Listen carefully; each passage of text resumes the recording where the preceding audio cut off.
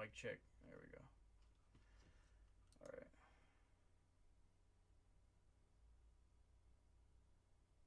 Damn, I was fucking...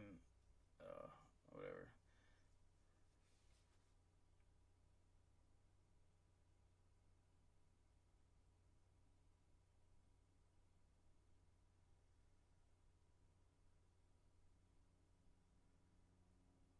Anyways, as I was saying, it's backwards that if you go to the doctor and you have pain, they won't even give you like fucking 1 milligram for any pain.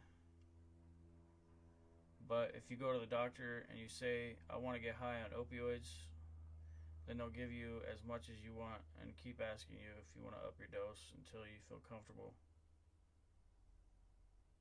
Which is backwards in my opinion. If you have pain and you want a small amount for reducing pain, you should be able to do so and not have to lie and say you want to get high on it. I mean, I do enjoy the pain reduction and feeling euphoric and the energy increase and the increased physical ability, and I do a lot of exercise on it, and I feel really good. But it's not like I want to get high like I'm an addict. It's like I just need the pain relief. I need the energy increase. I need to live life normally.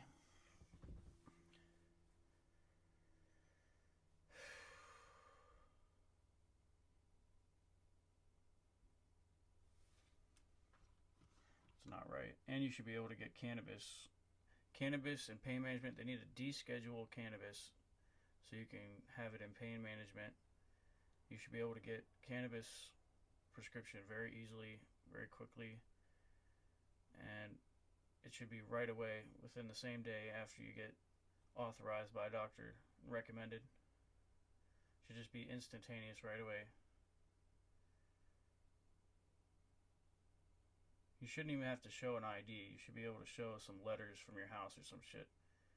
Shouldn't even have to show a fucking ID and all that shit. But maybe photo ID that's somewhat similar, or picture and then the letters or something. I don't know. Anyway, maybe it can be a previous ID picture. It doesn't necessarily have to be a new ID that's still active, but an older one and just look somewhat similar to them. And then they should legalize pain medicine for chronic pain patients. So you can just go to the store and just buy the prescription because you have chronic pain.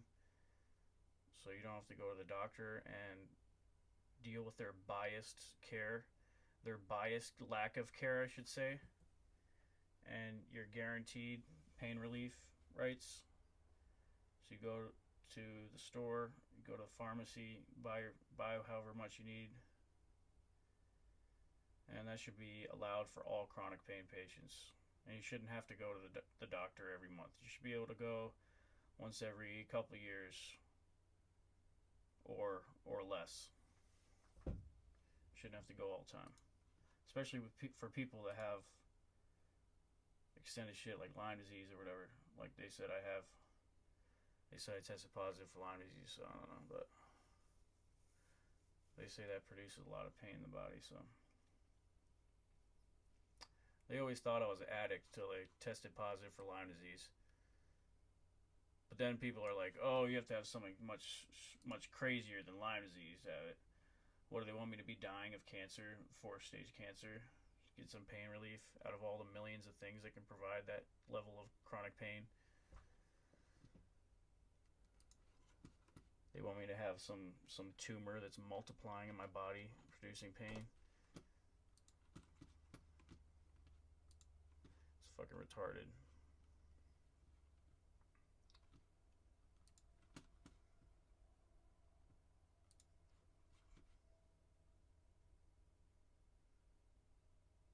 I refuse to go to the doctor and say I want to get high to get some subpar opioid that doesn't even help the pain even when I'm overdosing on it.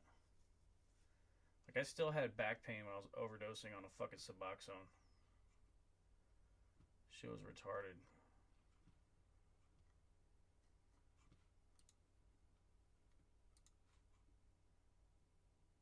I took my friend's like strong Suboxone that he had on top of my prescription, which was already really fucking strong. And I felt really heavy and crazy, and I was like nodding out. I thought I was potentially gonna get hurt, so we went to the fire department, and I just kept nodding out in the car. If I had become unresponsive, then I would have gone into the fire department, but I'm glad I didn't, because they would have shot me up with naloxone, and I'd be fucking withdrawing in the hospital feeling horrible. And that wasn't necessary. I just had to go through the nods. Normally I don't like nodding. I don't like all that shit. I just like to get the energy boost and the increased physical ability and do like hardcore exercise and live life really energetically and physically fit and feel well and be healthy. It really does increase your health, small amounts of oxy. If you're in pain and your body's reacting to it and causing more inflammation and cramping from reacting to the pain and shit, it really helps. And it gets you healthy. Gets rid of that pain and inflammation and gives you that healing energy. And literally makes you healthy and able to do your exercises and get really physically fit and strong. At least that's what it did for me. That's what it normally does for me. Why does it say Twitter is over capacity? Damn, I've never seen anything like that. 2001, Dr. Ansbrough. I said, these things are in our backyard. A panel of 8 astronomers got absolutely irate. Had all the data back up the theory. To my astonishment, what is that? Irish astronomers' UFO theory supported by new Pentagon and Harvard Divinity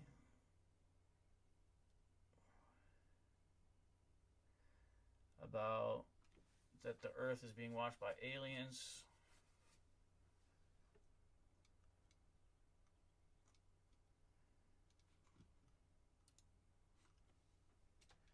Oh, I'm on a different tab that I'm showing. Okay, let's go on here then.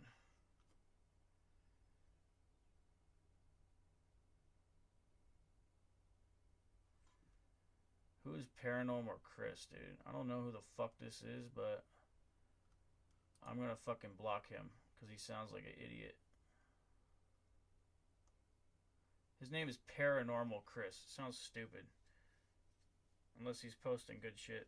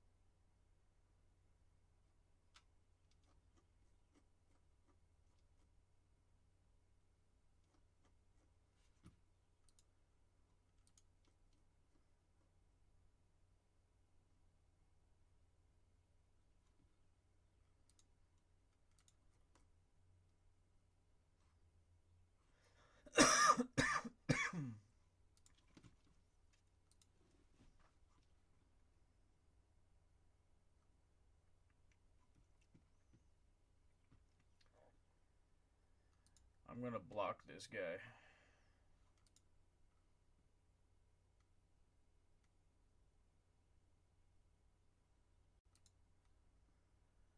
Or what if I just mute them?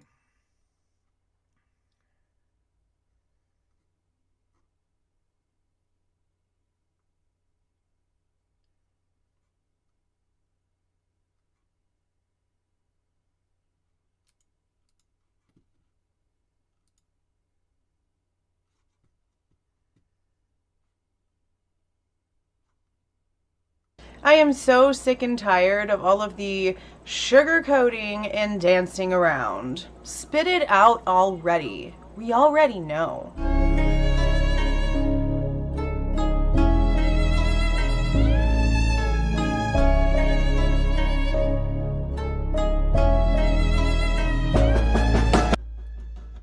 This woman is stupid. She's focusing on true crime too. What a fucking idiot. I hate people that focus on true crime.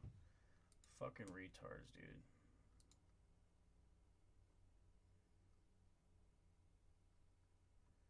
Might as well just go be a fucking criminal yourself, idiots. Fucking police idiots watching true crime shit.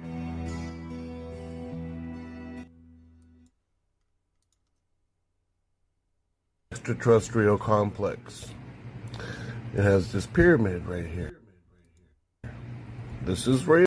There, underground in Romania, there's an extraterrestrial complex. It has this pyramid right here. This is real. There's a little wooden robot that has a mechanism underneath the ground. The little wooden robot basically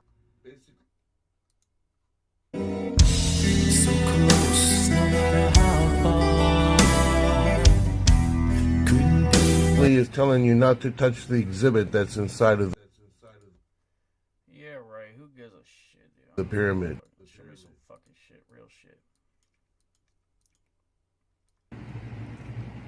There when he was ascending the pyramid right here. This is real. There's a little wooden robot that has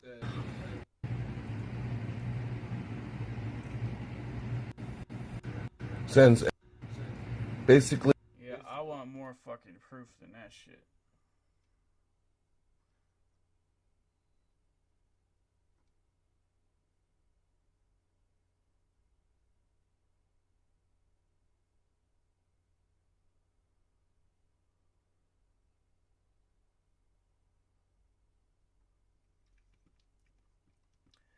Jesus Christ. Joe Biden is running again in 2024.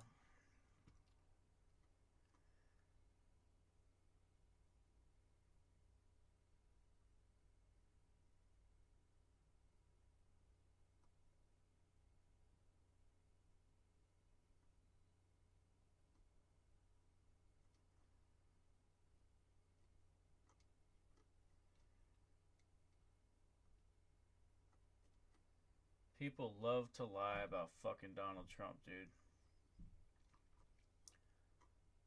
Fucking douchebags. They deserve people to lie about them. Fucking put them.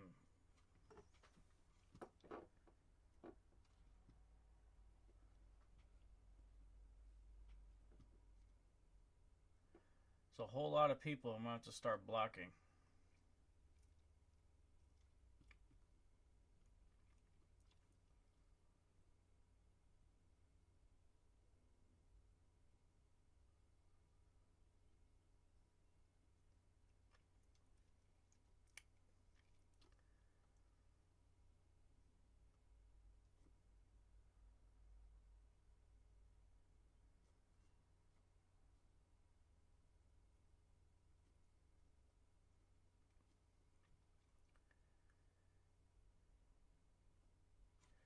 I need a drink.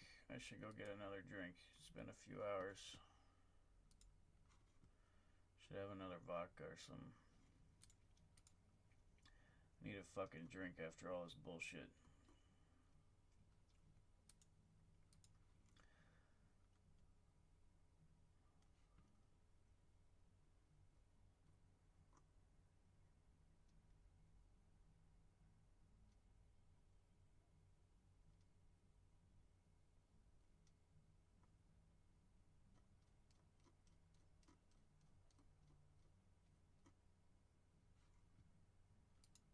No, I think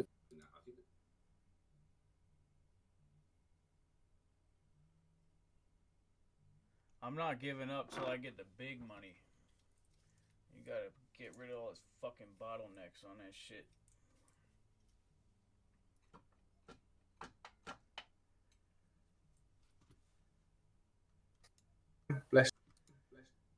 the Illuminati bullshit.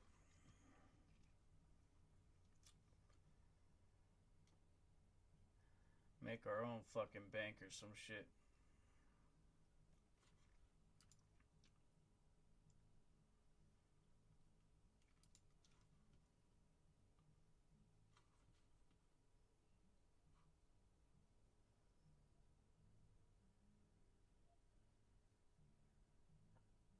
Make our own Swiss banks.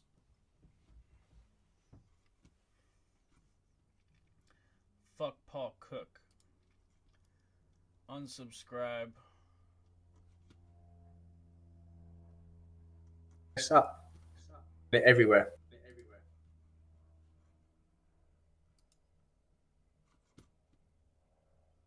Paul Cook is a bitch for pulling that copyright strike on Bernard. Fucking pansy. Just because Bernard uploaded a couple short videos that were funny about Paul Cook, so he was saying some funny shit, and then he gets pissed off and just all of a sudden copyright strikes him when it's his content too. He was on his fucking show. He was on somebody else's show, and they were doing a show together, and then he gets pissed off. He fucking copyright strikes it. It's not right. I think it might be an MI6 setup, because for all I know, Paul Cook could be MI6 and fucking plan to do that the whole time. Much more complex, so, and that's where technology, is trying to help, but people need to get out of their silos. Really, I think the other issue is people working in silos where certain areas, your sales team or merchandise team do it this way. Your factory does it that way. Your warehouse, warehouse and transport are probably a topic we need to talk about a bit today. And how they, operate together. They're so close together, but most of the time they've got a separate system. Transport and warehouse are disconnected quite a lot. So that's sort of got to change really, in my view. And people are starting to move towards a better model for sure.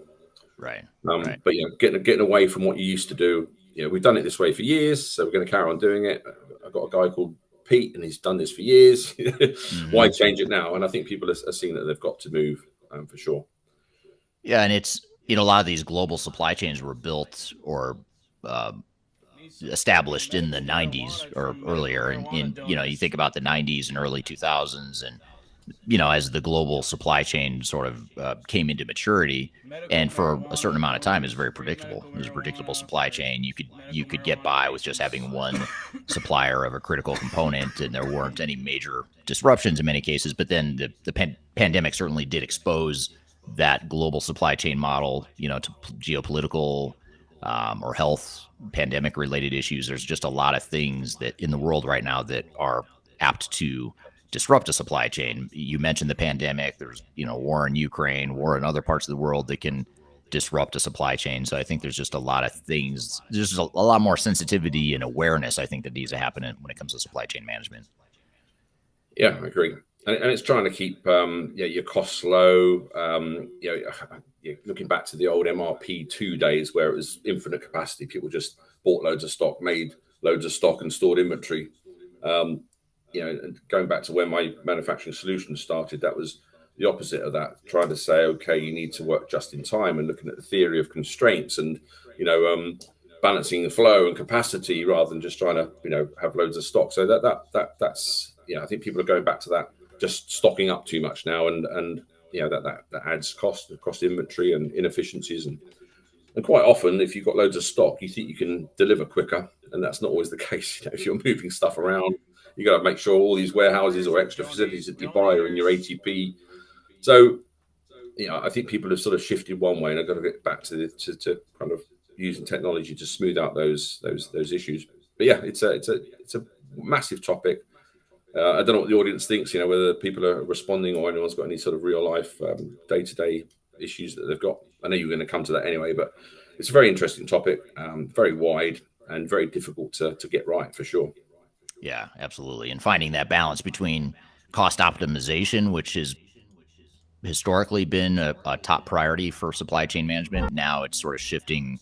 Not that cost isn't important, but now it seems like the pendulum is swinging towards let's make sure we have stock and available, that we can meet available to promise dates, and we can satisfy demand faster. And in those cases, it may be worth having higher inventory costs if it means that you can supply, better service and increase revenue. For it your is, customers. but it's got to be connected. So if your data is disparate and one department's doing one thing and another one's doing another, that data is not always shared. So or not fed into planned orders and things like that. So teams interpret things in different ways. And if it's not a true demand forecast, for instance, you might have to buy more stock, but that creates space issues. Capacity might not be able to be found fast enough, and the rapid changes to the model. And so it's that visibility and planning. It's all about planning, really. Sometimes people don't plan enough and they kind of react. But that visibility and confidence in your supply network, is key. Yeah, absolutely. And how you ship your order book. Again, you've got orders coming in, but sometimes you've stocked up, you've got new orders. Your order book is an issue. You can't always fulfill quicker just because you've got loads of stock. You've got to still find it, haven't you? Right. Or it's been used. Inventory allocations and how you do all that sort of stuff as well. Are really the complexities we've seen in the last couple of years. People struggle to get right, even though they've been doing it for years. How you allocate stock to orders and priorities and things like that. Yeah, absolutely. Agreed with that. And some ERPs do it well, others don't. So it's it depends how complex it is. I've seen people use systems that probably aren't built for that sort of stuff to do really complex ATP modeling. Again, that's part of the work we do, isn't it? Trying to get the right ERP system to the right clients based on your complexity models. Right. And redefine those processes and parameters and the way you run your supply chain, obviously, which extends not only to the technology, but also just your general business practices and processes and the way you're structured organizationally. All that stuff is impacted by how you run your supply chain, for sure.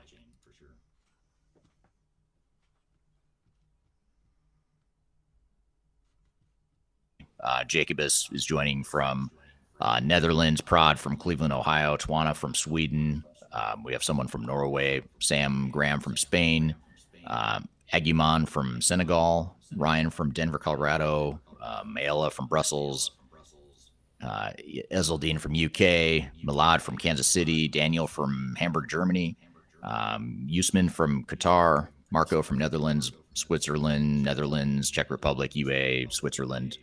Lots of European attendance here today, which is great because you're there in Europe, and we have a good team there in Europe as well. Just coming back, I don't want to beat a dead horse here, but Sam mentions that Elvis was one of the great country singers. Mayla mentions the Beatles, and Kyler has a good comment here, asking everybody if he likes the Beatles. It's like asking a German if they like David Hasselhoff. It would end this. Which is pretty funny. David Hasselhoff's an American, but yet he's huge in Germany. And I'm not saying there's not something else out there, because he helped bring down the Berlin Wall, I remember. But also he thinks, That's right. That's right. That's true. Last year's event, we only then we also have, rented out only a quarter of the convention center, and it was such a huge success, and the fans wanted more. Here's a question. So we're going bigger. We're renting out the full convention center this time. This is a great question. We're doubling up on Dominic, and that is our speaker events, the capacity, how many people we go. AI be introduced there before the supply chain for the same reason. So, maybe talk about AI, just maturity of solutions. Maybe that's a broader way to look at it.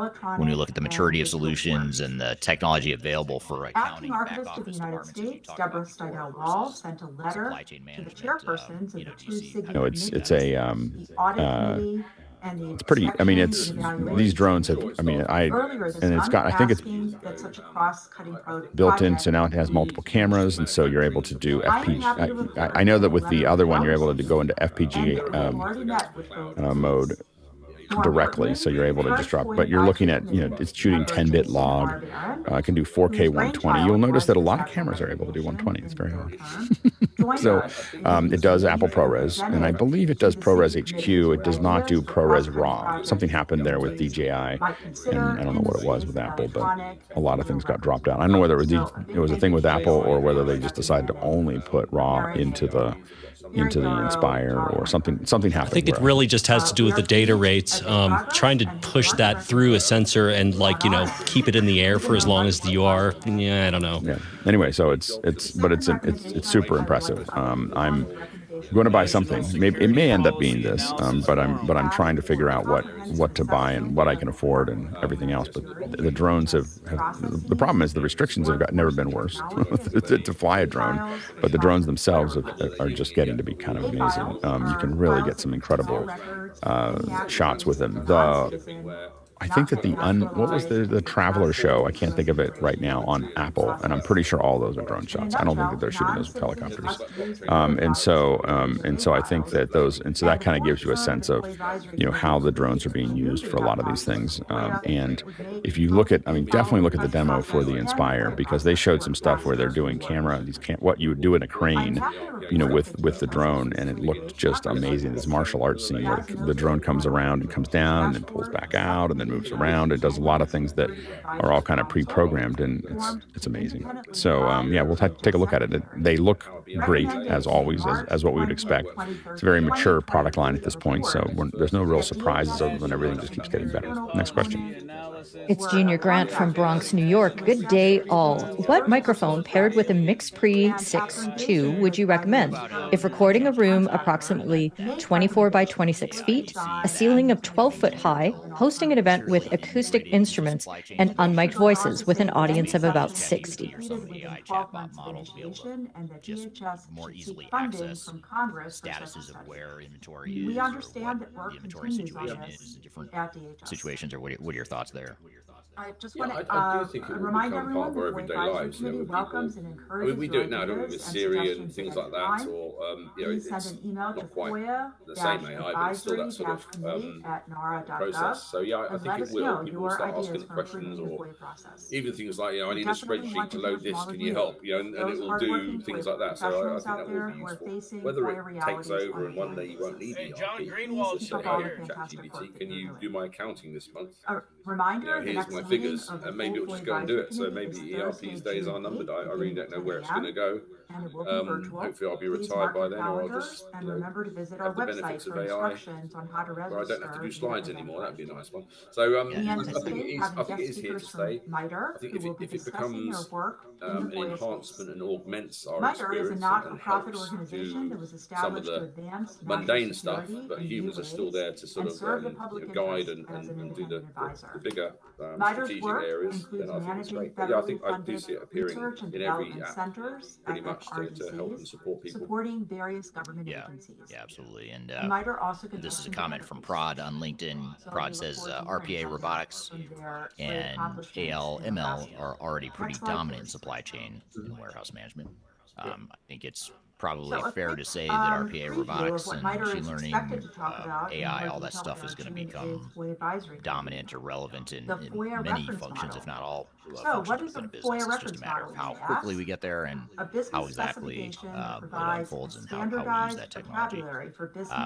Now, you mentioned a couple times in passing, Dom, you mentioned ERP systems, and I wanted to lead into this question from Kyler on LinkedIn, who says, what are your thoughts of best-of-breed solutions like Blue Yonder and Manhattan Associates? When does your organization need to consider a more specialized solution?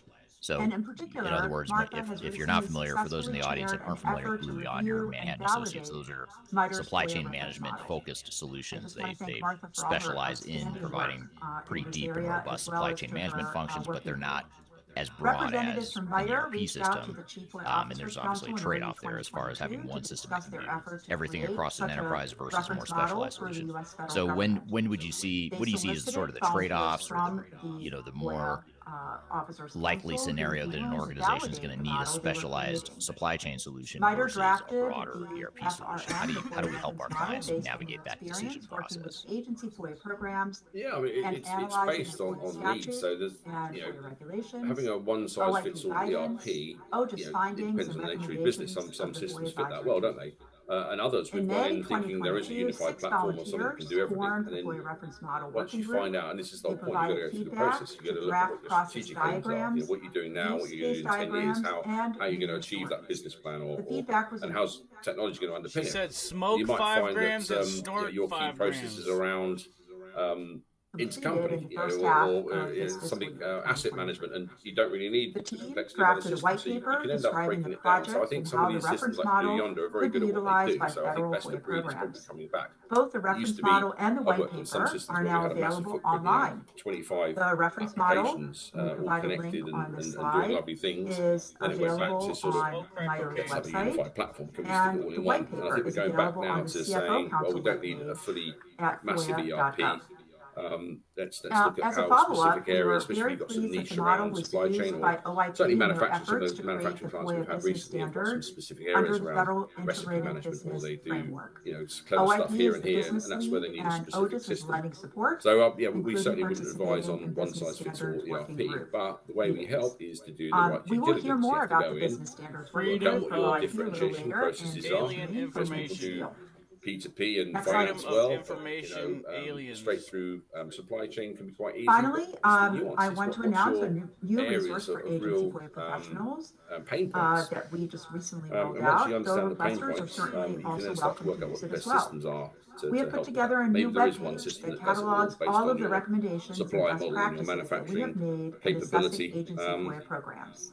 So that's kind of where we would go. There's no one answer to any of these. Blue Yonder is a very good product. I've been involved with it a few times, not for a while, but yeah. So we would certainly advocate doing a deep study on agency FOIA professionals sometimes come to OGIS asking what we have recommended regarding a particular issue.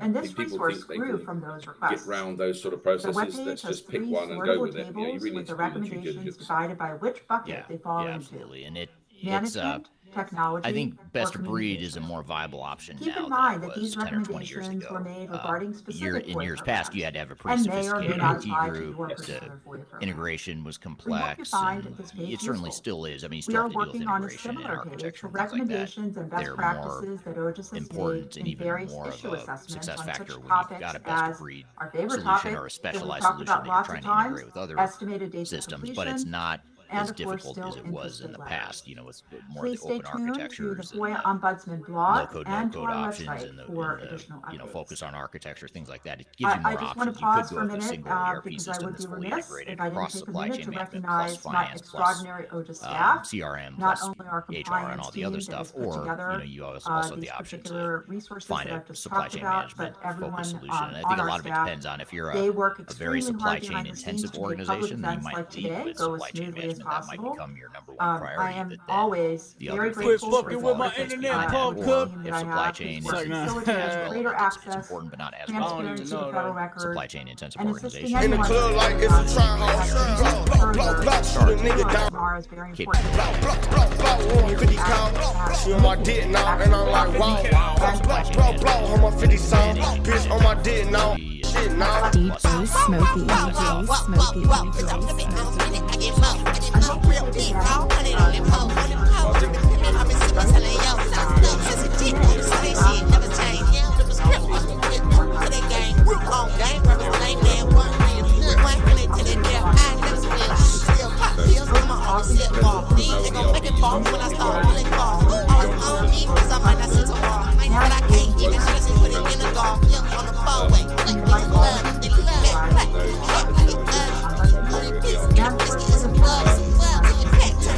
Curry Main, 666, brother.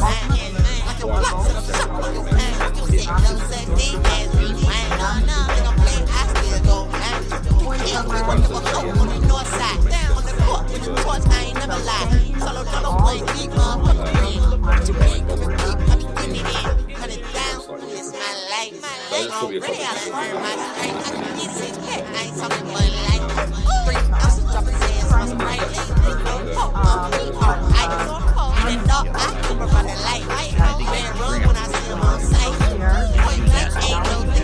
Evil ways, pussy.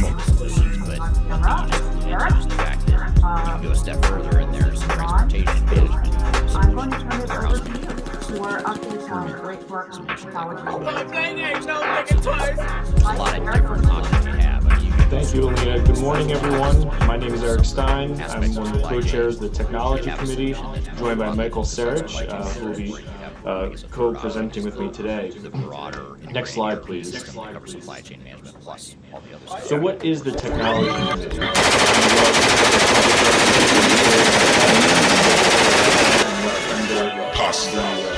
CFO, Council, CAD, which is Technology Committee, about representing 25 agencies dedicated to working on rural technology. We create collaborative opportunities for rural professionals to discuss the issues they're facing in individual agencies and develop recommendations and solutions to address those problems. With the recent advances in technology and changing records and data platforms and content being generated at different federal agencies, it requires employer professionals to also be agile and approach the technology and search for the record requested, reviews and this committee's been around since September 2018 and has grown from a really small group of dozens or so professionals to over 50 representatives we have now. You find this? And if what we're going to do today is provide an update about the working groups we have.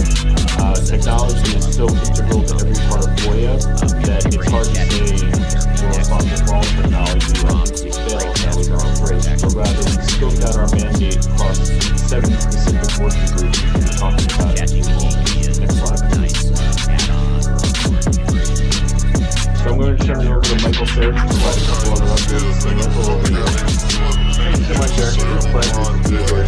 Warm welcome to everyone who's taking the time out today to learn a little bit more about what's going on in Kuwait. So thanks everyone for taking time today. And also, be there. About what's going on in Kuwait.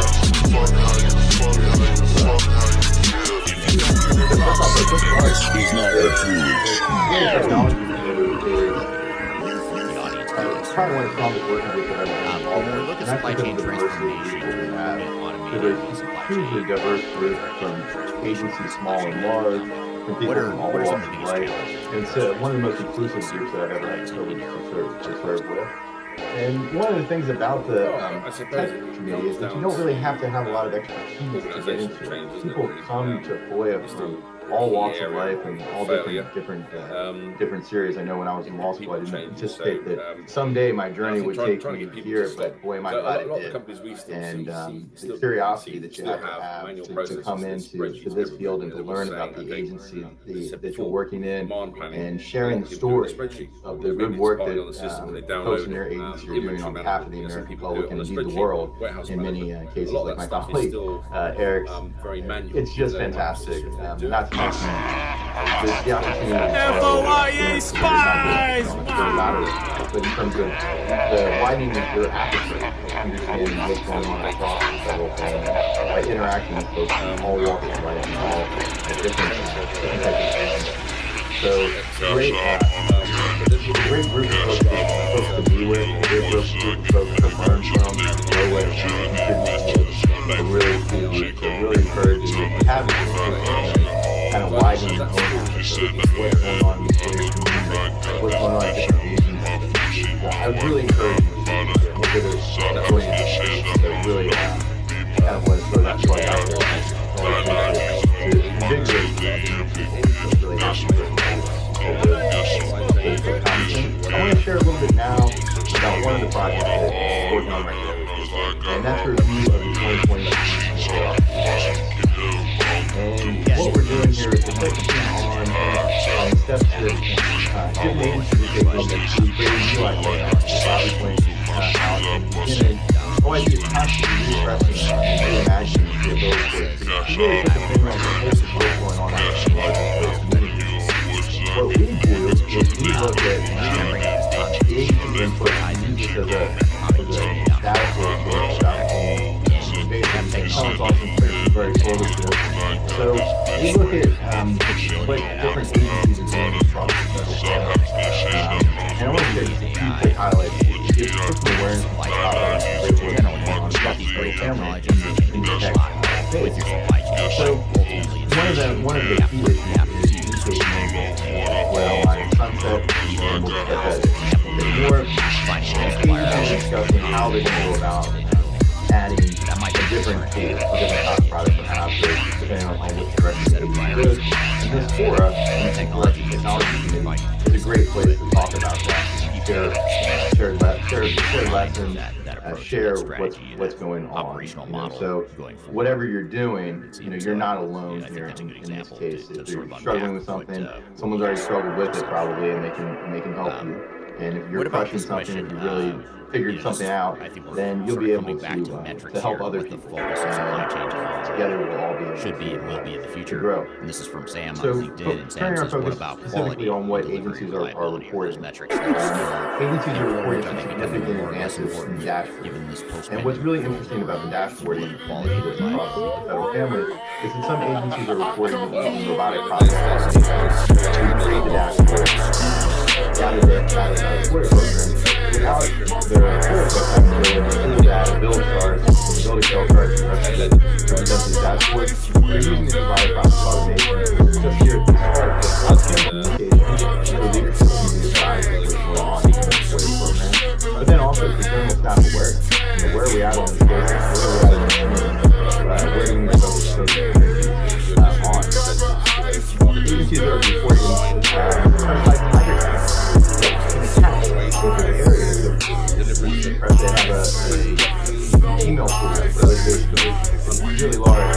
Specialized folks that are trained specifically in what to look for these types of cases has been successful. What you looking at, brother? Agencies bringing their FOIA officers together usually a monthly roundtable.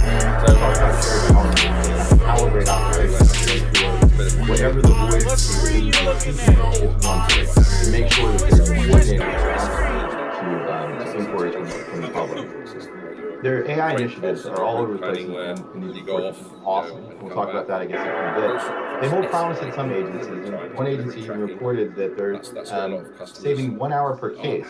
Now, if you extrapolate that out on the number of cases, that really has the opportunity to be a force multiplier, and that's why this is such an exciting era. As Alina mentioned earlier, we'll have later and later future meetings to talk about some of those initiatives and other initiatives in that space.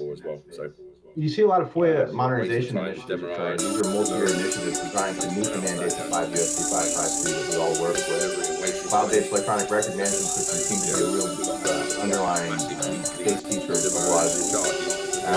And just finally, something that we really love to see is FOIA websites with exemplary ratings from the Center for Plain English. So when requesters come to the website, they'll be able to read and understand where they need to go. FOIA websites that are mobile friendly, for folks that are accessing our information, seeking access to federal information, to be able to adapt their And then finally, one focus is first-party access. I want to highlight one agency they established an entire system for internal candidates related to their applications in order to better prepare them for future vacancies. This not only helps the agency train talented folks as they improve their abilities, but it also enables a bit of an off-ramp when the normal FOIA process can bog down FOIA officers as they continue to struggle with, as Bobby mentioned, 900,000 plus cases government-wide. This enables us to get people the information that they need. Governing data,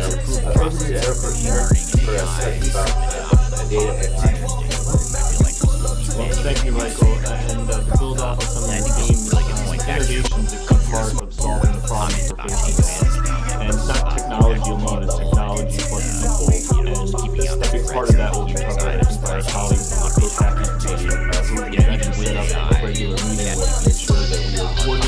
another, and we understand what each group is doing. That has been helpful just to raise awareness. Going to the topic of data, AI, and machine learning, there's been a lot of press coverage and discussions, I guess in both the private and public sector, about data and AI, specifically generative AI. There's all types of machine learning and artificial intelligence. So we're talking to you today as a chief FOIA officer community, the public, the FOIA practitioners, and anyone else listening. We have started a technology committee to look at data, and as Michael mentioned, there are already practices out there for agencies using data to make informed decisions about their FOIA program. But the use of data is used to apply to several different ways. How is data helping to drive decision making? How is data being managed and reviewed, redacted, considered from the requester angle? How do we search for records, data, information? And in addition, there are so many other ways to consider data, and it's such a key part of using machine learning, AI, and other technology in the FOIA process. Some of the things we've recently talked about is how can machine learning be used to assist the FOIA process with search.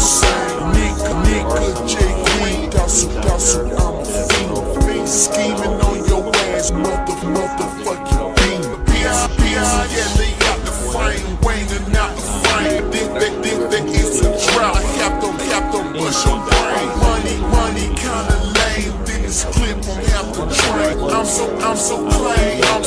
It's 211 claim. Got it, we smooth. Ain't no witness on the same. That's how it is. No land of rain.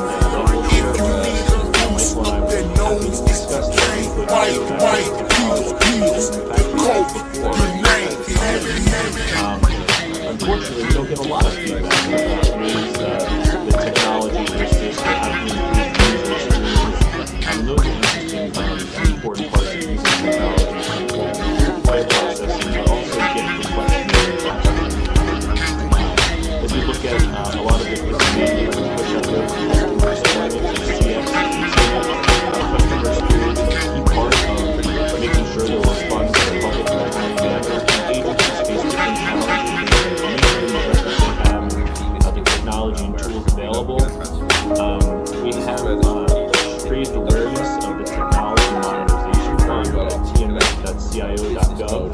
It's a resource available for agencies that request funding for different projects, and FOIA, including services we provide to the public, and FOIA is one such service. We've encouraged agencies to look at TMF as a means to place proposals for funding FOIA records challenges so they can better respond to requests moving forward. As you saw on OIP's chart earlier, the amount of requests keeps going up, so does the amount of electronic data and records, let alone paper records. We still have to review our other media that require review, so we're going to have to think differently about how we process requests moving forward. And as Michael said, this group is absolutely wonderful. They're diverse, they're inclusive. We have all types of new ideas coming up, and we're finding that there's a lot of motivation and innovation with regard to how do we approach FOIA problems right now and moving forward. We're also discussing the future Next Gen Showcase. So for those of you new, last year we had an event called Next Gen FOIA Showcase, where we sought to create a virtual trade show, if you will. We brought the private sector and federal FOIA practitioners together to showcase different technology available to assist with search, case processing, or other components of FOIA case processing. We had hundreds of participants, and you can go again to FOIA trapper. I be dressing like a skate, bitches know we keep the G's. Got the green like Jamaicans, yeah, we got them elbows. Come and check my operations. That's successful because at the time, several agencies were also looking for new platforms, and we're always looking for new platforms as technology evolves. And we've recently started discussing what will the 2024 Next Gen FOIA Showcase look like. Should it be focused on best practices or ideas for using generative AI or other types of machine learning or advanced technology and tools? Should it be focused on search? What other aspects of technology could be included? So we are, again, listening to feedback and ideas, especially as a public audience here today. We hope to have recommendations on what you think could help agencies, as well as the federal family here. If you have ideas or recommendations, we are thinking through what a future next-gen FOIA showcase could look like. One of the things that was nice about the event was it was held virtually, kind of like this session here today. That kept the cost down, whereas it's nice to have in-person sessions. Those come with costs, overhead. We didn't have that, and we were able to have a successful event with hundreds of participants and dozens, at least a couple dozen companies, or just about present and show their capabilities and maybe inspire ideas and future connections and ways to assist the FOIA process. Rolls in with a darker phase, 3 fat splits when I spot the stage.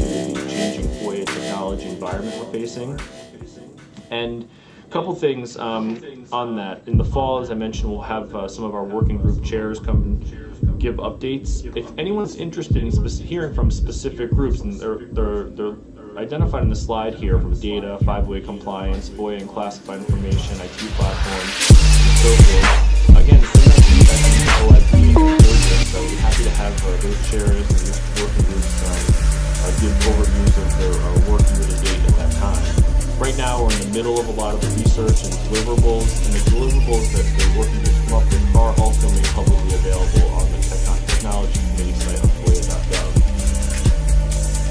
So right now, we are looking to provide, these working groups serve a lot of purposes, but as we've talked about, they're a collaborative platform for agencies to discuss the challenges and issues they have candidly, so we can try to figure out the best possible solutions, ways to collaborate, innovative ways to request resources or leverage existing ones to find solutions.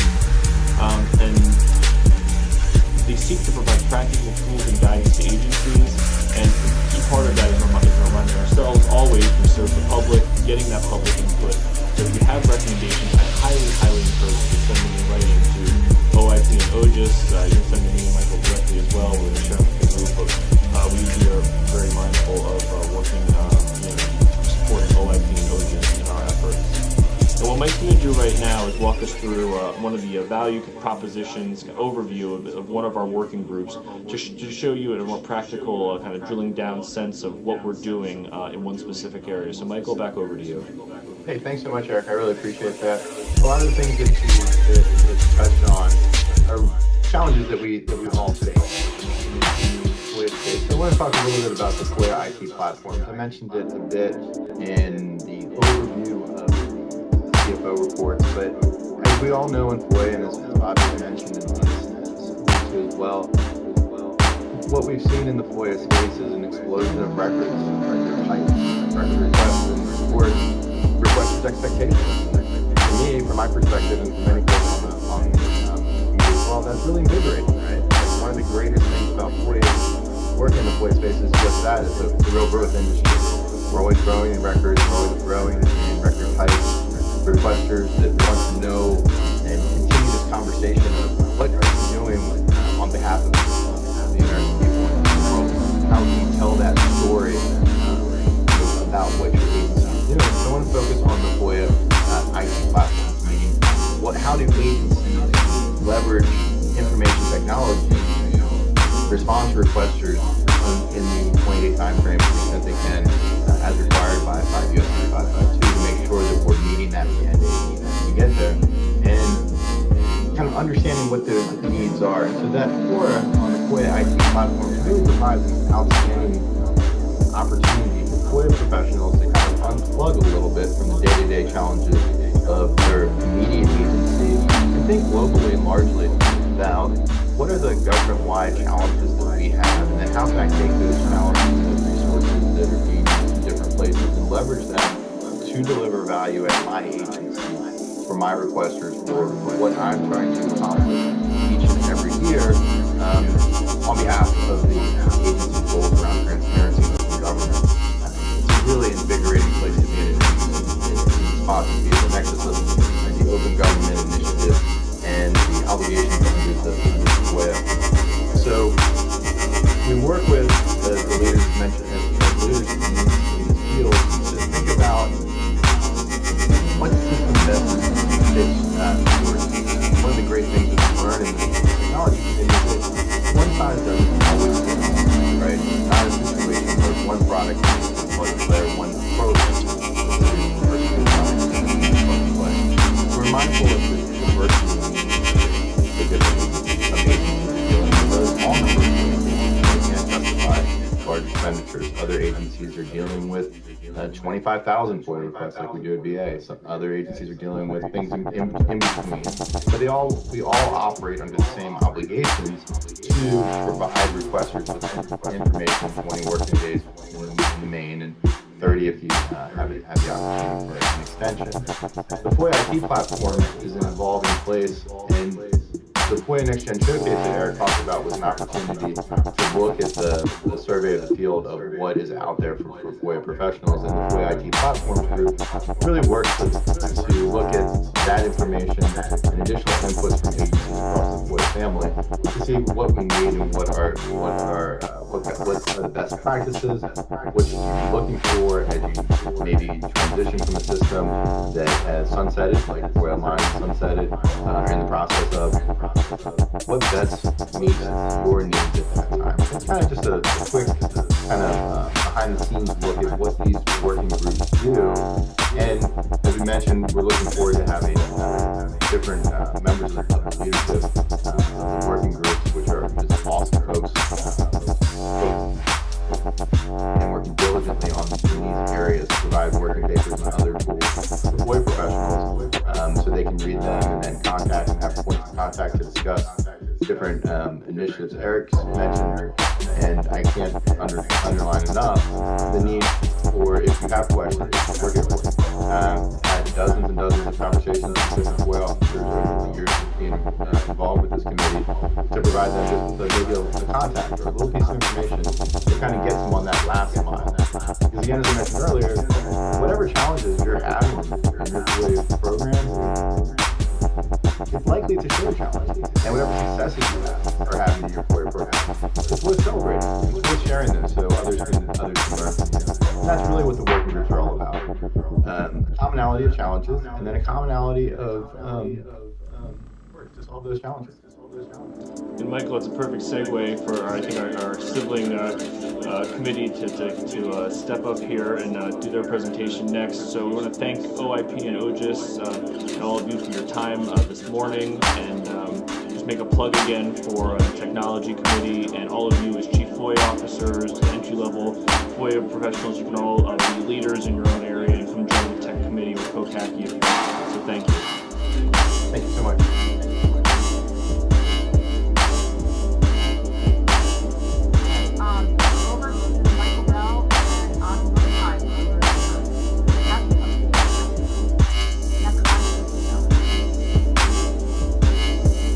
Thank you, Alina, and good morning, everyone. Thank you for coming today. My name is Mike Bell. I'm the FOIA officer for the Department of Transportation. My co-chair on the COCACI committee, Avi, will be wrapping things up shortly. I'm just going to do a brief introduction just about our committee if you haven't heard too much about it before. We've been meeting for just over 2 years so far, so we're a little younger than the technology committee. But we coordinate with them as much as we can, and the schedules allow attend each other's meetings, because we really want to make sure we're pulling in the same direction and not duplicating any efforts. And I think once all is said and done with both committees, I think our missions are going to mesh pretty well together, and we're all going to, at the end, come together and really improve FOIA for the federal government here. Today we're going to hear from our three subcommittees of COCACI. They've been meeting, and they're going to tell you about what they've been doing for the last 6 months and preview what's coming for the rest of this year. I'll just introduce 3 subcommittees really quickly before we get to them. We got the GIS, Government Information Specialist Subcommittee. Their mission is to help FOIA officers recruit, train, and retain the best FOIA professionals. They've been reviewing a lot of input and data collected from FOIA professionals around the government, and they're preparing to publish ideas to help cultivate the GIS career field. Our second subcommittee is the Virtual FOIA Office Subcommittee. They've taken lessons learned during the pandemic, and they're going to be publishing ways that we can use these lessons as we go from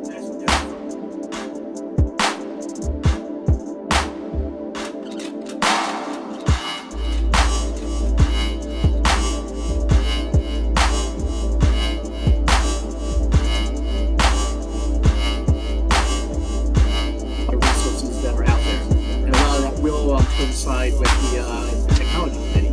But there's a lot of other resources other than technology. They're trying to help provide access maps to offices out there. You will see that we've learned that there's a lot of great ideas and solutions out there, and our committee is just trying to bring them all together, and hopefully you'll see that the hard work is paying off. So next slide. We're going to start with our GIS subcommittee, so I will turn it over to them.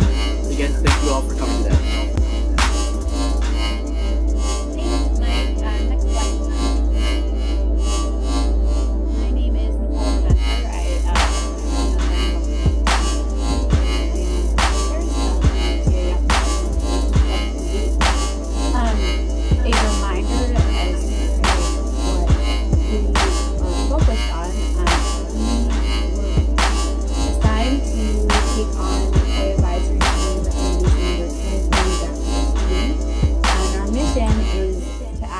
For the advancement of the government information specialist profession and transparency and standardization across the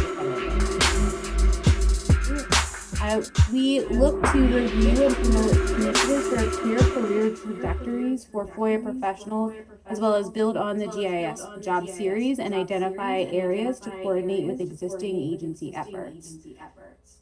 Our work will examine and develop data factors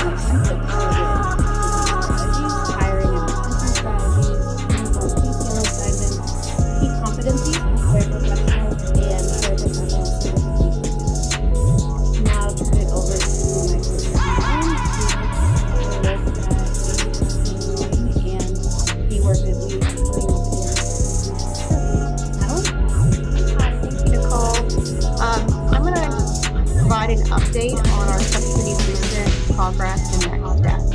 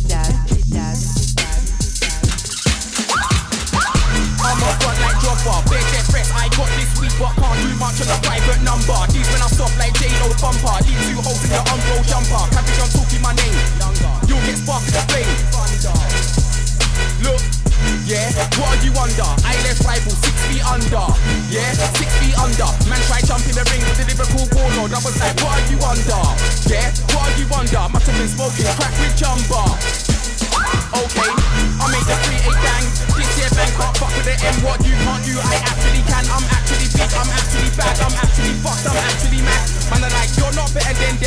Funny thing is, I actually am. Look, I made the 3-8 thing. This year, man can't fuck with the M. What you're doing now, I actually did. I'm actually nuts, I'm actually sick. You're actually swag, you're actually shit. Keep on thinking I draw your white beef. Funny thing is, I actually did. Look, I bring the heat like me. Last year, man got left in the dark. The man didn't really have nothing to say. You know me, I got bars all day. I'm hungry like I was starving away. Seven up and stuff, Angry J. Marvin Gaye. Look, the cocaine all over the place.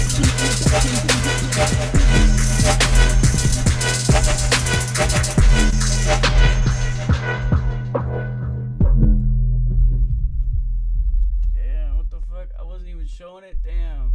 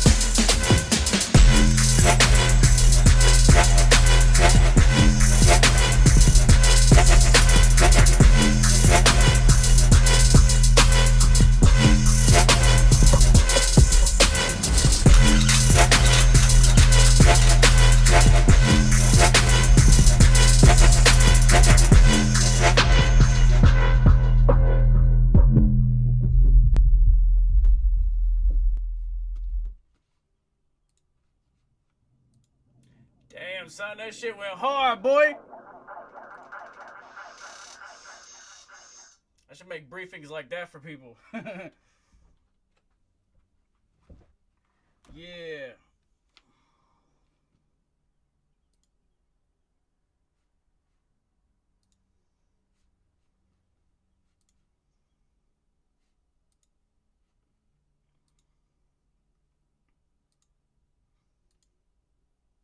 Oopsie.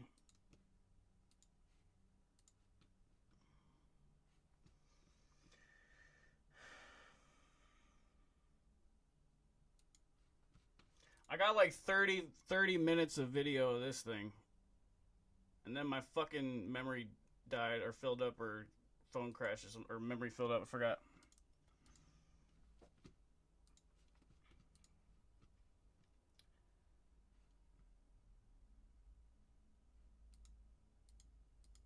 At least I got that before the fucking memory filled up. That was perfect.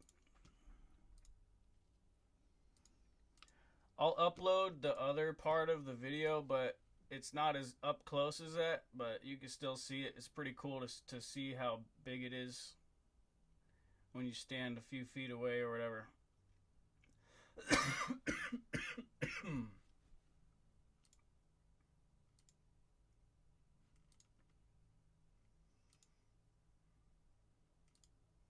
It's like really small.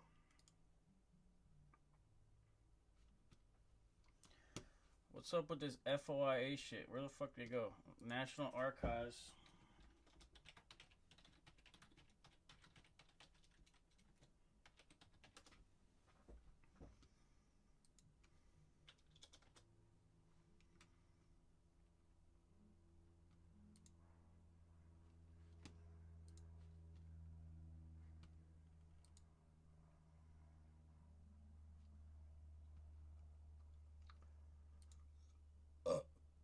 These FOIA officers are the guys that like outfit, maybe some business. Don't they look for the files when we do a Freedom of Information Act request or whatever? With using FOIA technology. Tech committee earlier gave a great outline of some of the things that they're working on. So we're looking at a much broader piece of as you're building your FOIA program. Where can tech help you, and where can maybe tech fall short? And, so we're looking forward to putting on that session, and also looking at some of the specific staffing strategies. Give us the flying saucer technology already.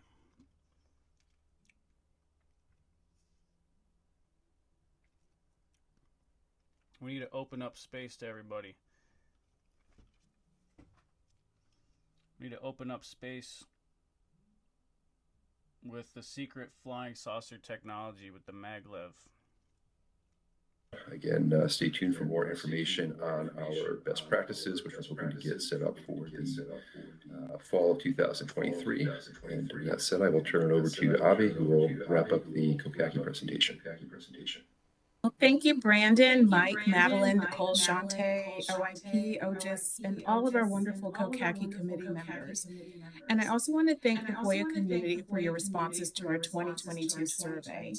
As mentioned, our subcommittees are working hard to put your comments to use to develop a white paper with recommendations for agencies to improve professionalization and standardization of qualifications for FOIA professionals, to compile and make available lessons learned from teleworking and make recommendations to federal agencies pertaining to teleworking, and to develop FOIA community best practices that focus on strategic thinking when building a FOIA program, solutions and limitations to using FOIA technology, and staffing strategies when FOIA personnel are needed. We're also developing a working group in our committee to create a FOIA toolkit similar to the privacy toolkit that's aimed at standardizing hiring practices in the FOIA.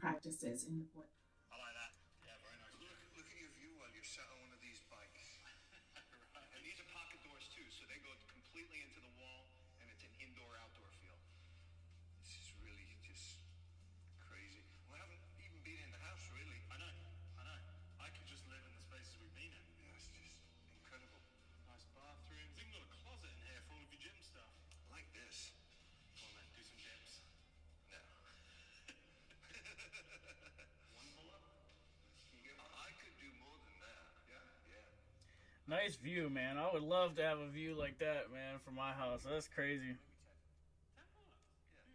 Damn, dude, I have an infinity pool and a beautiful view in Vegas like that. Damn. I didn't even know you could get a place up like that in the elevation up there in the Vegas, man. That shit looks beautiful.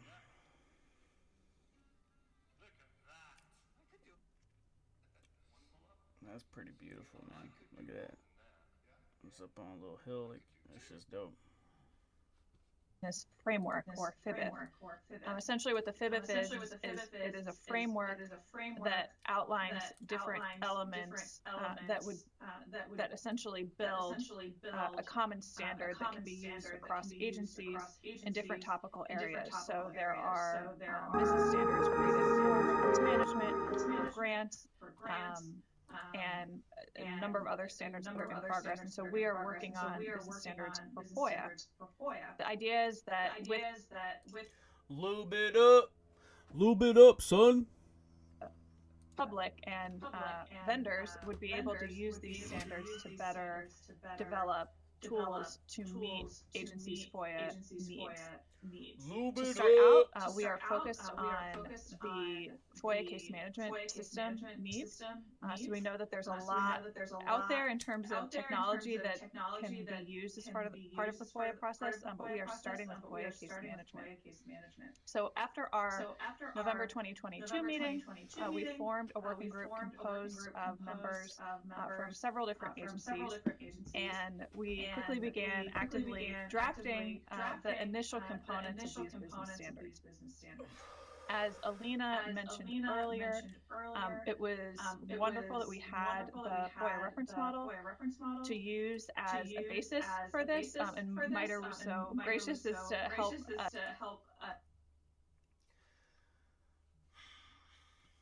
Shit, Freedom of Information Act, man. John Greenwald should be here, starting point. of all people. So we made really quick progress thanks in large part to that effort, and are really excited to be kind of getting our sort of interim final version of these business standards before we can circulate them more broadly. The Black Vault. The Black Vault. The Black Vault. So here you can see just a snapshot of the different elements of the Federal Integrated Business Framework. If you want more details here, you can go to the Federal Integrated Business Framework website, and you can actually see all the different business standards of all the different areas that have standards as part of this framework. What we're working on now are the first two items here. So the functional areas, functions, and activities.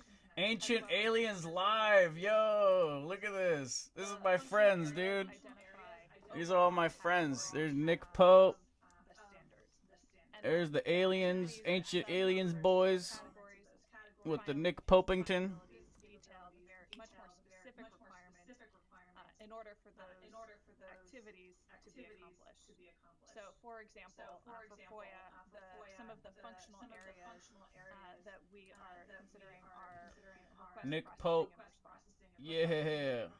Administrative appeals, FOIA, management reporting, proactive disclosures. So those are the high-level areas of the standards that we're looking at, among others. And then from there, we just break down kind of into more and more granular detail the different capabilities that an agency would need in order to fulfill that function. Over the next few weeks, we're very excited to be at a point where we can share our draft with the broader CFO Council for feedback. So please do be on the lookout for that email. We will send it around, likely with a template for you to provide any comments, should you have any. And from there, we will incorporate that feedback. Del Norte in the San Luis Valley, Colorado. Which would actually be to make them available. In this case, there's no shortage of physical evidence. The trouble is, it raises the next. But before we get there, in the interim, we really do value a serial killer is something is killing, and strange as it there are people here is somehow connected with you. No one knows where to so they call the sheriff. The whole longer term, there is the possibility that what we develop these standards will help us down the road develop a marketplace on the high source where vendors that need farming, anybody knowledge of animals, a liver from a wild liver from a way with that. We have a lot of steps to go. One of the people share is Chris the photographs obtained and kind of some interest in streamlining access to different FOIA technology tools. Additionally, down the line, we may continue to expand the standards. But again, cattle ranchers are used to taking care of this, and you can bet the county undersheriff has some these are really So what does it take to bring local law enforcement, salt of the earth, and a new age spade together? Some pretty high strange.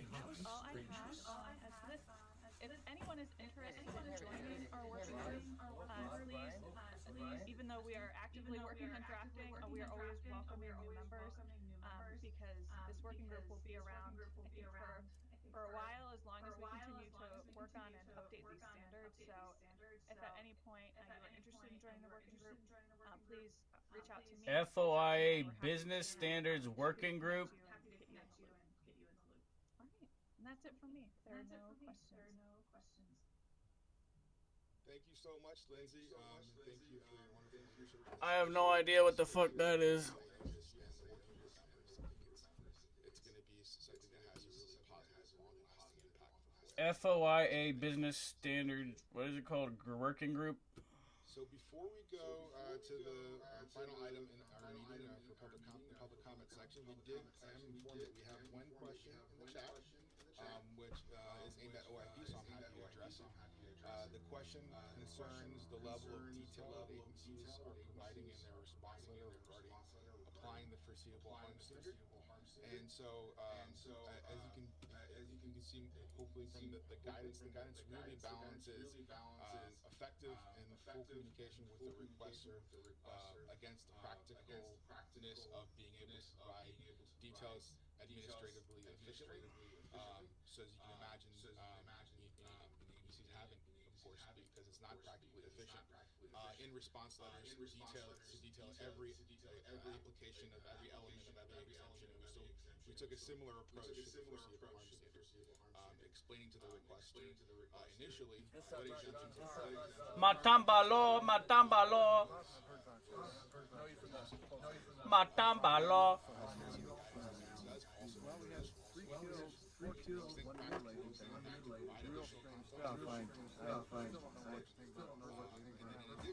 Motambalo.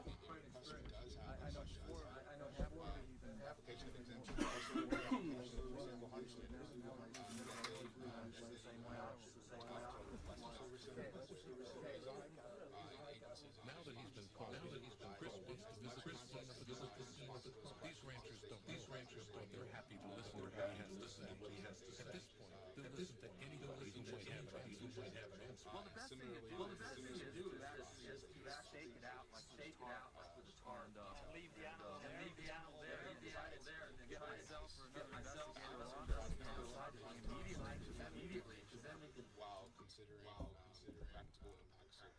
I should join the Pentagon and get beam weapons to shoot back at the people that shoot beam weapons. With that, I think there's no more questions in the chat to address. So go ahead and now reach the public comment section of our meeting. We promised, as we have in other prior meetings, to leave time for that. York Times, as of December 17th of 2017, front page. You can submit written comments to the council using the comment submission form on OGIS's website. Before submitting public comments, please be sure to read our posting policy for public comments. Oral comments presented to Bing bong.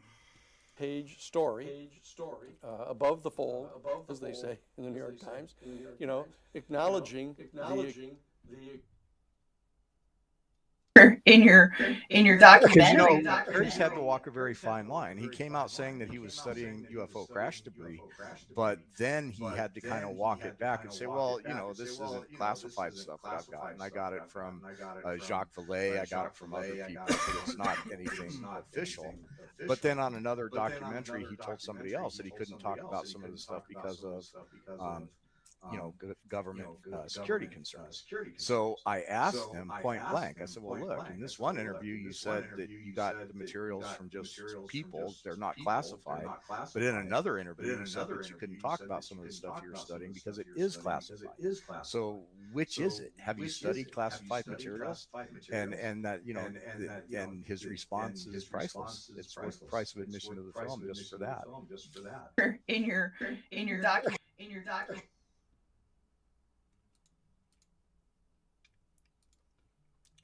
That's my friend Ron James.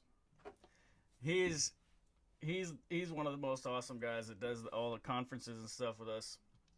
He's a huge producer and director and stuff, and media relations director for MUFON. And he does some of the biggest acts in the world, like some of the most famous musicians, stages and stuff, all kinds of stuff. And makes the coolest movies and stuff. And he's a really awesome filmmaker. He's an amazing filmmaker, amazing guy. Does awesome tech. Does great tech with us. We do the tech for the events.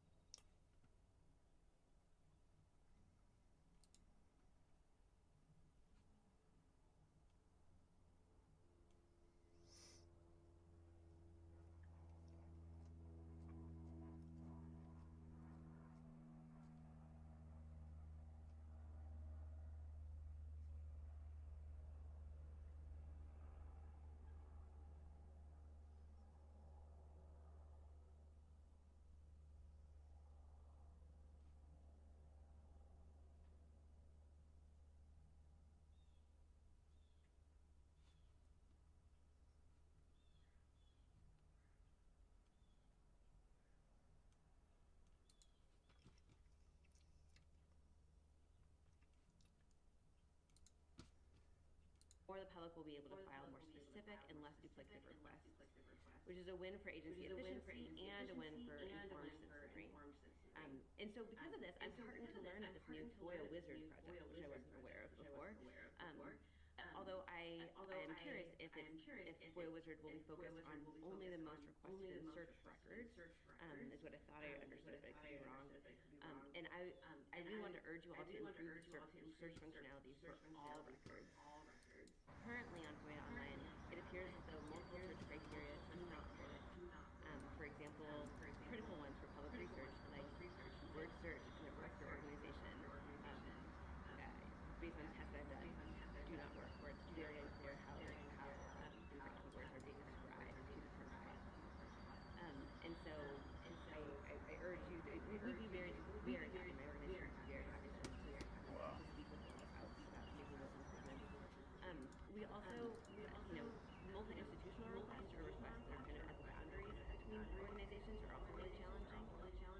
And so, these problems need to be handled. We have to work on them.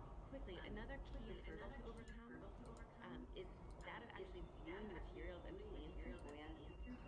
Requiring people to download large, obscurely named PDFs to be able to have any information about what is held within them really poses a major accessibility hurdle and a disproportionate one for people who are working on older devices, lower income people or small organizations like mine. And so we really... Paula, thank you very much for your comment. Your time has expired. All right, we're moving on to the next caller in queue. Why the fuck is there an MI6 person here? Or British? Why is there a British person here? What the fuck? All right, call up. You sure your line? This is some Five Eyes shit, bro. This is some Five Eyes shit, bro.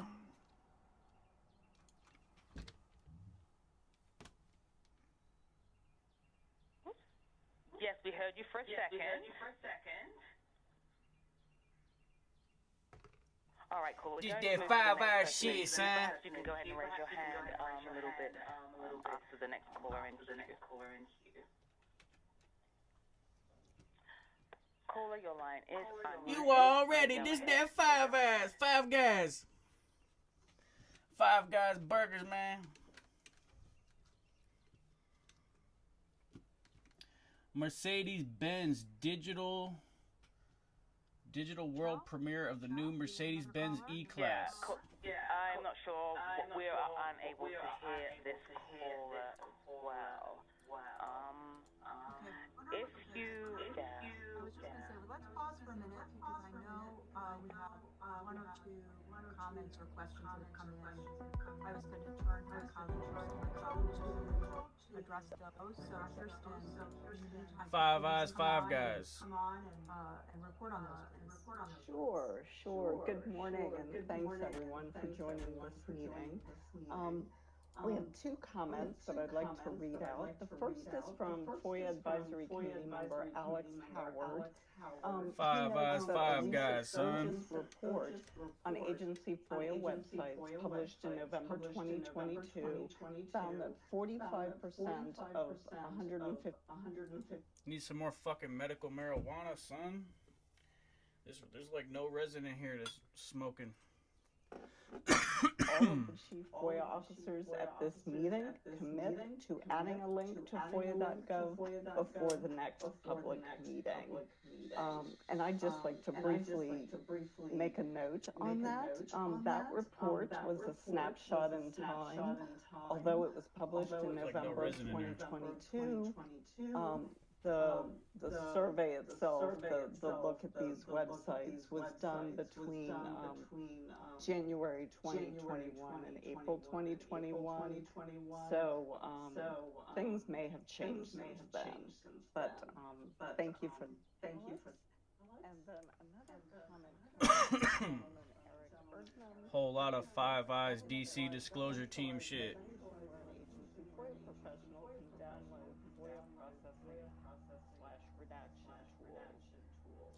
Whole lot of Five Eyes DC disclosure team shit, son. What's up, Poppy Chulo? Great resource on offices for video redaction on the Chief FOIA Officers Council website. Just go to foia.gov, look for Chief FOIA Officers Council, and it is under the Technology Committee. Papi Chulo. Paper that was done, I think, back in Papi 2021. Chulo. So all the work that's been done by the council is there on the website, so I encourage folks to go there. So that is all I have, Alina. See, mommy. Back to you. See, mommy, Papi Chulo. Michelle, I'm going to turn back to you with our telephone lines. I understand one of our callers was having trouble unmuting. Just give instructions. Yes, let's give that a try one more time. All right, caller. Your line is unmuted. Please go ahead. Papi Chulo. Hello, this is Alex Howard. Can you hear me now? Yes, we can hear you. Fantastic. Can you hear me now, Papi Chulo? Reading that question out, Kirsten. I'm glad I'm as well. Can you hear me now, Papi Chulo? You posted, Yes, my brother. Would the officers present be willing to say whether they'll commit to going to their FOIA websites and ensuring that a link to FOIA.gov is on each one of them prior to the next meeting, particularly given the deprecation of FOIA Online that the previous commenter talked about? I'd be grateful if we could see every Whip it out. with that before the next meeting, so that requesters who might be used to FOIA Online know that now they have a different place to start. I'd also be grateful if OIC could provide an update on the interoperability of case management with FOIA.gov, and if the technology subcommittee would be willing to commit to publishing a deliverable, the readout for each one of their past working groups on FOIA.gov in that area, and if they'd be willing to do the same for their ongoing work and perhaps come and talk with the advisory committee at one of our public meetings about that work and to take questions about what they're learning. I'm very grateful to all of you for continuing to host these public meetings and for your commitment to transparency and open government, and I hope that you'll continue to do so, and perhaps, if you're open to it, maybe make the public comments a little longer or make it possible for us to submit multiple public comments so that the substantive ones, like the previous one from Edgy, with respect to what's happening in FOIA Online and the wishes of the requester community regarding the not just case management, but disclosure and information search that agencies are exploring to replace the capabilities of FOIA Online are perhaps co-created with the requester community that has depended upon FOIA Online for the last decade. As of yet, it's not clear what all of the different agencies are choosing when the public goes to FOIA Online and looks at the excellent fact that's been posted there. You can see that the EPA is not providing that information.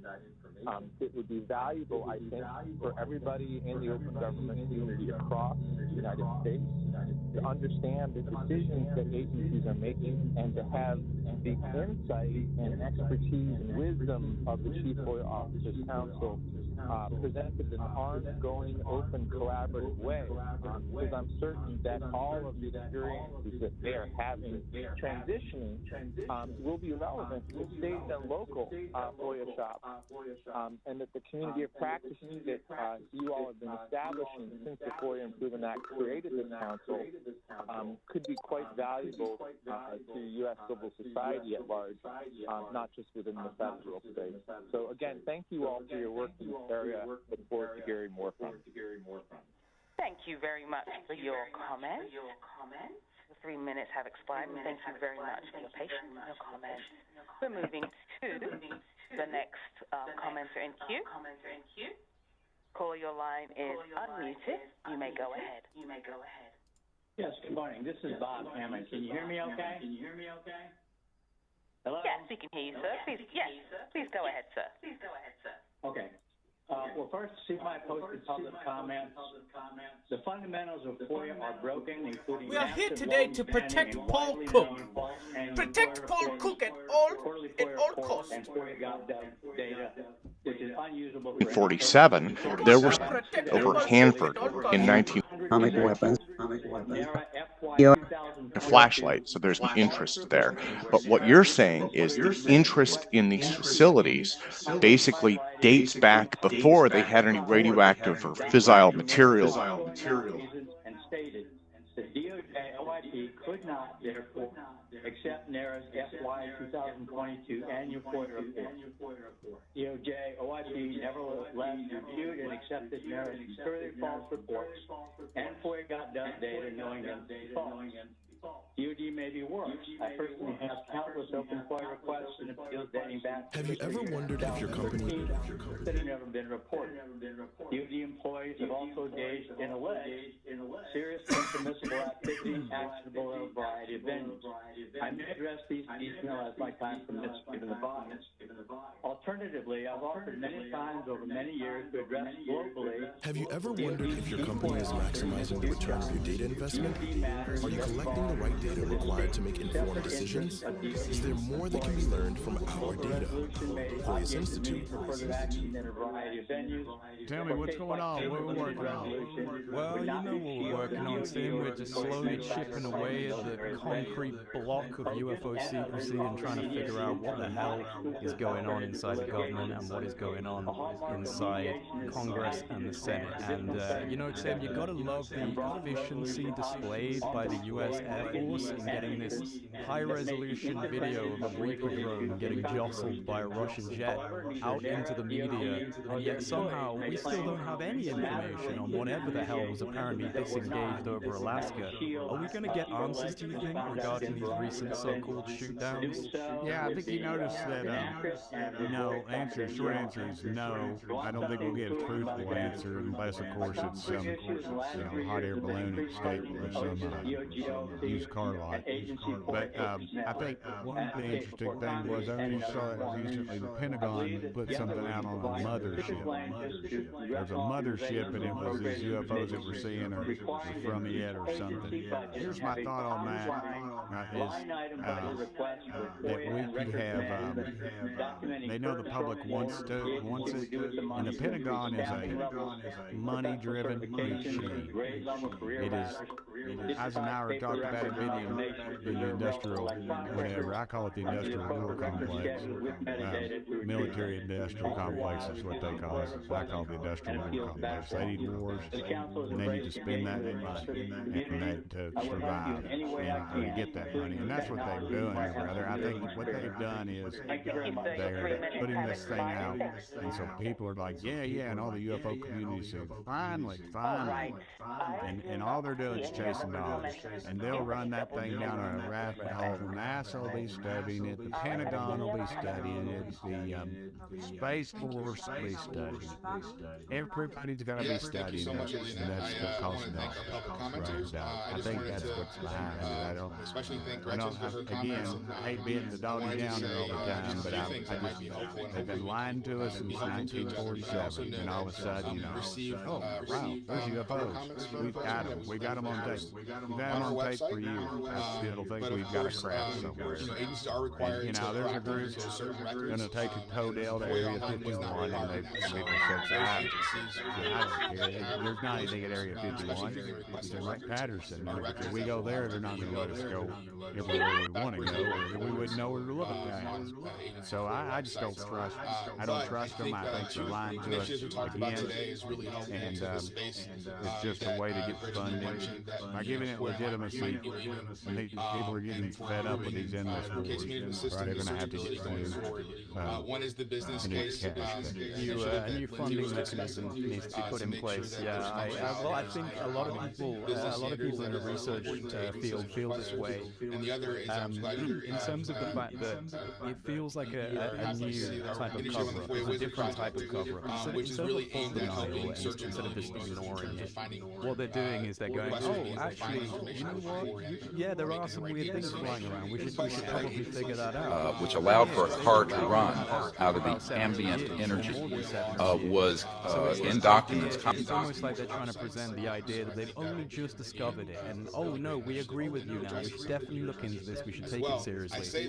And I feel like that is another cover-up, because essentially what you're doing is you're getting all of these people in Congress and the Senate to believe that there is a genuine, objective study happening, when in reality, a lot of this is way back down in the history. There may be legacy programs and special access programs.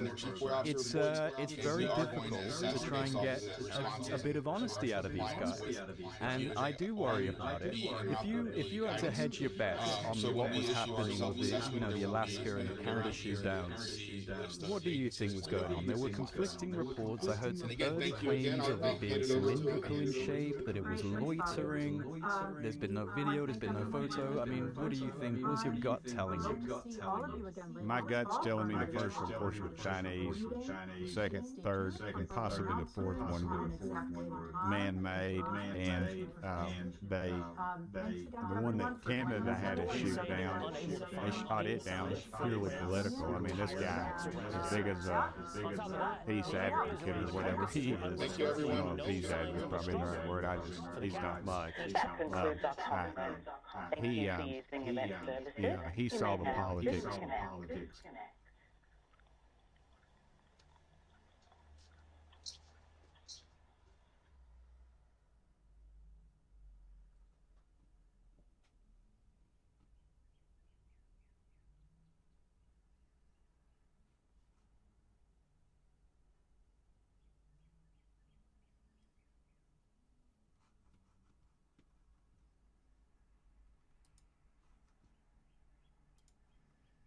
Chief FOIA officers.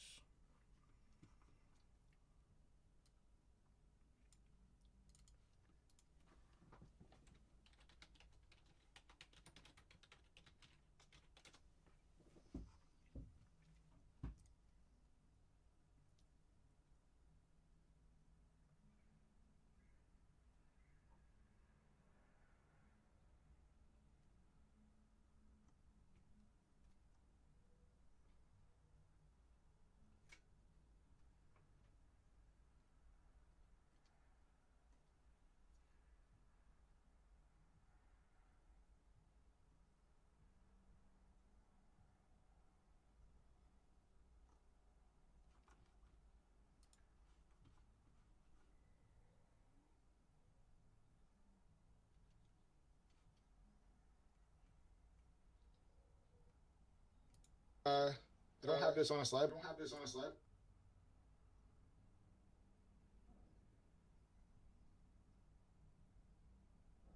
But I just want to also remind agencies of the resources that are available at OIP and encourage you to use them. We're here to help you in all aspects of your FOIA administration. Of course, on our website, there's a wealth of resources, including updated versions of the guide to the FOIA, which is comprehensive treatise on the law, our compliance team and appeals team. U.S. immigration and inspection process. In a nutshell, non-citizens must use the FOIA process to obtain their A files, and the fourth term of the FOIA Advisory Committee believed Today. Next slide, please. So what is the Technology Committee? Well, we have a public website. It's on FOIA.gov. If you go to FOIA.gov and look under the CFO Council tab, you'll see the Technology Committee. And we're a group of about 50 representatives from 25 agencies dedicated to working on FOIA technology challenges and issues.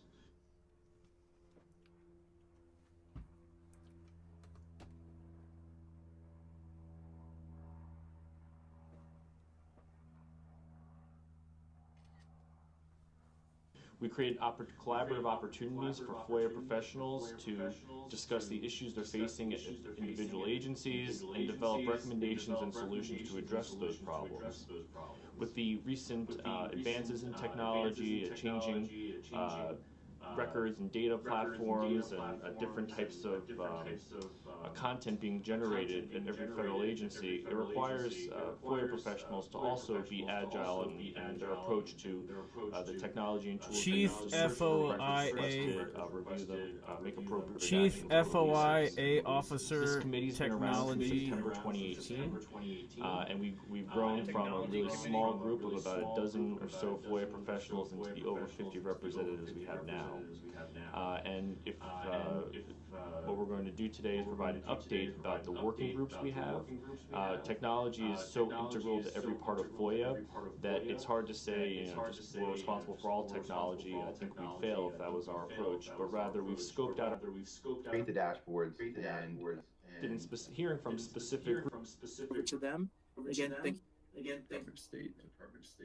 So please. Detail to speak with you all about. And open the employees.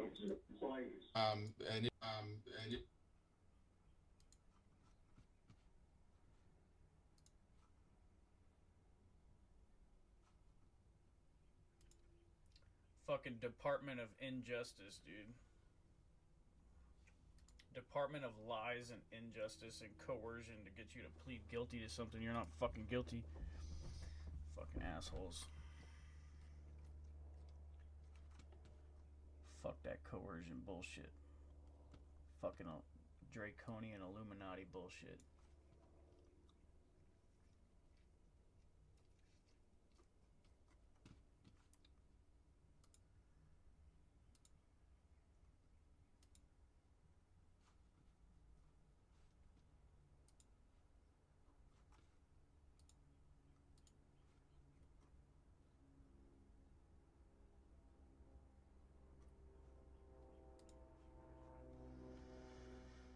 You could take the five worst presidents in American history and put them together, and they would not have done the damage that Joe Biden has done to our nation in just a few short years. Not even close.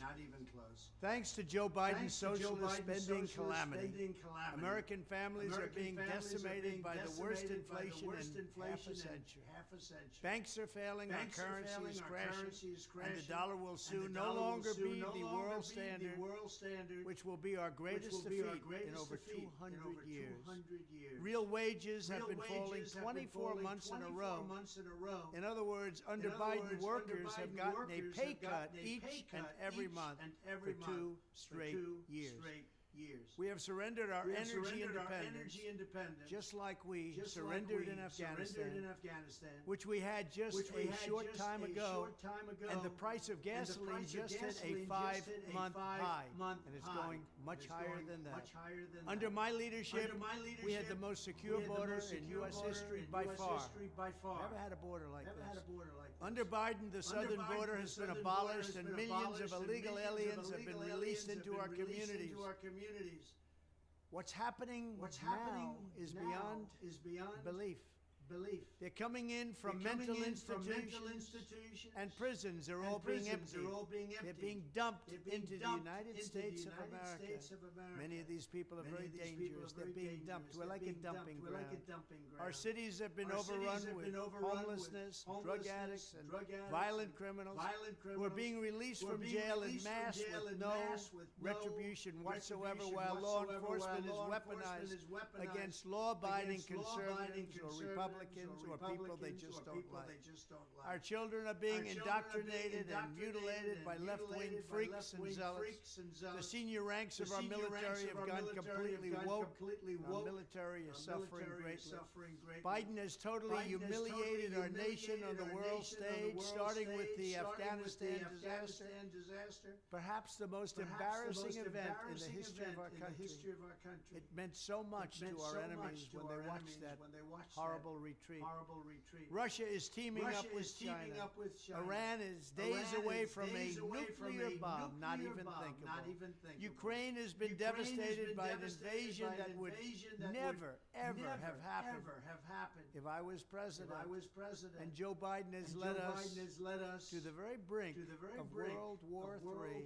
They say Trump was right about everything. Well, I'm not predicting World War III, but I will say this, we're very close, and they're only talking about nuclear weapons. On top of it all, Biden is the most corrupt president in American history, and that's not even close. Nobody can believe what's going on, with, again, no retribution whatsoever. With such a calamitous and failed president, it is almost inconceivable that Biden would even think of running for re-election. You know what happened in the last election? They cheated and they rigged the election. But I promise you this, when I stand on that debate stage and compare our records, it will be radical Democrats' worst nightmare, because there's never been a record as bad as they have. And our country has never been through so much. There has never been a greater contrast between two successive administrations in all of American history. Ours being greatness and theirs being failure. With your support in the election, we will defeat Joe Biden in 2024. We will rescue our economy. We will crush inflation. We will stop the invasion on our southern border. We will restore our nation's dignity, and we will prevent World War III from happening. Together, we will all make America great again. Thank you. Thank you.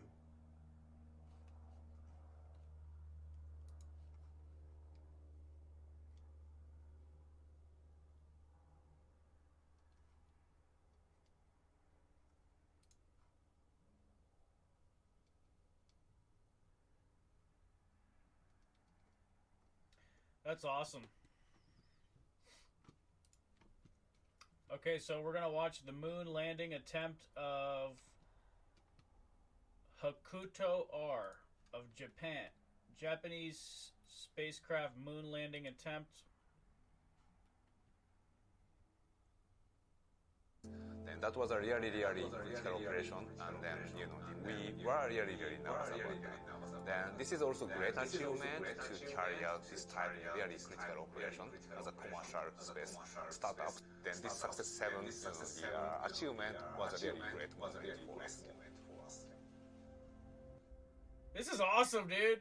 I've never seen a Japanese space live mission, dude. This is cool. Japanese mission live.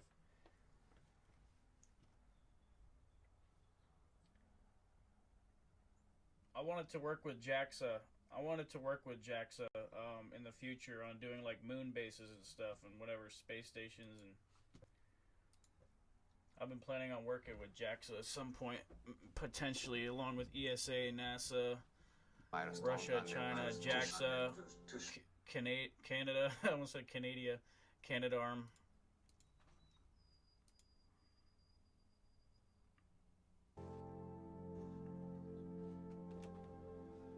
This is awesome, dude. So they're in orbit around the moon. Now we welcome Yoshitsugu Hitachi, our lead lander system engineer, who oversees the overall integration of our lander system and payloads.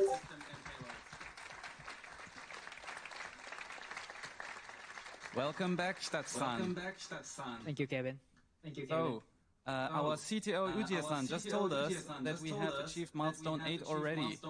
Looking at our status display, where do you think we are now with our lander?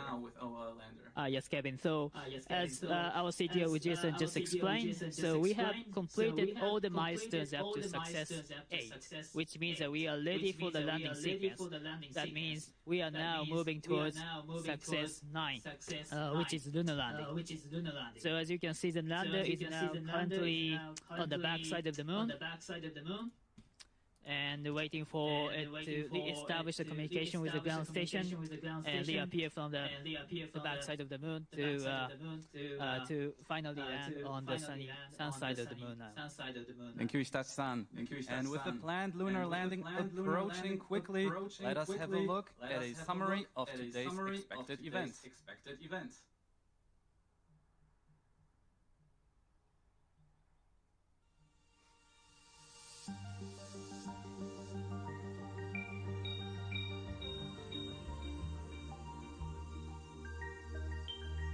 We're going to the moon, and we're just getting started. After 100 days of deep space cruise, one lander arrived in lunar orbit. These are the guys that I want to build a moon base with. I want to build a moon base with JAXA, NASA, ESA, Russia, China, Canada. The verification of our communication technology, structural design, software, maneuver operations, and others, all while having overcome unexpected issues and hurdles along the way. After completing a series of orbital control maneuvers, the lander is scheduled to initiate its automated landing sequence from lunar orbit. Throughout this phase, the lander continues to orbit the moon while approaching its designated landing area. Other than the primary landing location in Atlas Crater, 3 alternative sites can be targeted in case that any anomalies or other unexpected events prevent the start of the landing sequence for the primary candidate site. In that case, additional orbits are performed to align the lander's trajectory with the new target sites and to allow for optimal use of lunar daytime after landing. During the landing sequence, the lander performs a series of automated actions.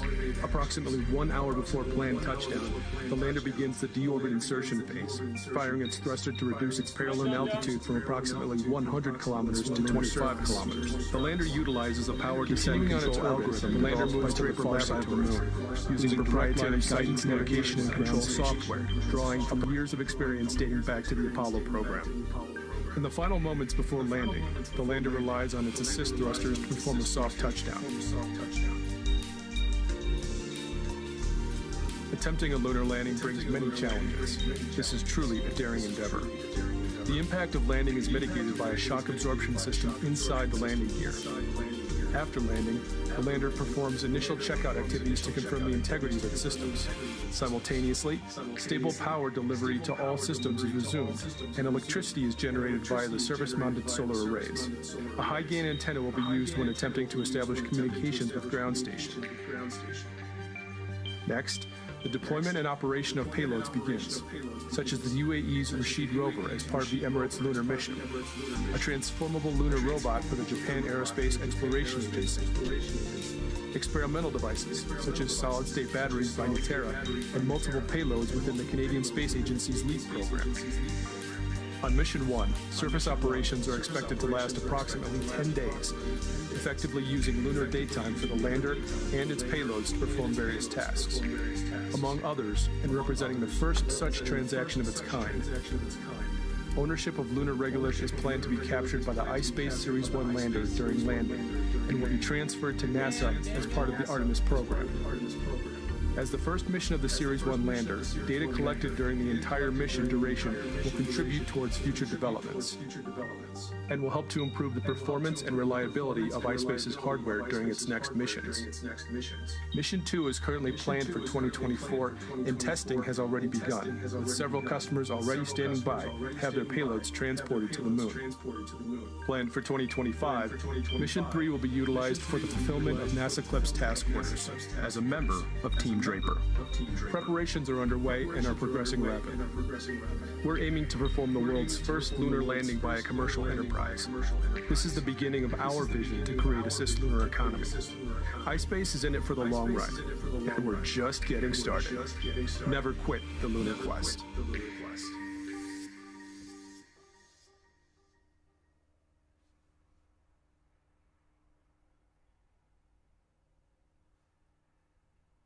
Now, as explained during the video, our Series 1 lander continues to orbit the moon while getting closer and closer to the surface. There is no communication link with the lander for a large portion of this process, but the required actions are pre-scheduled and the lander executes them according to our calculations. Let us hear a bit more about what exactly we expect to happen until planned touchdown again from Hitachi-san. Hitachi-san, tell us a bit about the expected initial status of our lander before landing. Yeah, thank you very much, Kevin. I'm pleasure to be here to explain all the sequences of the landing. So basically, we do have 6 different phases, as I think the animation showed previously. So all those phases are very important to achieve the successful landing. So as you can see, the first step, what we're calling phase 1, this is deorbit insertion. So deorbit insertion is short burn of our main engine to deorbit the circular lunar orbit and enters into a new trajectory for the landing. So in this phase, we are still the lander is at the very high speed, about 6,000 kilometers per hour, and then do less than a minute of main propulsion system to fire the main propulsion system to do this burn. I see. And what happens next? And the next step is the cruise landing phase. So in this phase, the lander cruises in this new trajectory after DOI. So in this phase, basically the velocity doesn't change much, but the altitude changes drastically from 100 kilometers to 25 kilometers. And so basically the lunar gravity is still pulling the lander to decrease the altitude and up to 25 kilo. And this phase actually lasts between 40 and 50 minutes in the entire sequence. So entire sequence is about 1 hour and 7 minutes, but this phase is actually the longest phase in the mission. And also the very important point is that after the phase 2 is completed and before the next phase starts, the lander is expected to reappear from the backside of the moon again. I see. And what happens in the next phase? Yes, so next phase is phase 3, so this is a braking burn phase. So braking burn phase is, as it says, we are going to start braking. It means that we're going to reduce the speed for the landing. So as you can see now, the velocity now, we are changing the velocity from 6,000 kilometers per hour to 100 kilometers per hour. So basically we are going from the spacecraft speed to like a Shinkansen speed now to land on the moon. So then altitude also changing from 25 kilo to 3 kilo in this phase. So the lander gets closer and closer to the moon and keeps slowing down. What happens next? Yes, so next phase is phase 4. So in phase 4, the lander still continues to brake, but still going over about 300 kilometers per hour. So it's still at the Shinkansen speed, but then it's changing the orientation to a vertical orientation, pointing its the thrusters straight down to the lunar surface. So as you can see, at the end of this phase, the lander is going to be only 1 kilometer above the lunar surface. And next it gets really interesting, doesn't it? Yes, this is very exciting, and those phases, all of the phases are most important, but those number 5 and number 6 are I can say the most important phases in the entire sequence. Thank you. And then the moment everyone is waiting for, the final phase. Yes, so the final phase is phase 6, so this is terminal landing. So here, the velocity is now gets to 70 kilometers per hour. So now it's changing from Shinkansen speed to now to the bicycle riding speed. And eventually, at the end, it's going to walking kind of pace. So then altitude is changing from 20 meters to 0. So this is the very last moment of the landing, and we are going to shut off the main engine and relies only on the assist thrusters to adjust the altitude and for the final moments and hopefully for the soft landing. Thank you, Itachi-san. We are all rooting for our lander getting closer and closer to the lunar surface. And now let's have a look maybe at our status screen again. Itachi-san, where does this put us in the landing approach right now? Yes, so I think the phase 1 have been already completed, expected to have already completed by now. So we are now in the phase 2, which is a cruise phase. So the lander should be now descending from the altitude of 100 kilo towards to 25 kilo. So we are in the middle of that process right now. Thank you, Itachi-san. And Hakamada-san, are you slowly getting a little bit nervous? Not at all. I'm just watching a successful landing. Thank you very much. Thank you very and much. Now I would also like to welcome welcome distinguished guests on our stage today. The first is Professor Yuichi Tsuda. Professor Tsuda not only teaches at Tokyo University, but is also in charge of the Hayabusa 2 program at the Japan Aerospace Exploration Agency.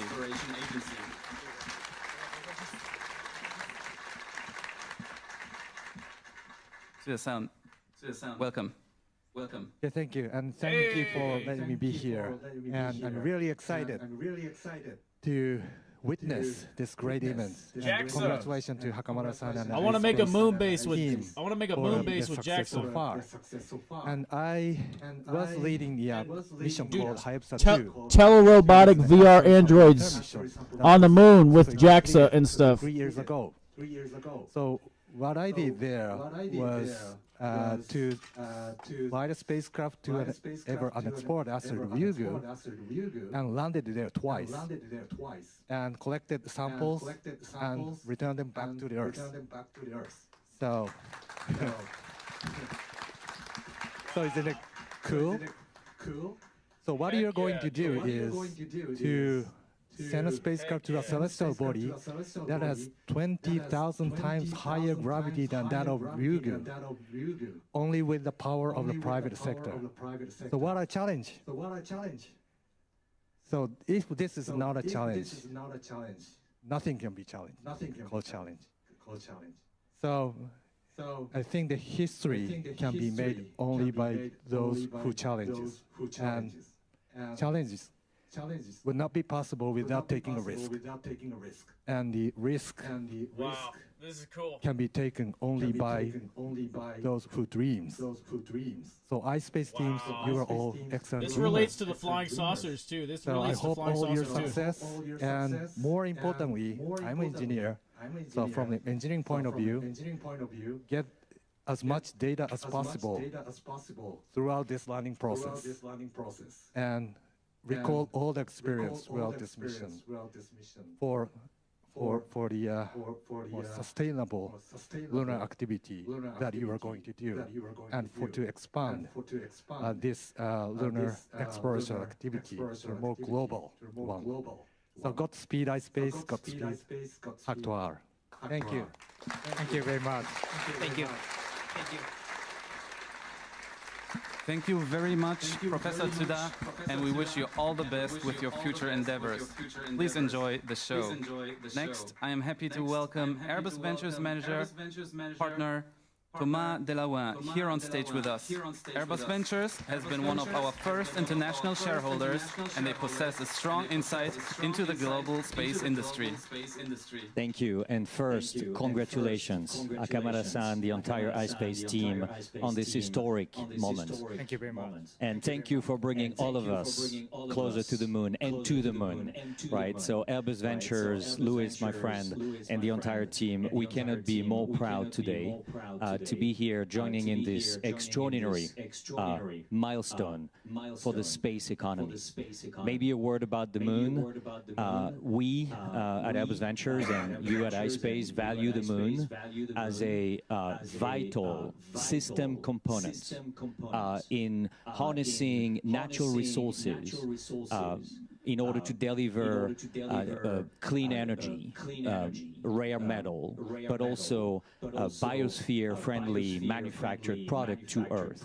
But the moon's development is also critical for alleviating the compounding stresses that we've seen on Earth, climate and Earth biodiversity. This is also a tremendous opportunity, a business and economic opportunity that now we see iSpace uniquely positioned to pioneer. So this world is full of planetary system challenges. iSpace now, with the talent, the global mindset, but also this sustained vision and the thorough execution and the global team building along these years of development, is a key actor to address those planetary challenges. So our message to the team is to keep going. The moon is away, and please, again, congratulations for this historic moment. Thank you. Thank you, Akamada-san. Thank you. Thank you very much. Thank you, Mr. Delaware, and we are very excited for what the future may bring for private space. Now, I'm very excited to welcome another iSpace crew member here at our venue, Scott Moon, our lead assembly, testing, and integration manager, who helped not only build the Series 1 lander for Mission 1, but who is already working on our Mission 2 lander.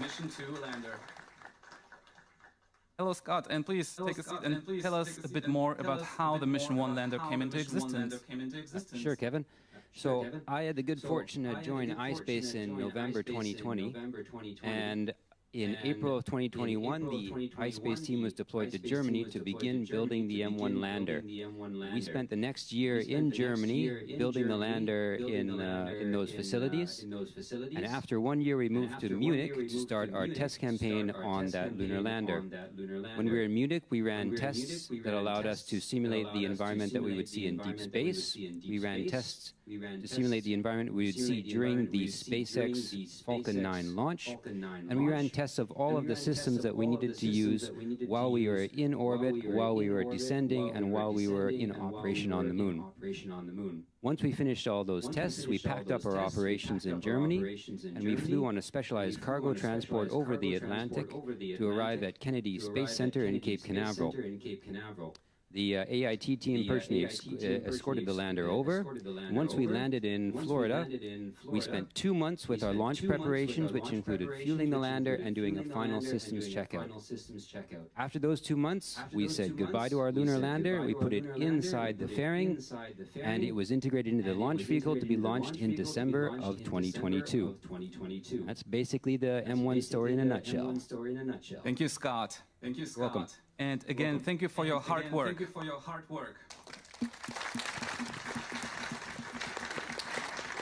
Now, of course, our Series 1 lander is not going to the moon empty-handed. It is carrying several payloads, expected to start operations on the lunar surface after landing. Let us hear about our payload customers on M1 from iSpace Chief Revenue Officer Atsushi Saiki.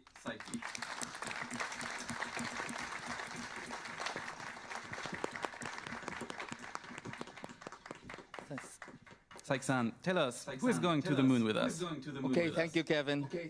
On Mission 1, we are carrying a number of government and commercial payloads. Our payload service does not only consist of bringing something to the moon, but also iSpace closely communicate and coordinate with its customers to integrate each payload into the lander and its system. Secondly, the payloads are tested before the launch to verify their ability to survive the long journey to the moon. And iSpace further offer power delivery and communication service to payloads that require it during transit to the moon, as well as after successful landing. Throughout the mission, our Series 1 lander also offered protection from the harsh environment of space by providing thermal control and other services. Our payloads on Mission 1 vary in size, mass, and objectives. Some of them are mobile, and we plan to deploy them from our lander after touchdown, such as the MBRC Rashid rover and the JAXA transformable lunar robot. After deployment, these rovers will begin their mission objectives on the lunar surface while sending and receiving data and commands via our Mission Control Center in Tokyo. Other payloads will stay integrated into the lander. We carry experimental solid-state battery for Nitera, which perform verification tests of this new battery technology under extreme environment in space and the lunar surface. Further, we carry several payloads within the Canadian LEAD program, an AI-powered flight computer by MCSS, as well as a camera system featuring wide-angle cameras by Canadensis. Further, our partnership program involves cooperations from various industries and fields in the exciting new challenge towards the moon. We cooperate with companies as you can see on the screen here. We believe that the transport and operation of these payloads provides an exceptional value to our customers, not only in terms of space and lunar exploration, but also in the development of new technologies that could benefit human society on Earth in the future. Thank you, Kevin. Thank you, Saik-san. We are all super excited to bring more and more companies to the moon. Now, for a bit of background on how our lander and its payloads are deployed and operated after landing, let's hear it from our MCC crew again. Thank you.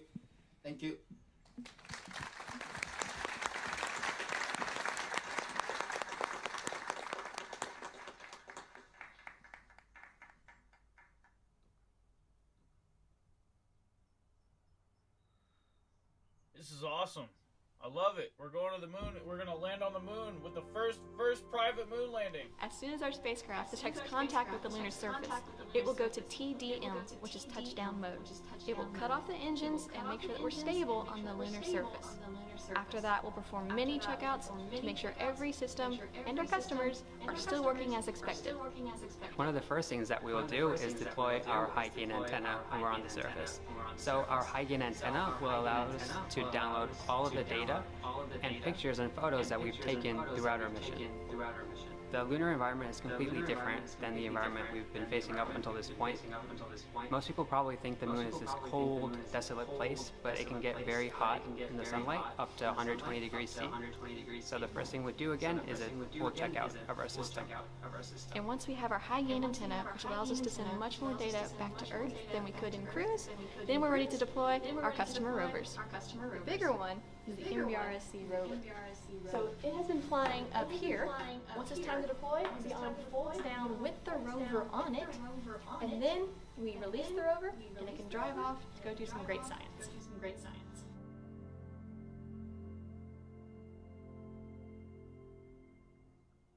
Thank you to Katie and Haroon, and all the best during those first moments of surface operation. Now we have a very special guest, Yamazaki Naoko-san, a former JAXA astronaut who flew on the space shuttle to the International Space Station, will very soon be connecting remotely with us. Yamazaki-san, hello, can you hear us? Hello, Kevin. Yes, I can hear you very well, and congratulations for your achievements so far.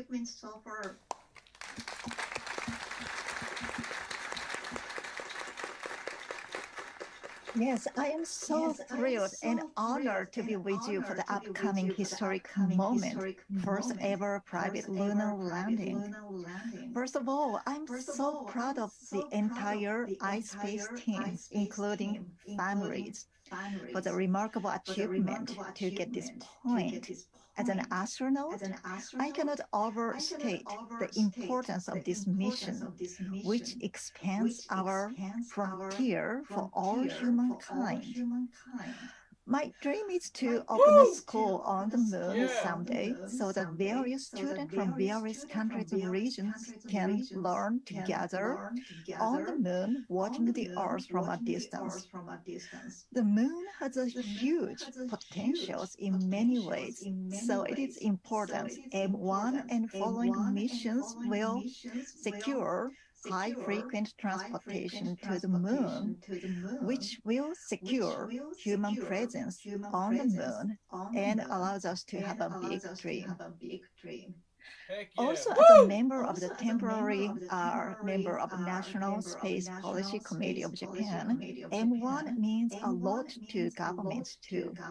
iSpace is the first company to be covered by Space Resources Act in Japan and awarded a contract with NASA for lunar resources.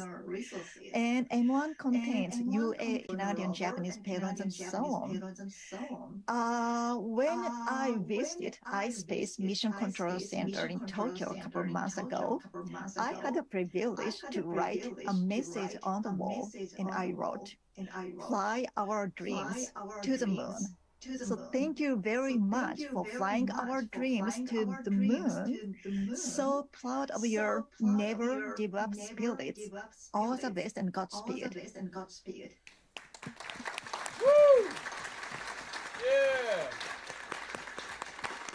Thank you so much, Yamazaki-san, and it's always a great pleasure to have you with us. Now, let us have another quick look at our status screen. Hitachi-san. Looking at the status screen, I hope we have it now here soon. Yes, what phase would you put us on now? More. Now getting now closer to 25 kilo from the surface. Thank you, Hitachi-san. And Hakamada-san, we soon hope to regain contact with our lander. Are you looking forward to meeting him again? Yes, I really looking forward to reconnect our lander and then start the next phase of the landing. Thank you. And while we wait, let's see where exactly our lander is planning to set down on the moon.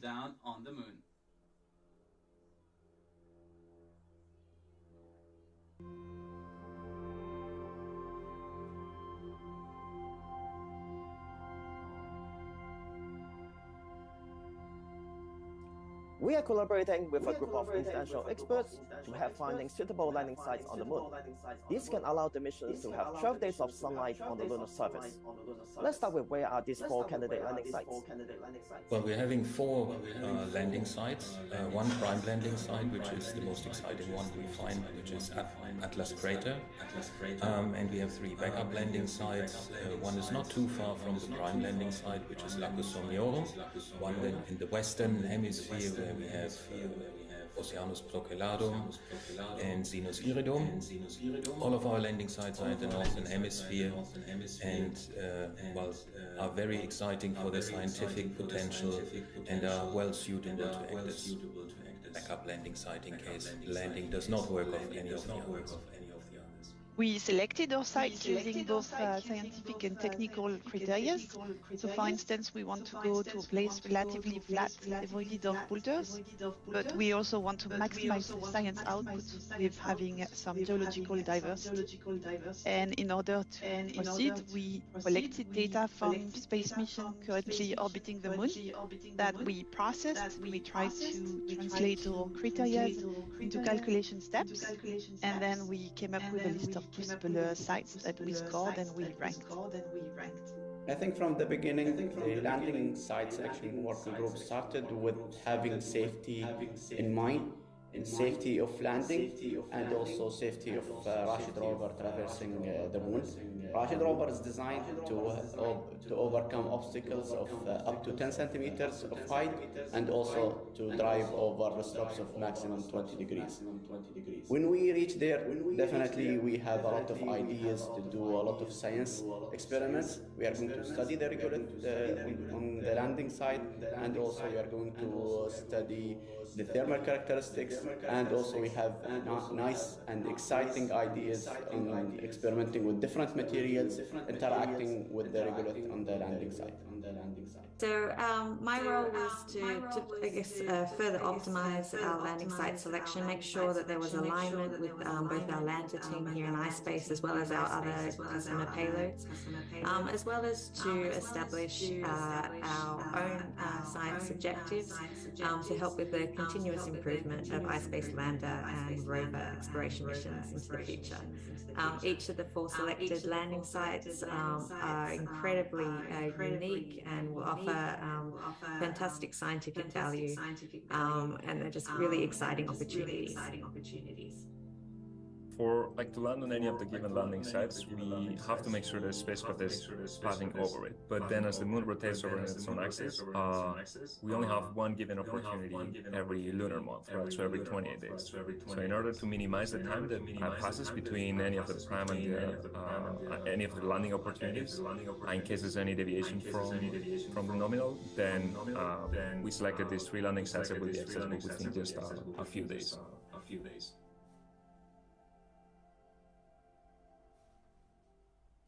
And a big thank you to our colleagues at MBRSC, CRPG, iSpace Europe, and everyone else who contributed to this very critical part of Mission 1. Now, while we wait for the lander to reappear from the far side of the moon and reconnect with our ground station, let us hear about what we can look forward to over the next couple of years. I welcome iSpace Director and Chief Finance Officer Junpei Nozaki.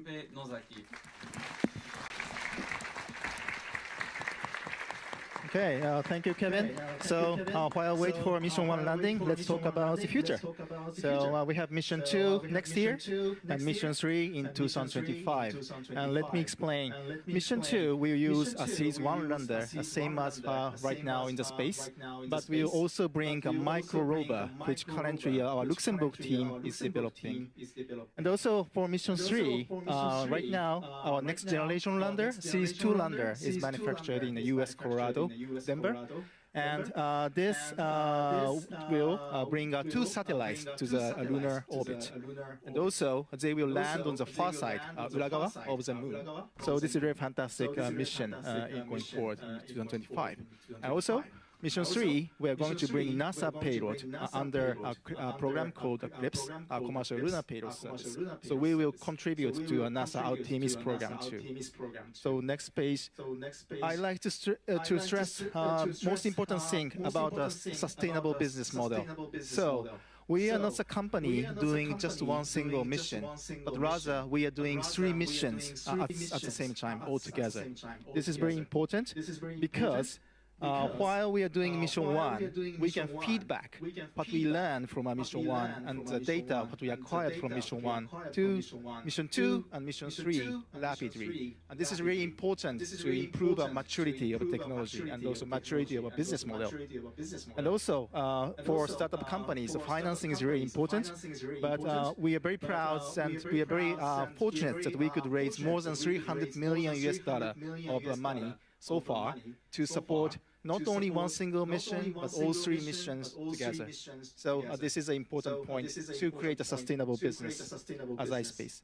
So we are now closer to the landing, and I strongly believe we can have a good achievement. But however, if whatever the outcome is, our company will go and continue.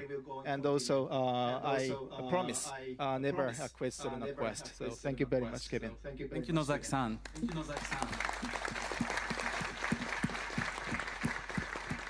And we are all very excited to see the progress on our follow-up missions.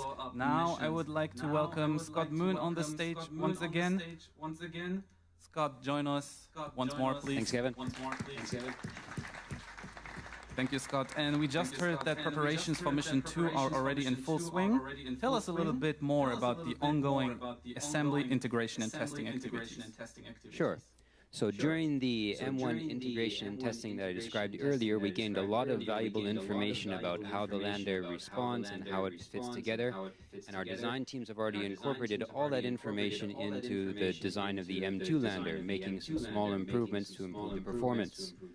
Also, the last 100 days in spaceflight have given us very valuable information about how we perform in space. And this information has also already been incorporated into our updated design. We spent the last 4 months with our teams building a development model of the M2 lander, and the testing on this has been completed 2 weeks ago. This information tells us how the new design will be performing. We are also incorporating this information into our new design, and I'm really happy to announce that as of last week, we started building M2 flight model lander. The first pieces have already been assembled, and we are on our way to the M2 launch. Thank you, Scott. You're welcome.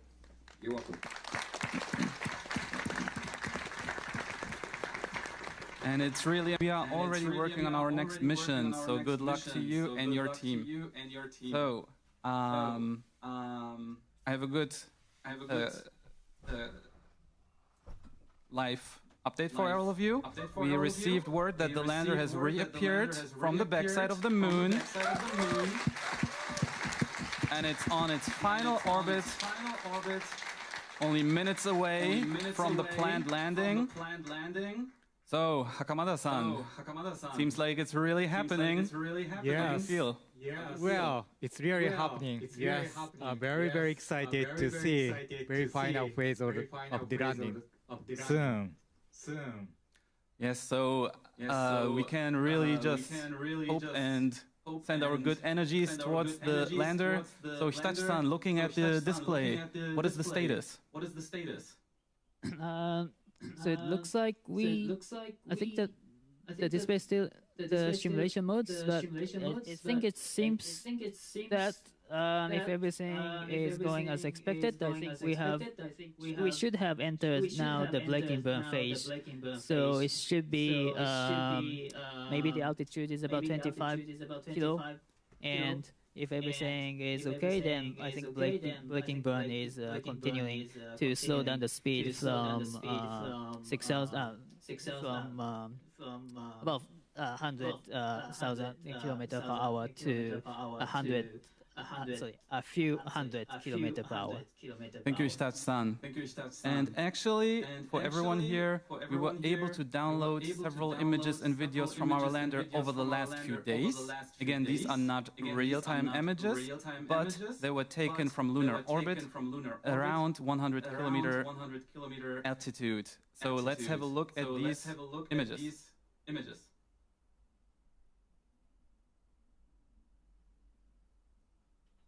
So, this first image, Kamada-san, look at it, it's just beautiful. Yeah, beautiful and then very incredible pictures taken from our lander. It is truly amazing how a Wow! privately funded spacecraft can capture the moon and the Earth like this and send the image back. Now, Hitachi-san, looking at this, I think this image also contains some scientific, very interesting speciality. Can you explain it a bit more? Oh yes, yeah. That's a So good this photo! is Holy picture shit! of the Earth right on the moon, but most interestingly, That's a as real you one. can see, if you can take a very closer look at the Earth, That's so a we real see one, actually dude. the shadow Holy of the moon on the Earth. So you see that black spot there, that close to the Australia. So this is actually the shadow of the moon. So we took this picture during the solar eclipse. So it's really interesting to see this kind of the phenomena, not from the Earth, but from the lunar orbit. So this is very interesting and very exciting picture. Thank you, Hitachi-san. And I believe we also have a video that I would like to share with you. Wow! Kamada-san, That's cool. Doesn't this look amazing? Wow. Well, this is real video. Yes. Not CG. No. It's amazing.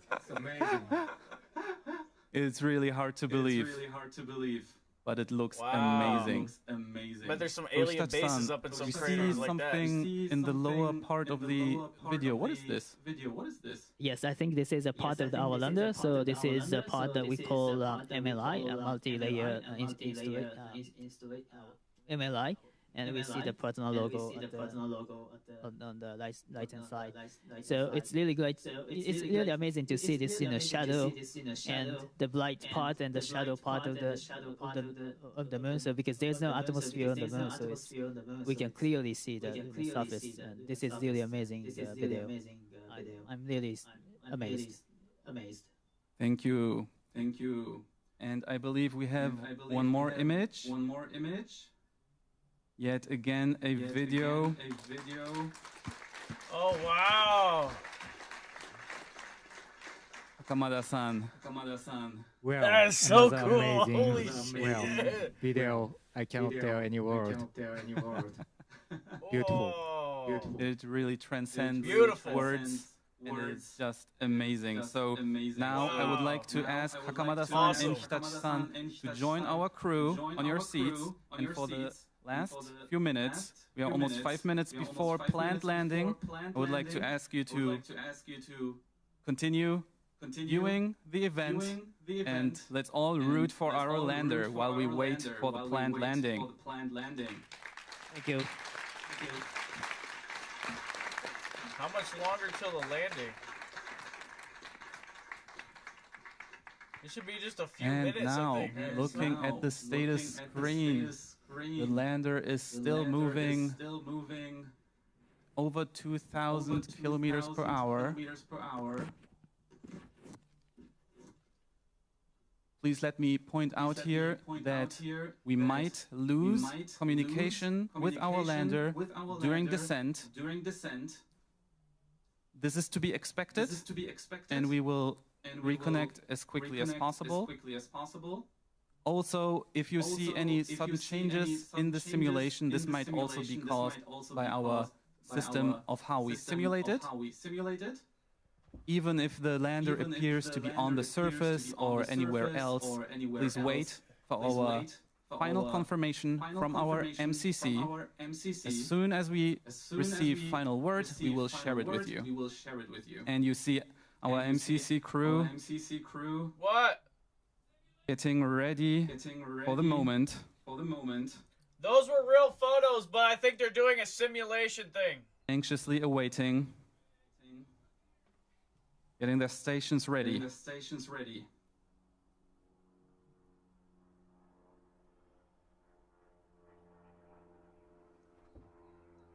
Here in Tokyo, in our US office and our Luxembourg office, everyone is awaiting. Now we are around 3 minutes before landing.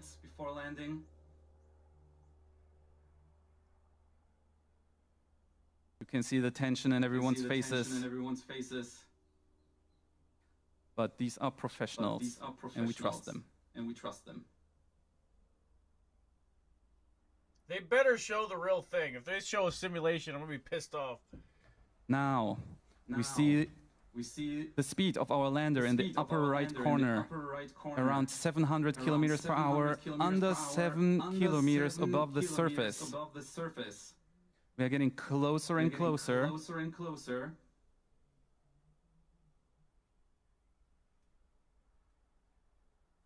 The lander continues to fire its propulsion system, and we are now around L-2 minutes. Close to 500 kilometers per hour, under 6 kilometers above surface.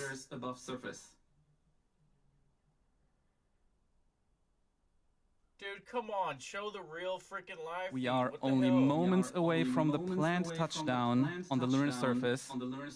Everyone who worked on this mission is anxiously anticipating how it will turn out. Please note again, communication with our lander may be interrupted during descent.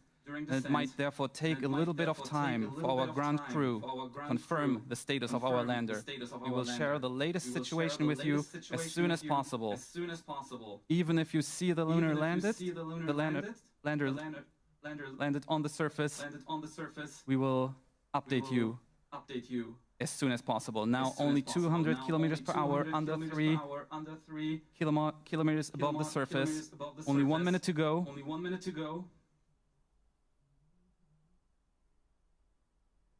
190, 180 kilometers per hour. Under 2 kilometers. The lunar lander keeps braking. Now in vertical orientation. Only 1 kilometer above the surface remaining. We're getting closer and closer.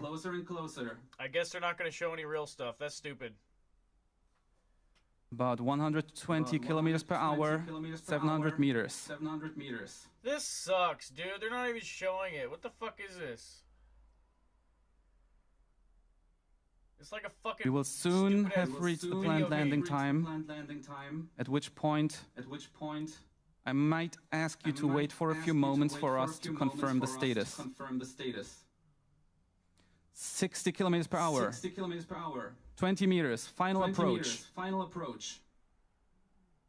They're about to land on the fucking moon, meters. First private landing on the moon! And our simulation might have lost its connection with the MCC. No reason for concern yet. We are still seeing the animation going. 3 kilometers per hour. 5, 4. Only meters above the surface now. 2, 1. Now! It just landed. Now it's a delay on the YouTube for 4 seconds, but and now we are at the moment of planned landing time. Again, everyone, please give us a few moments to confirm. We hope to maybe receive a message from our MCC soon. If that is not the case, then we will need a few moments to continue investigations, and we'll update you as soon as we have new information. It looks like it's landed. It looks like Our MCC crew looks good. standing by, waiting to confirm. Get some real Everyone photos is off of it now. laser focused right now. Get some real fucking footage on the moon.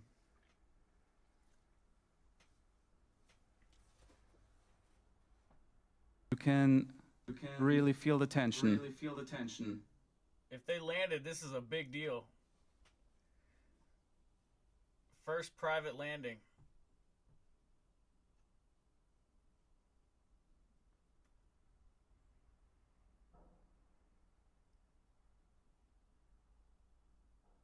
Please allow us a little bit more time to confirm the status of our lander.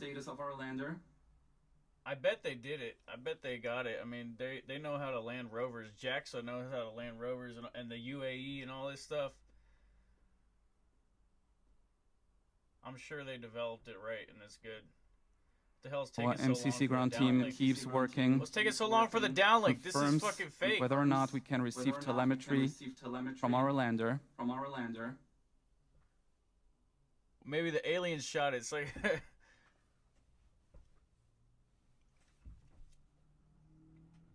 So they are continuing to investigate.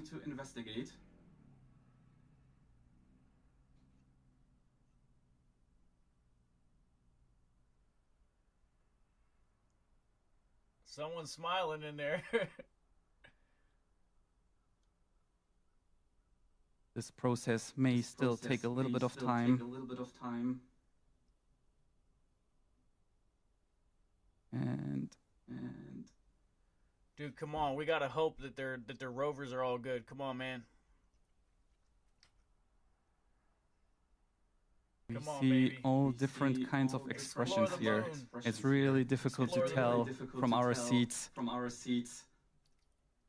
And it is so difficult feeling powerless now, but all we can do is cheer them up and trust them.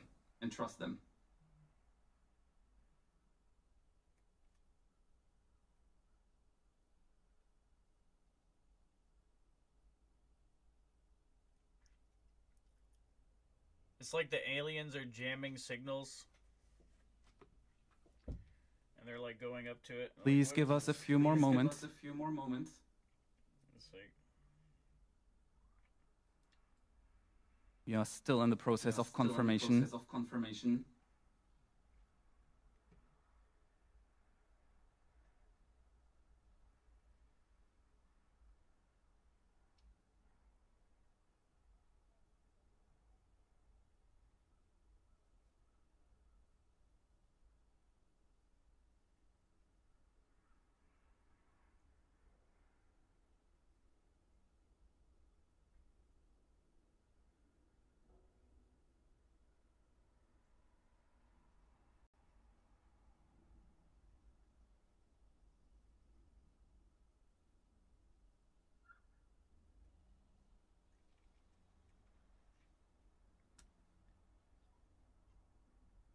The team keeps on working tirelessly.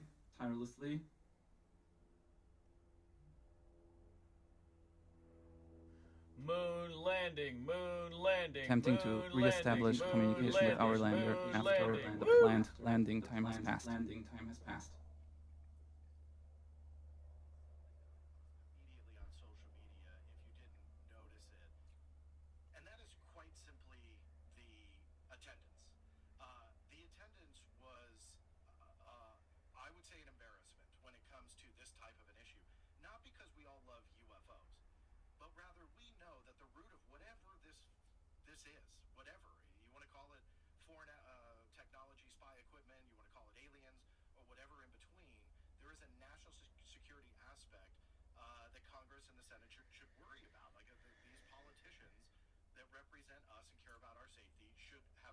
Thank you everyone for your patience. I know everyone wants to know the status of our lander. And I assure you, Our crew is working on it as we speak.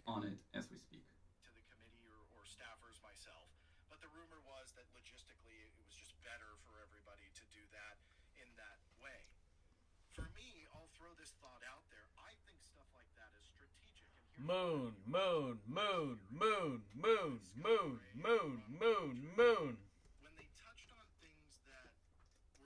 So while we continue to confirm, we will be with you again in a few moments. Thank you very much for your patience, and we will give you updates as soon as we have them. Thank you for your patience, and we'll be right back. It must have crashed. It must have crashed, dude. That's too bad. I hope it didn't crash. That would suck, because then it would waste all those rovers. Those are gonna be nice robots, man.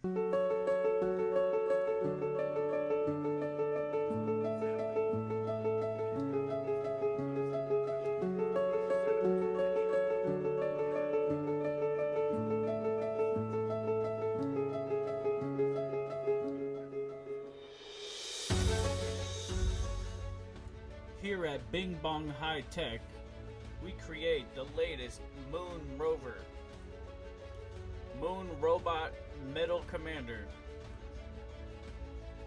From this shiny white room.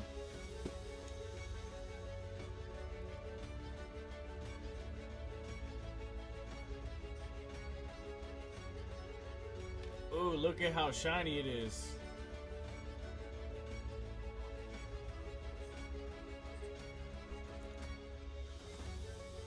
Here we play with the shiny things.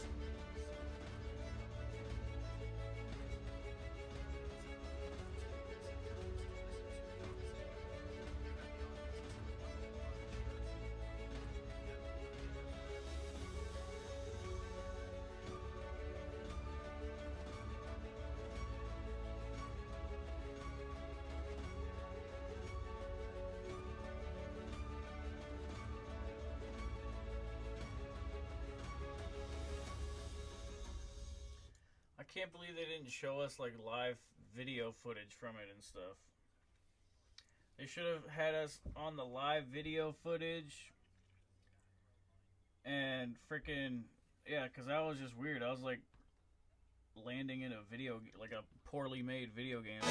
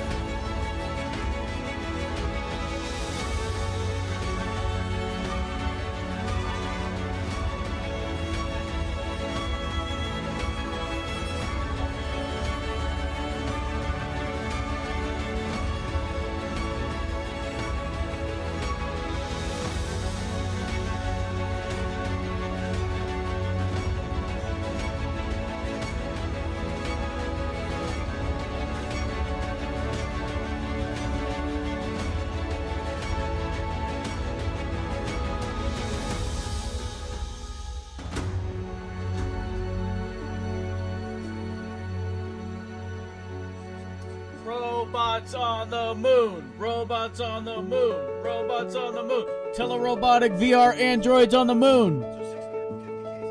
I've been wanting to make telerobotic VR androids with JAXA and ESA and NASA and Russia and China and Canada and make the moon bases with the telerobotic VR androids on the moon.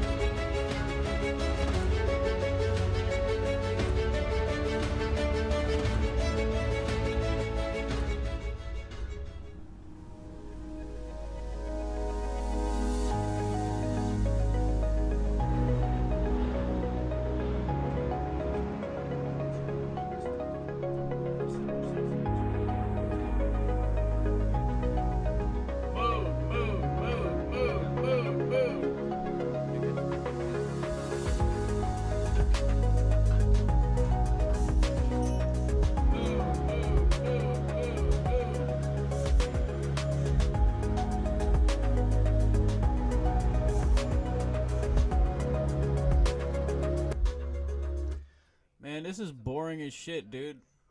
They didn't even show us the landing on the moon. They show us a freaking poorly generated freaking digital image shit. Digital animation.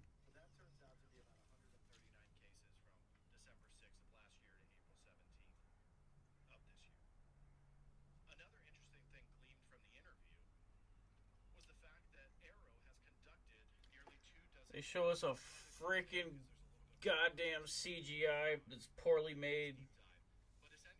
It's not even realistic.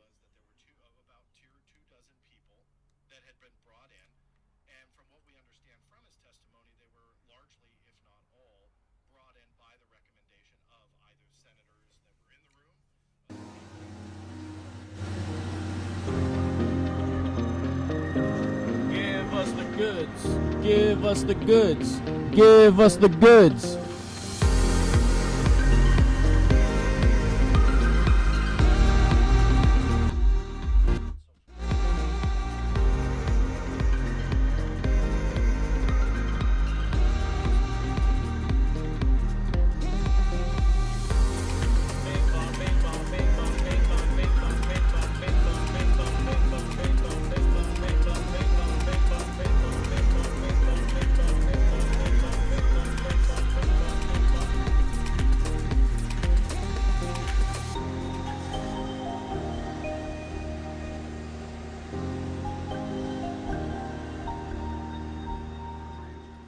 Bing bong, bing bong, bing bong. Thank you for your patience. As of now, our MCC crew is still continuing to investigate the lander's status. So we ask you to bear with us a little bit longer, and we will be right back. Thank you for your patience.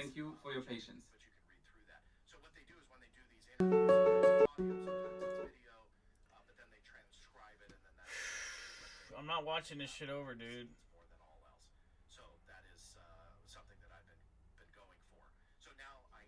Dude, the fucking aliens are flying around me, dude. Fucking aliens, dude.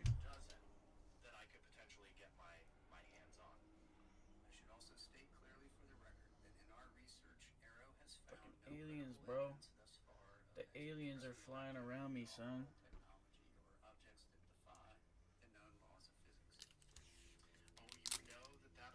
The aliens. When he said that, because the verbiage that he used, the types of wording that he used, off-world vehicles, well, that's what we heard through the New York Times, namely sourced to Dr. Eric Davis, defying the known laws of physics. We know that there's a couple people that have been hinting and outright saying that type of stuff, making these big claims in podcasts on YouTube channels. ting tong, bing bong, bing bong. Citing specific cases or specifics, but rather just either alluding to it or saying, oh, these things are defying known laws of physics, or they are evidence of off-world vehicles or legacy programs or whatever, and yet he uses that same Aliens. Here's the issue, though. Aliens.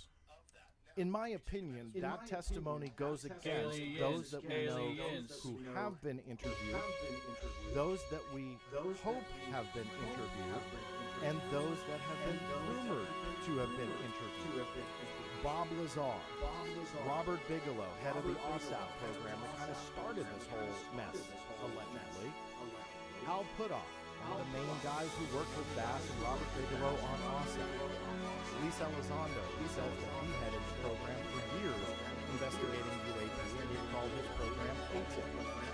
Dr. Eric Davis, well, his notes, I put it in air quotes because I don't think they were genuine, or to pick real events, we could say, his notes are brought up in the last UAP hearing.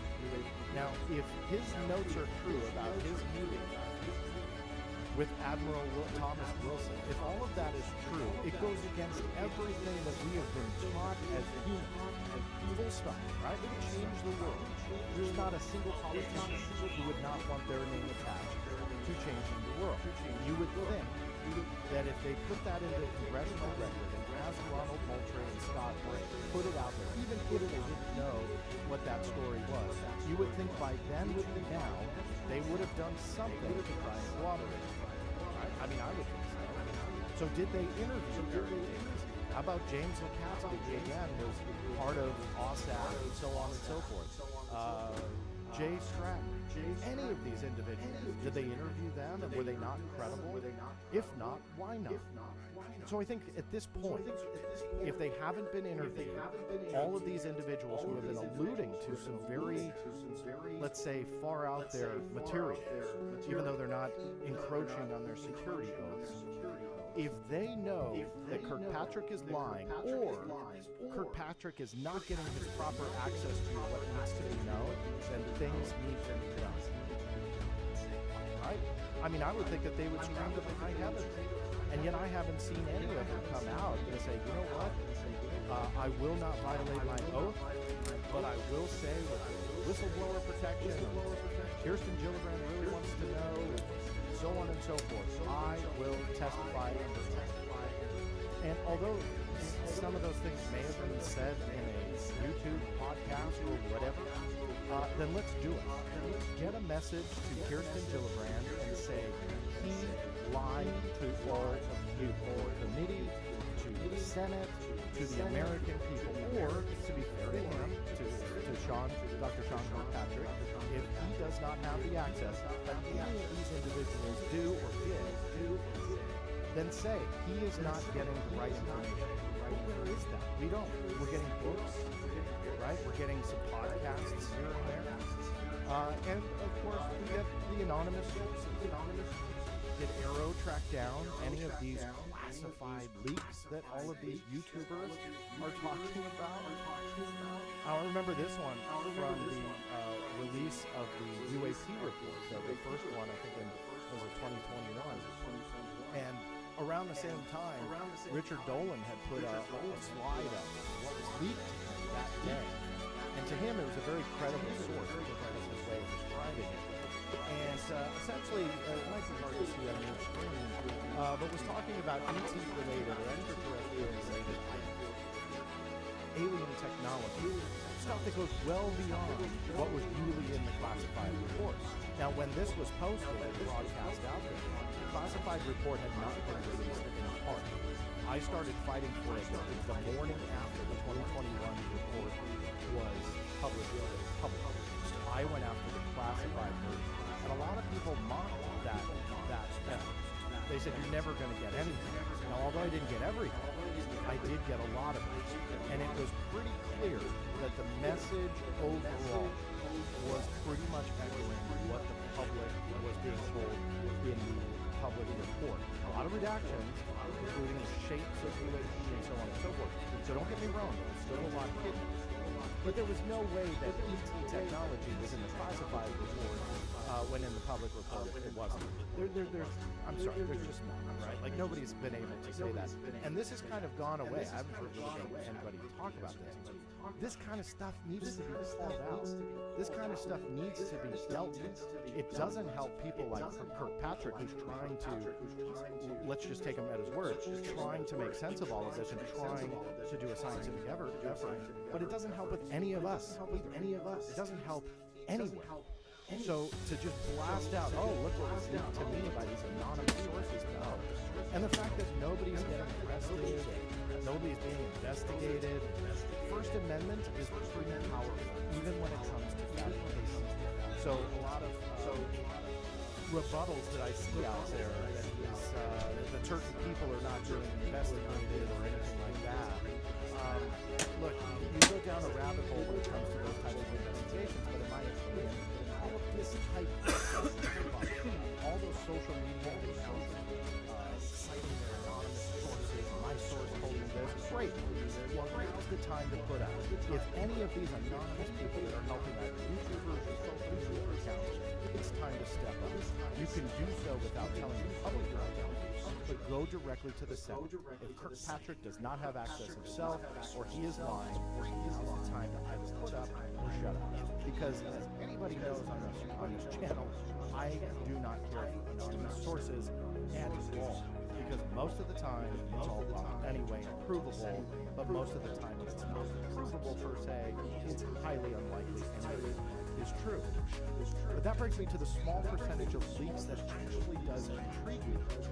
And yet, for whatever reason, we don't see any evidence at this point of investigation on why UAP previous leaks are not being investigated. Now, did Arrow look into these? Do they echo what the public is being told through anonymous sources? We're talking about flying triangles, or this Baghdad phantom is unexplained. I don't know. I don't have the answer to that.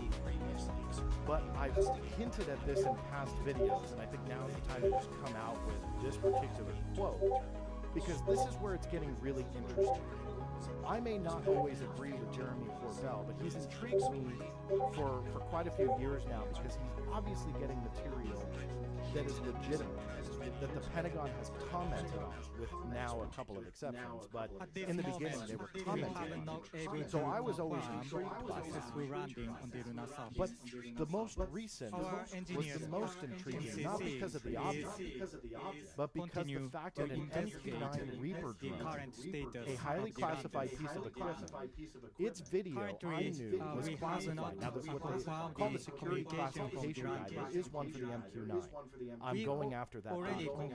But I knew just from research that the MQ-9 footage, anything that's taken on that platform, is inherently classified. What that means is that per that security classification guide, it is automatically classified. So they can't release anything unless there was a...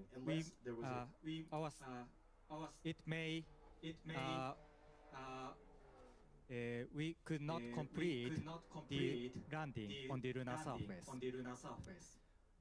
Our engineers will continue to investigate the situation, and we will update you with the further information once we finish the investigation. At this moment, what I can tell is we are very proud of the fact that we have already achieved many things during this mission 1. As I said, we have been secured the communication at the very end of the landing. That means we acquired actual flight data during the landing phase. That is great achievement for the future missions, Mission 2 and Mission 3. To that end, that is important to feedback what we learned from this Mission 1 to Mission 2 and the Mission 3. That's why we built our sustainable business model to continue our effort for the future missions. I'd like to thank you,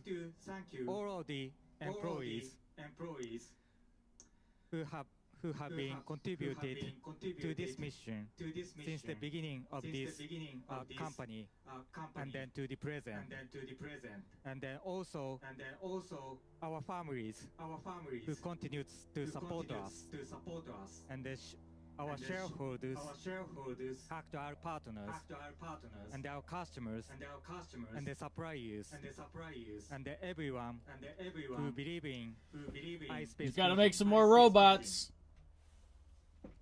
We will keep going. Never quit.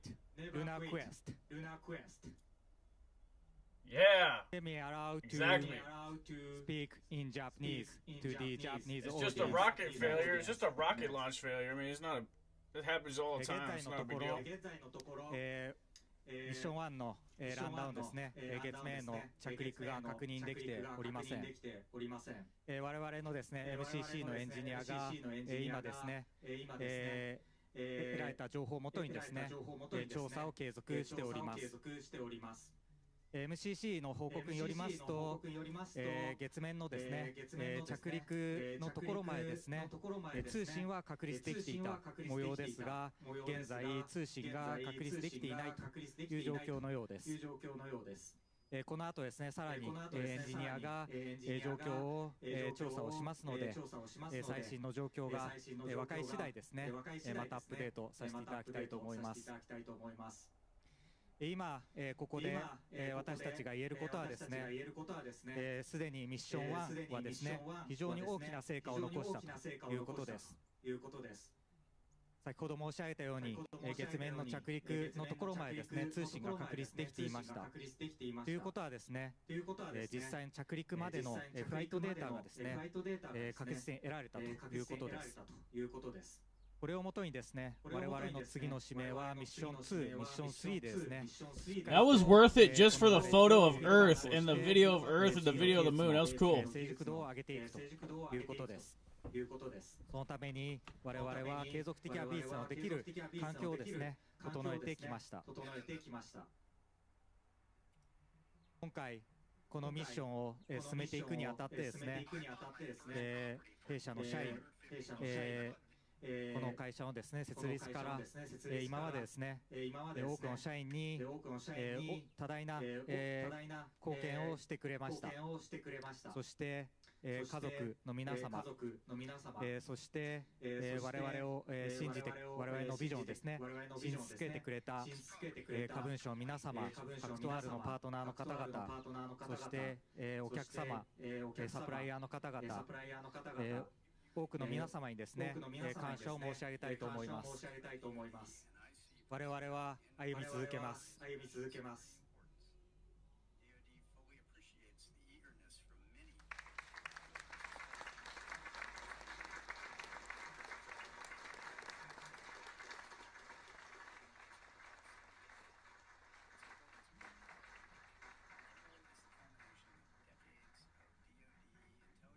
Thank you, Hakamada-san, and thanks to everyone who joined us for our coverage today.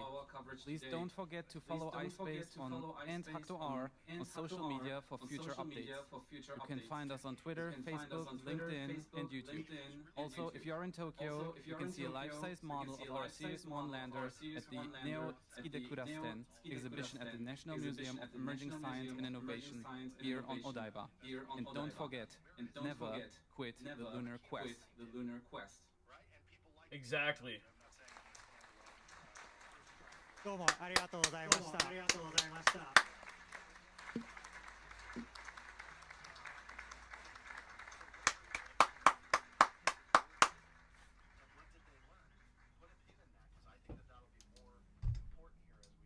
That was awesome.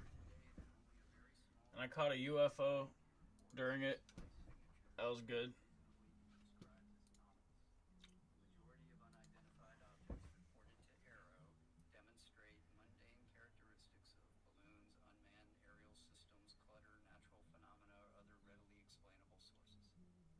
A small percentage. And that makes sense. For anybody who's been involved in UFO research, even prior to this present day conversation, knows that it's a very small percentage of UFO encounters that are truly UFOs. What's interesting, just a little bit of historical perspective, it actually lines up going back to 1959 back then from Project Blue Book. You can see here that it broke down balloons, aircraft, other, not enough data, and the true unknowns, single digits. So obviously it coincides with what was in the past. So that's not a surprise to anybody, but I think those types of things are used because it makes it less impressive, less interesting to the general public. Oh, it's a very small percentage, so maybe if they had more data, they would, be able to solve those too.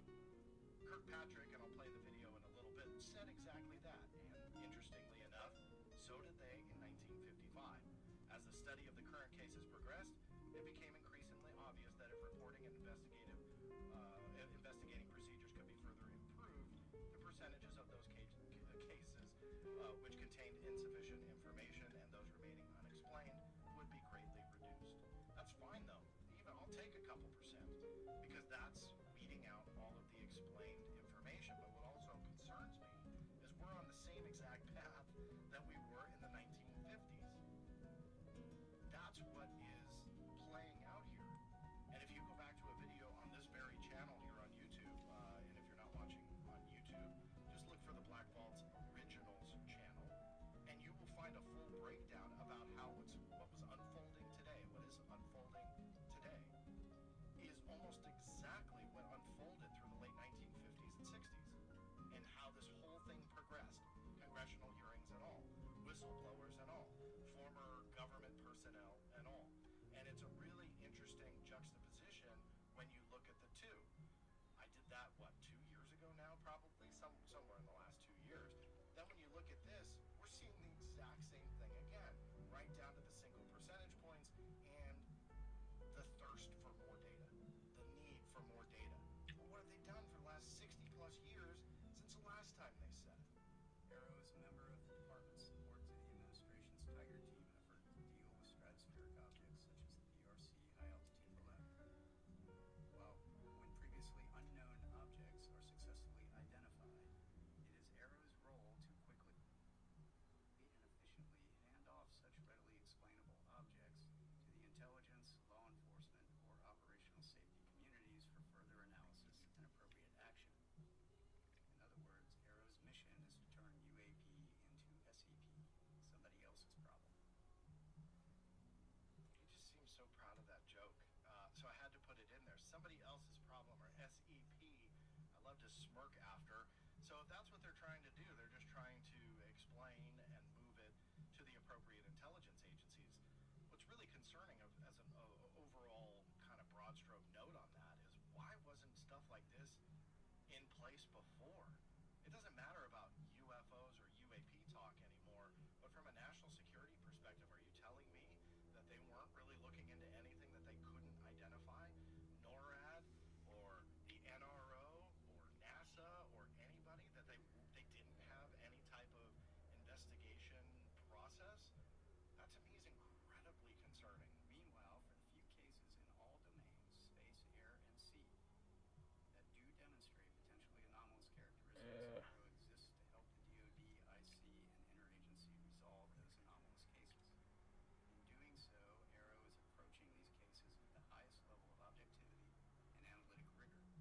This includes physically testing and employing modeling and simulation to validate our analyses and underlying theories, then peer reviewing those results within the U.S. government, industry partners, and appropriately cleared academic institutions before reaching any conclusions. Space, air, and sea, all the domains that we knew they were looking at, but I took the way that he just said that is they have confirmed anomalous cases in space as well. Now, why is that surprising? Because we don't really hear about that a lot. We see the ground-based ones, we see the ones where the Navy's out at sea, and that was at the first hearing, and them explaining that one. The air one is obvious. Everything we see is pretty much within close, proximity to us. We're not talking about space-based objects and what we've seen. So what's there? And that has intrigued me, and yes, am going after those cases as well, specifically from that domain, to see if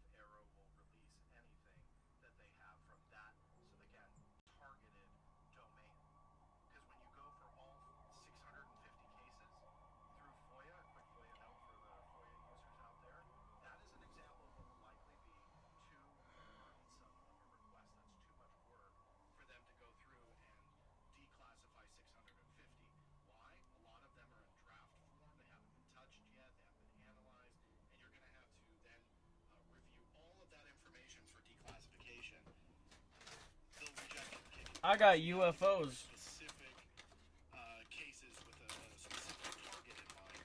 So that particular case that I filed was all of these space domains to try and get those. Another part of that clip that was really interesting to me was industry partners and appropriate cleared academic institutions. Appropriately cleared. What does that mean? Classified information is my guess. Now, I'm not insinuating any of the logos that I have on screen here are involved at all. But I do know that there's been a lot of talk and that there's been a lot of rumor and speculation about those that you see on the screen. So I want to stress that again. I am not saying that any one of these organizations have classified clearances and they're looking into these UAP sightings, not telling you or I. They preach transparency, but essentially are siding with secrecy. I'm not saying that. But what I am saying is it's incredibly concerning to hear that we're going down the same path yet again that we did in the late 50s, 1960s, the ramp up to the essentially the closing of Project Blue Book, where certain academic institutions got involved, that they looked at that information and said, no, UAP isn't worthwhile, it's not a threat to national security, let's move on. That we are on that path again. On top of that, appropriately clearing private institutions, we should know who that is. Why? Because a lot of organizations are out there preaching transparency. But I also believe that they would be interested in taking that government contract or consulting gig if given the opportunity. So where do you draw the line? Do you take that just so you can go ahead and see that information but keep it within a private entity or organization? I hope not. And again, I'm not saying that anything that you see on screen here, including the Galileo project, UAPX, Enigma Labs, or Radiance Technologies for those listening to the audio version, I'm not saying that they're involved in that, but that's where it gets concerning. Let's look at the Galileo project for a minute. I interviewed Dr. Avi Loeb when he first announced the project, and I was incredibly encouraged by it. But since he started, you now have a lot of former government people that have a lot of rumor attached to them and a lot of speculation attached to them. So with them being involved, could it get to a point where Dr. Loeb's team does find something? If they're appropriately cleared, that means that they may have some security clearances that go along with their ability to work with Arrow. And to put the icing on the cake on that hypothetical scenario is that would the government say, sorry, Dr. Loeb, or sorry, UAPX, or sorry, Enigma Labs, or sorry, Radiance Technologies, you can't talk about this. We have to classify it, and your security oath takes over. Your security clearance applies here. And that's what I'm concerned about, is we're doing full circle right back to where we started decades ago. And that is secrecy. We see it with the U.S. government, but now they're pulling in industry partners and appropriately cleared academic institutions. Who exactly is that? I'll let you guys decide. In the event sufficient scientific data were ever obtained that a UAP encounter can only be explained by extraterrestrial origin, we are committed to working with our interagency partners at NASA to appropriately inform U.S. government's leadership of its findings. For those few cases that have leaked to the public previously and subsequently commented on by the U.S. government, I encourage those who hold alternative theories or views to submit your research to credible peer-reviewed scientific journals. Arrow is working very hard to do the same. That is how science works, not by blog or social media. Not by blog or social media. The first call is NASA. That interested me more than all else. So if Arrow finds anything that's even remotely close to or confirmed as extraterrestrial, they pick up the phone, they call NASA. NASA then in turn informs all the government heads and agencies. Where's the general public? Now maybe that's just, I'm reading into that too much, but nowhere did he say the public had any right to know any of that information, but rather he laid the groundwork to inform NASA, which I'm kind of surprised that Arrow, being part of the Department of Defense, would essentially call NASA first. So that part didn't make sense to me, and maybe I'm just misreading this, so, if I am, I'll apologize in advance. But I took, Arrow gets that evidence, they pick up the phone, they call NASA, NASA picks up the phone, they call all the agency heads and government agencies, but nowhere in there was the general public and any type of effort to transparency.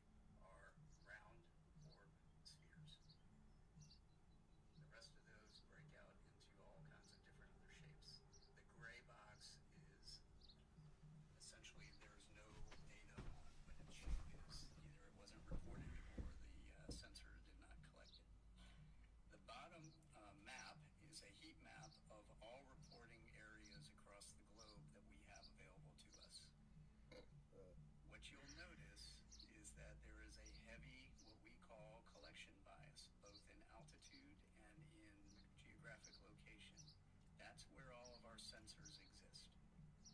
That's where our training ranges are, that's where our operational ranges are, that's where all of our platforms are. In the middle, what we have done is reduce the most typically reported UAP characteristics to these fields. Mostly round, mostly 1 to 4 meters, white, silver, translucent, metallic, 10,000 to 30,000 feet, with apparent velocities from stationary to Mach 2. No thermal exhaust usually detected. We get intermittent radar returns, we get intermittent radio returns, and we get intermittent thermal signatures. That's what we're looking for, and trying to understand what that is. That's what they're looking for. That's what they're trying to understand. So I'll let most of that speak for itself. But the one thing that I will point out is this graph here, which are the shapes. For those of you who have watched this channel or watched my work, when I got that classified UAP report from 2021 finally released, one of the biggest things that stuck out, not only to me, but I think everyone, was the fact that they wouldn't even tell us the shapes or the common shapes of UAP. It was all blacked out. That appeal is still open, but I specifically targeted that section in my appeal as a ridiculous redaction. I found a much more legal sound way to put it, but fought that specifically amongst all the other redactions. But that one, again, was kind of the most, I would say, controversial one and the most frustrating one for not only myself, but for everybody. And now we have a pie chart breakdown of all the different shapes that they're collecting. A couple ways to look at it. We've now gotten to a point where they have declassified the shapes. Why it was classified in the first place, I'm not sure. The UAP Security Classification Guide may potentially play a role in that, since all of that is primarily redacted. It's kind of hard to tell. But they may have decided to declassify that aspect of UAP, because remember, security classification guides can morph over time. That's why they have different versions. That's why they publish newer, versions of these types of guides and so on. So I think that that's an explanation there. Going back to my appeal, what will happen? Well, I'm hoping at this point they will declassify that part. So we will be able to see some of the information. Will that happen? Who knows? Did that appeal an argument that's happening through FOIA? And yes, those are legal challenges. It's not like we write emails and go for information, because a lot of people, I think, minimize the importance of FOIA or the power of FOIA because they don't truly understand FOIA. Those arguments are legally sound. So when you have certain decisions made through FOIA, things are altered in some cases. Things are declassified in other cases. So, and I've got lots of examples to show that. But that's essentially the power of the FOIA, and that will sometimes dictate what public affairs offices can say or what those experts say in an open hearing such as this. So how all that plays out, I'm not really sure, but it was pretty exciting to see, because I think that once my appeal is finally done, somewhere in the year 2092, then we'll be able to go ahead and get a glimpse of what it was like in 2021. So I'm going to walk you through 2 cases that we've declassified recently. This first one is an MQ-9 in the Middle East, observing that blow up, which is an apparent spherical object via EO sensors. Those are not IR. You'll see it come through the top of the screen. There it goes. And then the camera will slew to follow it. You'll see it pop in and out of the screen, field of view there. This is essentially all of the data we have associated with this event from some years ago. So why did it stop there? I published the entire video released by the Department of Defense. It pretty much echoes this, or maybe some more frames. I didn't clock it. It wasn't important. But why there? Clearly, the MQ-9 was tracking this object, whatever it was. Call it a balloon, call it an alien spacecraft for all I care. It was tracking it, so where's the rest? And that has been a question that has been asked on a lot of these UAP-related imageries that have been released. Why is that it? And when you look at going backwards, when you look at some of the other clips, same deal. They just kind of like stop abruptly. Well, going back to the FLIR, the gimbal, and the Go Fast, They claim, meaning the U.S. Navy, that's it. Frame for frame, that's all they got. Well, now there's more of a structured way to collect UAP-related evidence. So why does this one stop? Or did it? Is Arrow showing us everything? To reiterate the point, this is truly an unidentified object. Now, the general public was pretty much led to believe that, oh, this is all the data we have, and that's it. Well, I guarantee that's not all the data you have, because I bet you that video is longer. And if it's not, I'd love to know why. I hope somebody who gets to ask further questions asks that specific one. Why did this particular video end? Or is what happened after here and this object was captured and tracked, is that classified? And I hope that somebody asks that. This particular event, South Asia MQ-9, looking at another MQ-9, and what's highlighted there in that red circle is an object that flies through the screen. Unlike the previous one, this one actually shows some really interesting things that everyone thought was truly anomalous to start with. First of all, it's a high-speed object that's flying in the field of regard of two MQ-9s. Second, it appears to have this trail behind it, all right, which at first blush you would think that looks like a propulsion trail. In reality, if you want to play the first slide, we'll show you what that looks like in real time, the first video. So we're looking at that. There it goes. Why don't you play it again and then pause it halfway through? Right there. All right, if you might be able to see that trail there behind it. That's actually not a real trail. That is a sensor artifact. Each one of those little blobs is actually a representation of the object as it's moving through. And later in the video, as the camera slews, that trail actually follows the direction of the camera, not the direction of the object. We pulled these apart frame by frame. We were able to demonstrate that that is essentially a readout overlap of the image. It's a shadow image, right? It's not real. Further, if you later follow this all the way to end, it starts to resolve itself into that blob that's in that picture in the top left, right? And if you squint, it looks like an aircraft because it actually turns out to be an aircraft. Go ahead and put that. You got to squint. Remember to squint. So you'll see the tail sort of pop out there. And so what you're looking at is, this is in the infrared, this is the heat signature off of the engines of a commuter aircraft that happened to be flying in the vicinity of where those two MQ-9s were at.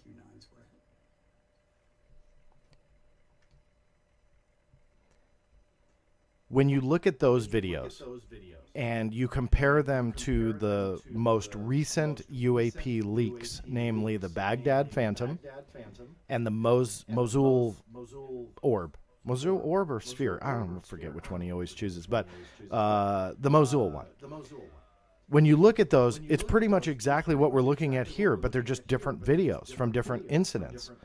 I don't know if there's a connection there, but it's an interesting, I would say, point to point out, because when it comes to this one that we're looking at, the explained one, the phantom objects that we'll call them, like the Baghdad Phantom, I did a post on social media because everybody was saying that was an exhaust plume, or a lot of people, not everybody, but an exhaust plume, and I had recognized that the pixel length was almost identical. It was like a ghost image. Whether or not that played a role in calling it the Baghdad Phantom, I have no idea.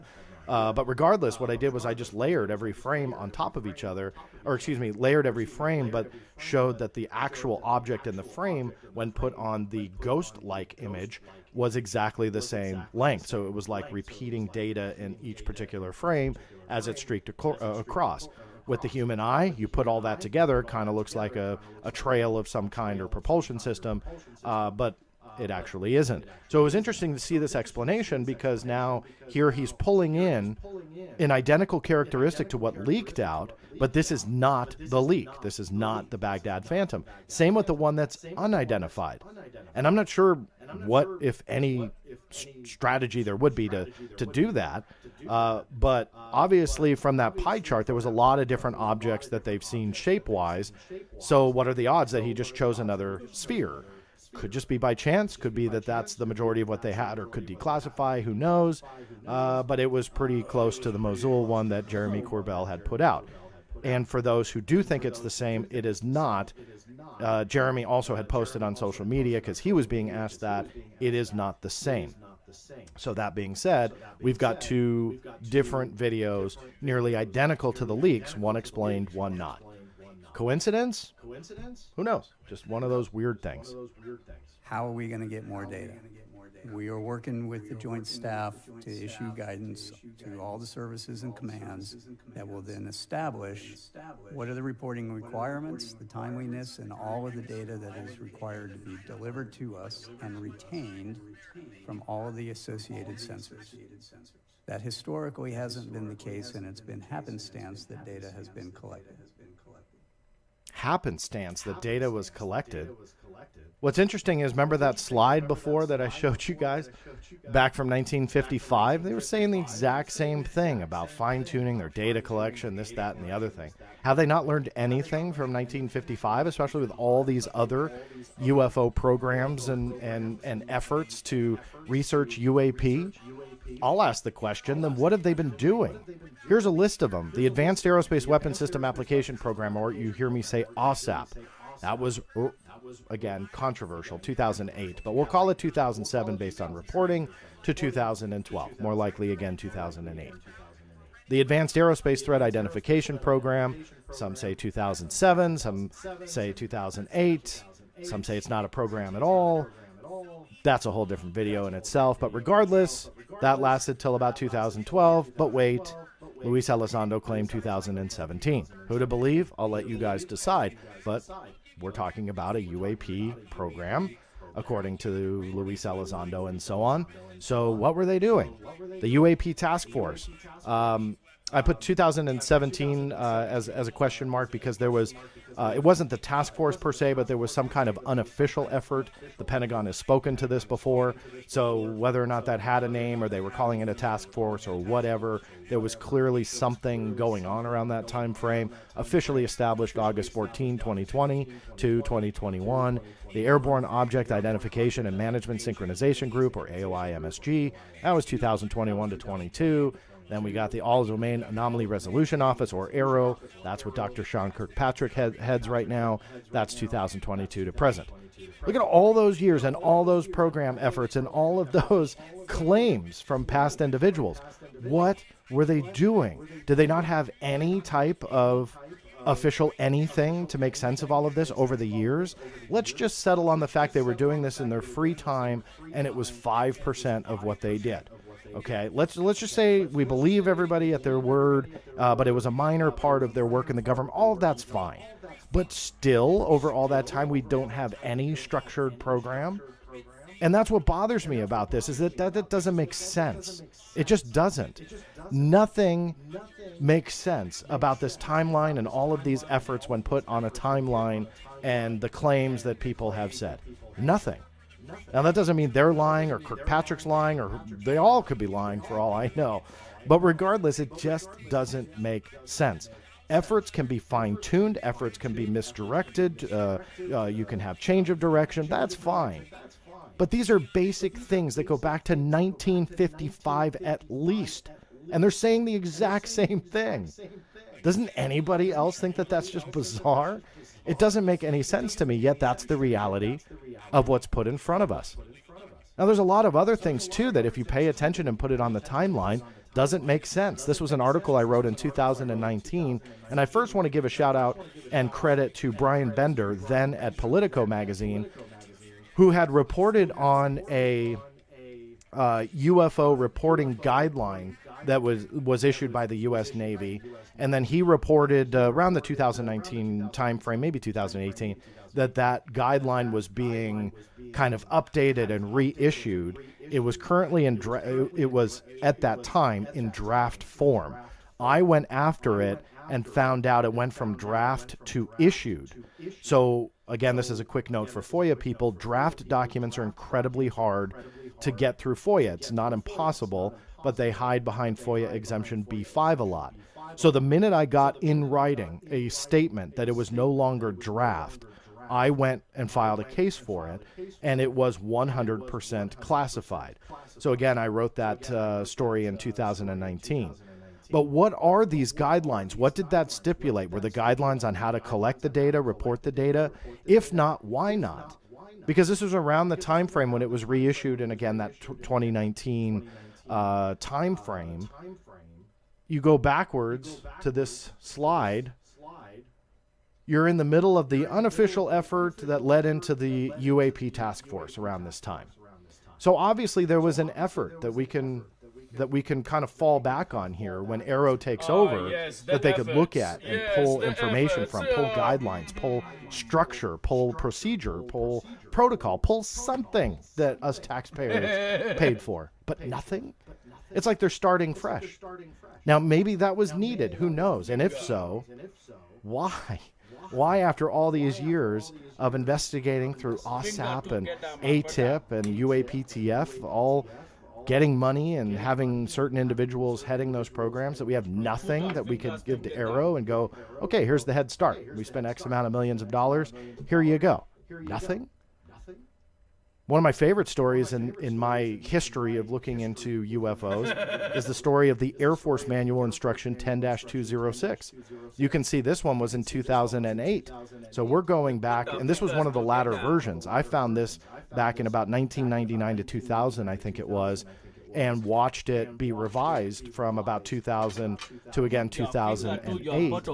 And Chapter 5 was talking about these surveys reports and how they reported unidentified flying objects, or UFOs.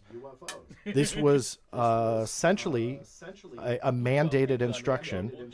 Not essentially, it was a mandated instruction that all U.S. Air Force pilots were to follow. All of those UFO reports went to NORAD. So this essentially predated OSAP, ATIP, UAPTF, Aero, AOI, MSG, whatever the acronym, predated all of that.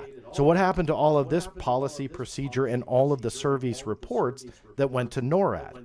Now, NORAD, by the way, is not subject to the Freedom of Information Act, so I can't touch what was made under this.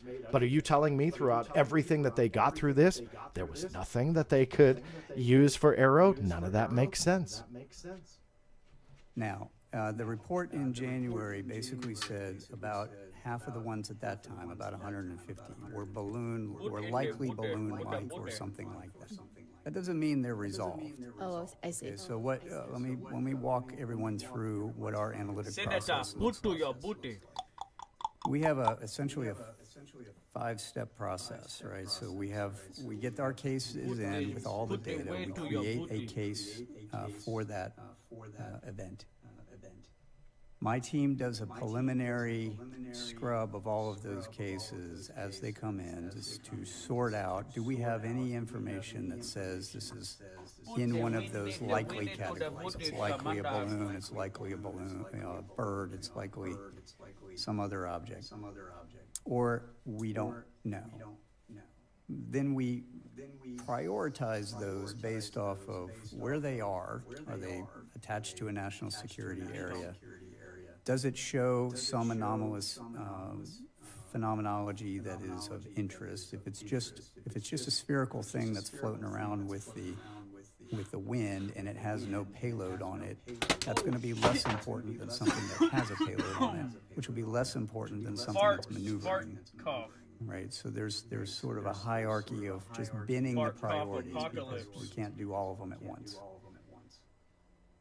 Once we do that and we prioritize them, we take that package of data in that case, and I have set up two teams. Think of this as a red team, blue team, or a competitive analysis.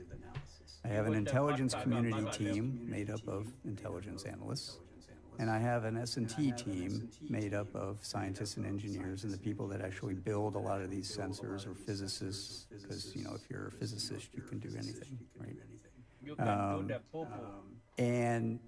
But they're not associated with the intel community.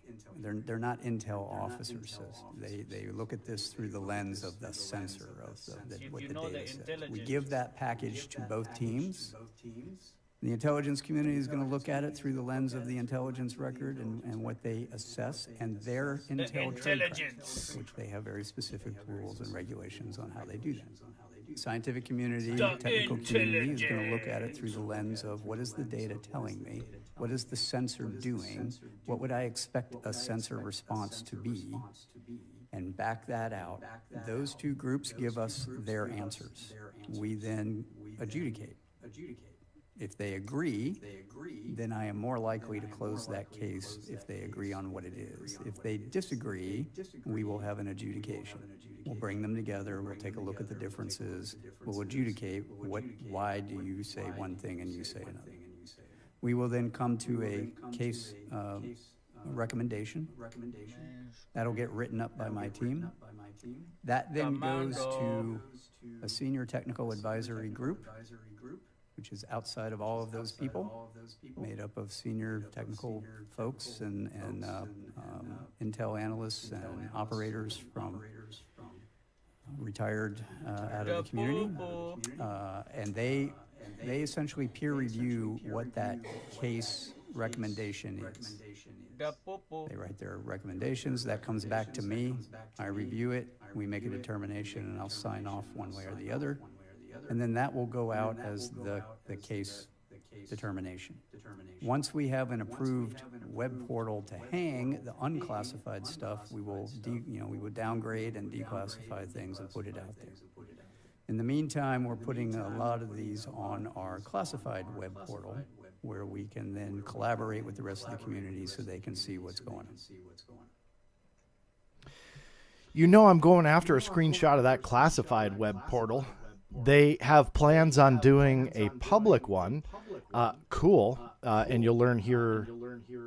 I think I got the clip now. I'm second guessing myself. But you'll learn that they have tried to do a public one and submitted drafts for that. But again, that Stonewall is, for me, through FOIA, is going to be the draft part of it. But he just confirmed there's a classified one. And a lot of times, as long as there's no classified data being shown within that portal, you can actually get copies of the portal itself. So I'm actually going for that as well. It was a longer clip to show, a little bit tedious at times, but I think it's important because, to his credit, he's at least got a structure. He's at least trying to figure out ways to solve these cases. So I wanted to put that clip in there as credit to him, that there is this process that seems, I'm not a scientist, but seems very scientifically structured with a lot of minds involved. Although he didn't say this specifically, but when you have one mind involved investigating a case, you may have a bias within it. But what he has set up is this Team A versus Team B scenario, where you potentially have the inability to be biased, where you have two different backgrounds. If they agree, then you know you're on the right track. If they disagree, they collectively come together and talk it out. That seems pretty structured to me. So to his credit, I think that was very much worth pointing out. So of those over 650, we've prioritized about half of them to be of anomalous, interesting value. And now we have to go through those and go, how much do I have actual data for? Because if all I have is a operator report that says I saw X, Y, or Z, my assessment is A, B, or C, that's not really sufficient. That's a good place to start, but I have to have data. I have to have radar data, I have to have EO data, I have to have thermal data, I have to have overhead data, and we need to look at all that. Yes, you do. So hopefully he's getting that. But for me, the key part of this was over half of them exhibited some type of, piqued interest here for either him or his team. That's still a sizable number. Half of 650 is 325, if my math's correct. But you're talking about a sizable number. I understand his essentially concern about the lack of data for some, but at least that gives us some kind of indicator on what is piquing his interest. Of the cases that are showing some sort of advanced technical signature, of which we're talking single percentages of the entire population of cases we have. I am concerned about what that nexus is. And I have indicators that some are related to foreign capabilities. We have to investigate that with our IC partners. And as we get evidence to support that, that gets then handed off to the appropriate IC agency to investigate. Again, it becomes an SEP at that point. There's that SEP again. But this is, again, a broad stroke note. Why wasn't this kind of stuff set up already? I saw the news headlines that their instrumentation wasn't calibrated for certain types of objects, which is why they missed those balloons. But come on. You're telling me that all the NRO satellites, all of the NASA instrumentation, all of NORAD's capabilities, they weren't seeing unknown objects, whatever that unknown is, and there wasn't a procedure to make it somebody else's problem or make it their own problem? This is kind of like concerning if you really look into it. It doesn't really make sense that all of a sudden this, and again, not to demean Dr. Kirkpatrick's effort here, but a very small effort at this point, a very new effort, is trying to make sense of what they consider unknown objects, which very well may be Earth-based and explainable. But my whole point is it's like he's starting from scratch to figure this all out and essentially make it somebody else's problem. No wonder they're saying it's a huge national security risk, because it is. That's ridiculous that those types of things aren't worked out. He threw in the single percentages again, so just to throw back to this screen here, the unknown 9% obviously echoes the exact same conclusions that they were seeing statistically in 1955. But somebody is dropping the ball. As you know, Dr. Kirkpatrick, Congress has mandated that your office establish a discoverable and accessible electronic method for potential witnesses of UAP incidents and potential participants in government UAP-related activities to contact your office and tell their stories. Congress also set up a process whereby people subject to non-disclosure agreements, preventing them from disclosing what they may have witnessed or participated in, could tell you what they know without risk of retribution from or violation of their NDAs. Have you submitted a public-facing website product for approval to your superiors, and how long has it been under review? I have. We submitted the first version of that before Christmas. And do you have an estimate from them when they will respond and when you'll have feedback on that? No, I don't. Okay. We will author a letter asking for that timely response. He definitely didn't seem happy about that, but before Christmas, he submits that essential draft template for them in this public-facing website, and nothing is approved here by late April of the next year. I know the government takes a lot of time, but if this was a priority of any kind, it would, you would think, become a priority to just get it approved. The classified version obviously already was, so why not a public version? To your superiors. When do you expect that you will establish a public-facing, discoverable, and access portal for people to use to contact your office as the law requires? So I would like to first say thank you all very much for referring the witnesses that you have thus far to us. I appreciate that. We've brought in nearly 24 so far. It's been very helpful. I'd ask that you continue to do that until we have an approved plan. We have a multi-phased approach for doing that we've been socializing and have submitted for approval sometime. Once that happens, then we should be able to push all that out and get automated. Great. What I would ask, though, is as you all continue to refer to us and refer witnesses to us, I'd appreciate if you do that. Please try to prioritize the ones that you want to do, because we do have a small research staff. So small research staff, and they can't obviously interview or do everything that is put on their desk. So he's asking essentially these senators to prioritize the witnesses that they should interview. But I'm curious who's going to the senators. And I'm curious after they've gone to the now nearly 24. So you would think that the ones that are the highest priority at this point, Gillibrand or whomever else, would have thrown them arrows direction by now. that none of them were credible to support any of these more outlandish, and I say outlandish, but I don't really mean it to sound as disrespectful as that, but those stories that we have seen being alluded to and some claims actually being made, all of the above, I would think that senators, if they're intrigued enough to say, Arrow, you should look at this Dr. Eric Davis guy because he allegedly met with Thomas Wilson. This was submitted to the congressional record. So, you know, tick-tock, let's get on it. You would think that that would be done by now.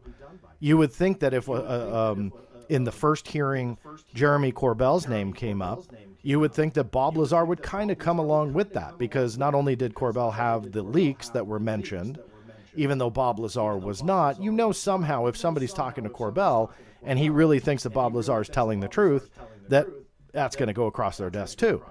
So would that be thrown Arrow's direction? Again, some of that is just speculation and assumptions, but I would think so, because the senators aren't going to do the research. They're going to hear these stories by, in some cases, what they consider by credible people, they think anyway, and then it goes to Arrow for research.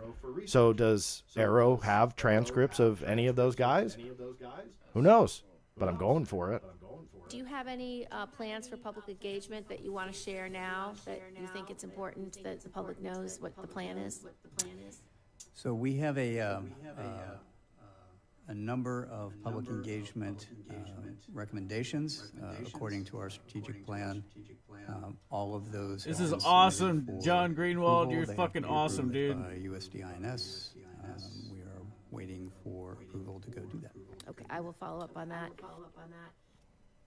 So it seems like he's waiting for a lot, for approvals and so on and so forth. So we'll see what the senators do, namely Gillibrand, who will write these letters. By the way, congressional correspondence is FOIA-able. So I will be going for all of the correspondence. Obviously, you don't file the day after. You got to give her some time.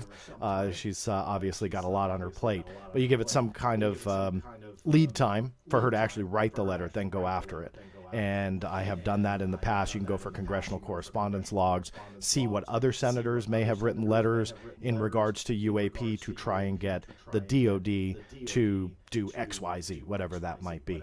So obviously all of these things that are talked about become paper trails or future paper trails like this one that will hopefully be a paper trail sooner rather than later.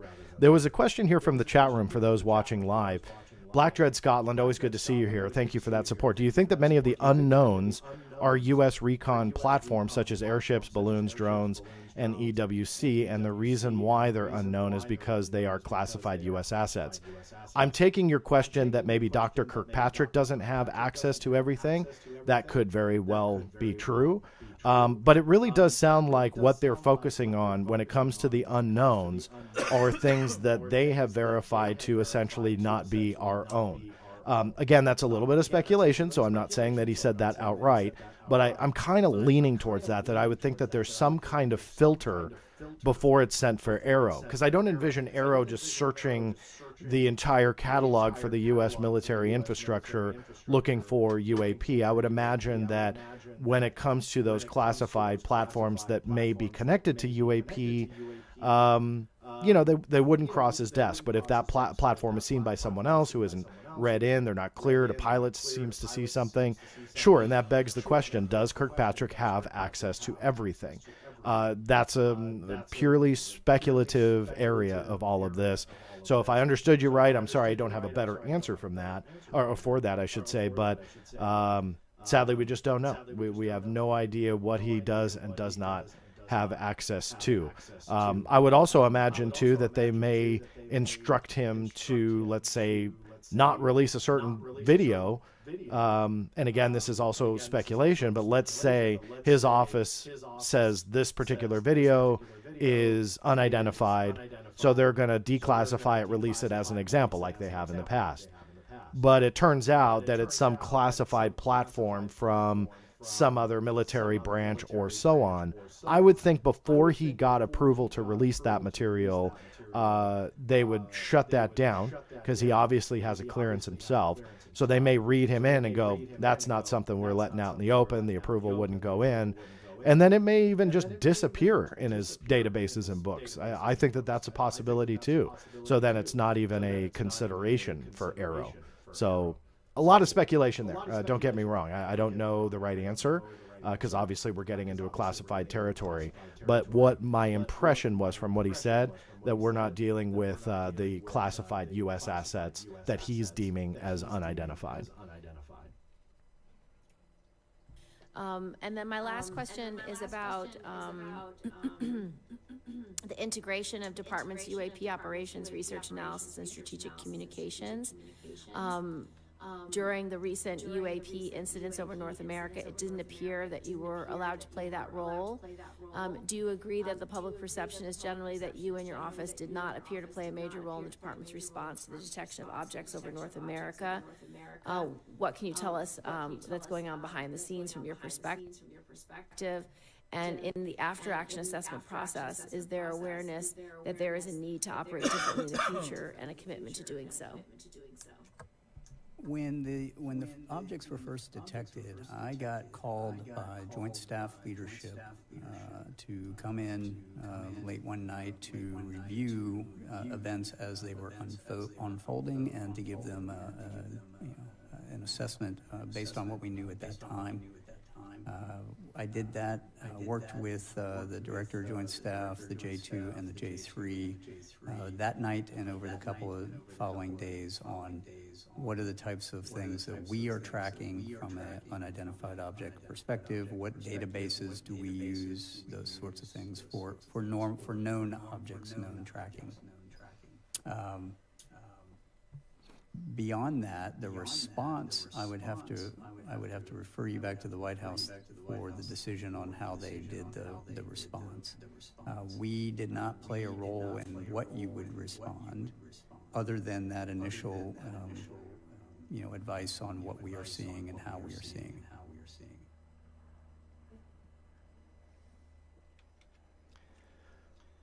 Yet again, it kind of was concerning to hear that Arrow was the office they called once these objects that, from what we were told as the general public, they knew about prior, these balloons, that Arrow was who they went to.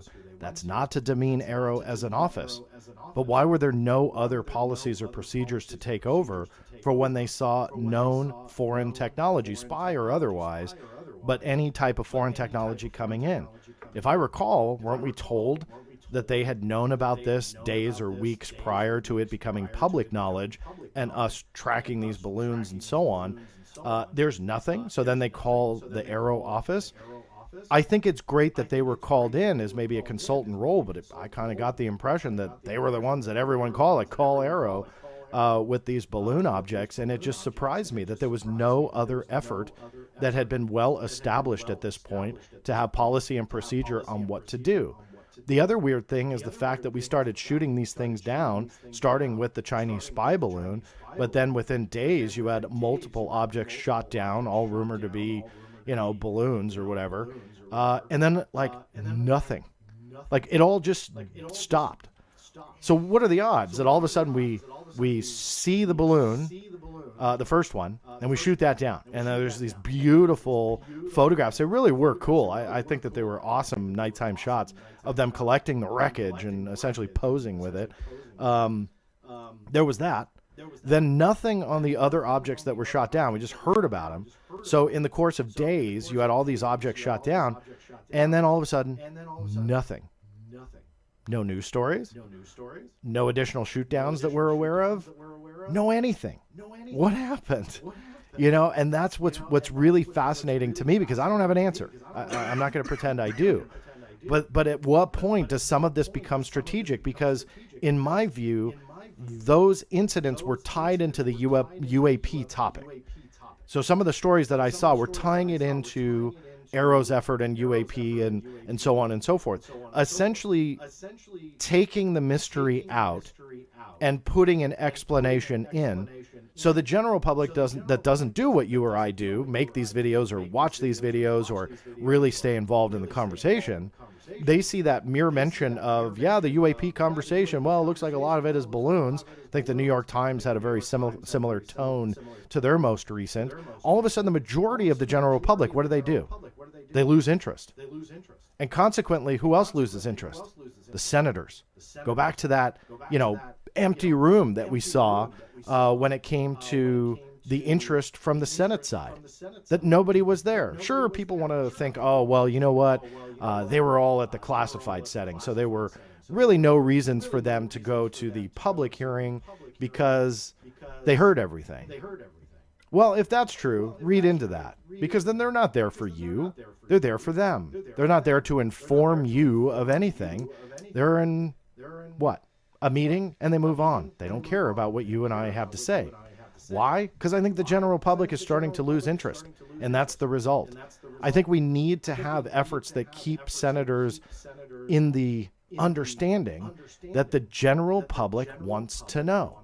They do. They really do. But the problem is they hear too much BS. Full stop.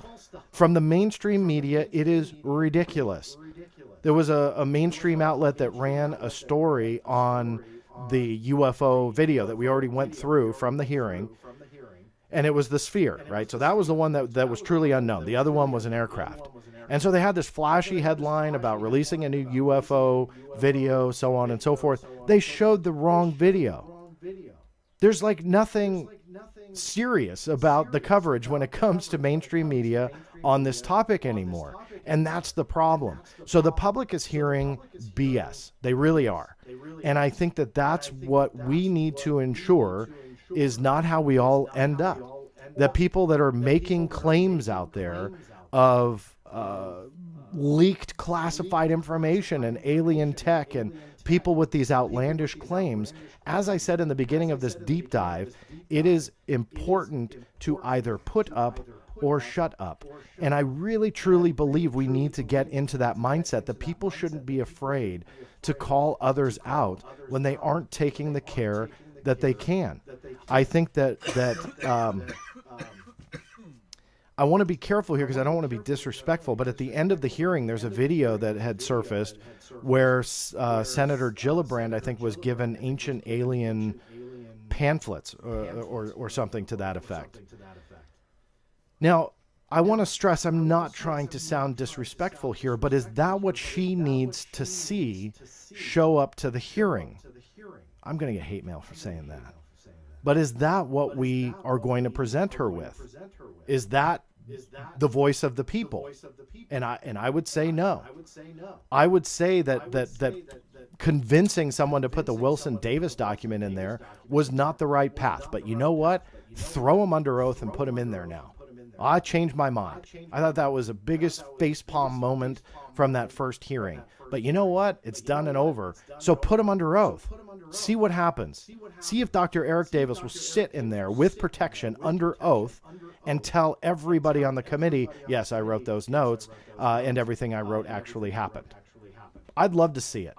And if Thomas Wilson denies it under oath, are you guys going to believe it? And that's obviously asked towards those that believe that the Wilson documents depict actual events.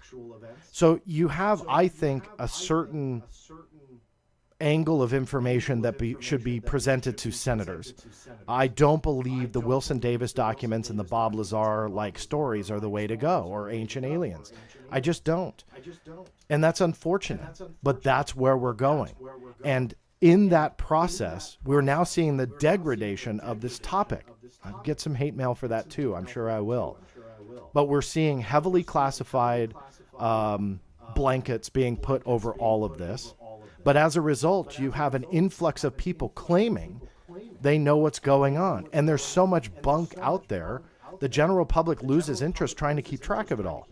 Because that's what the few now mainstream media outlets that are doing stories I just watched that thing land on me and the then ridiculously I took it off of me. Outlandish claims that hold no evidence whatsoever.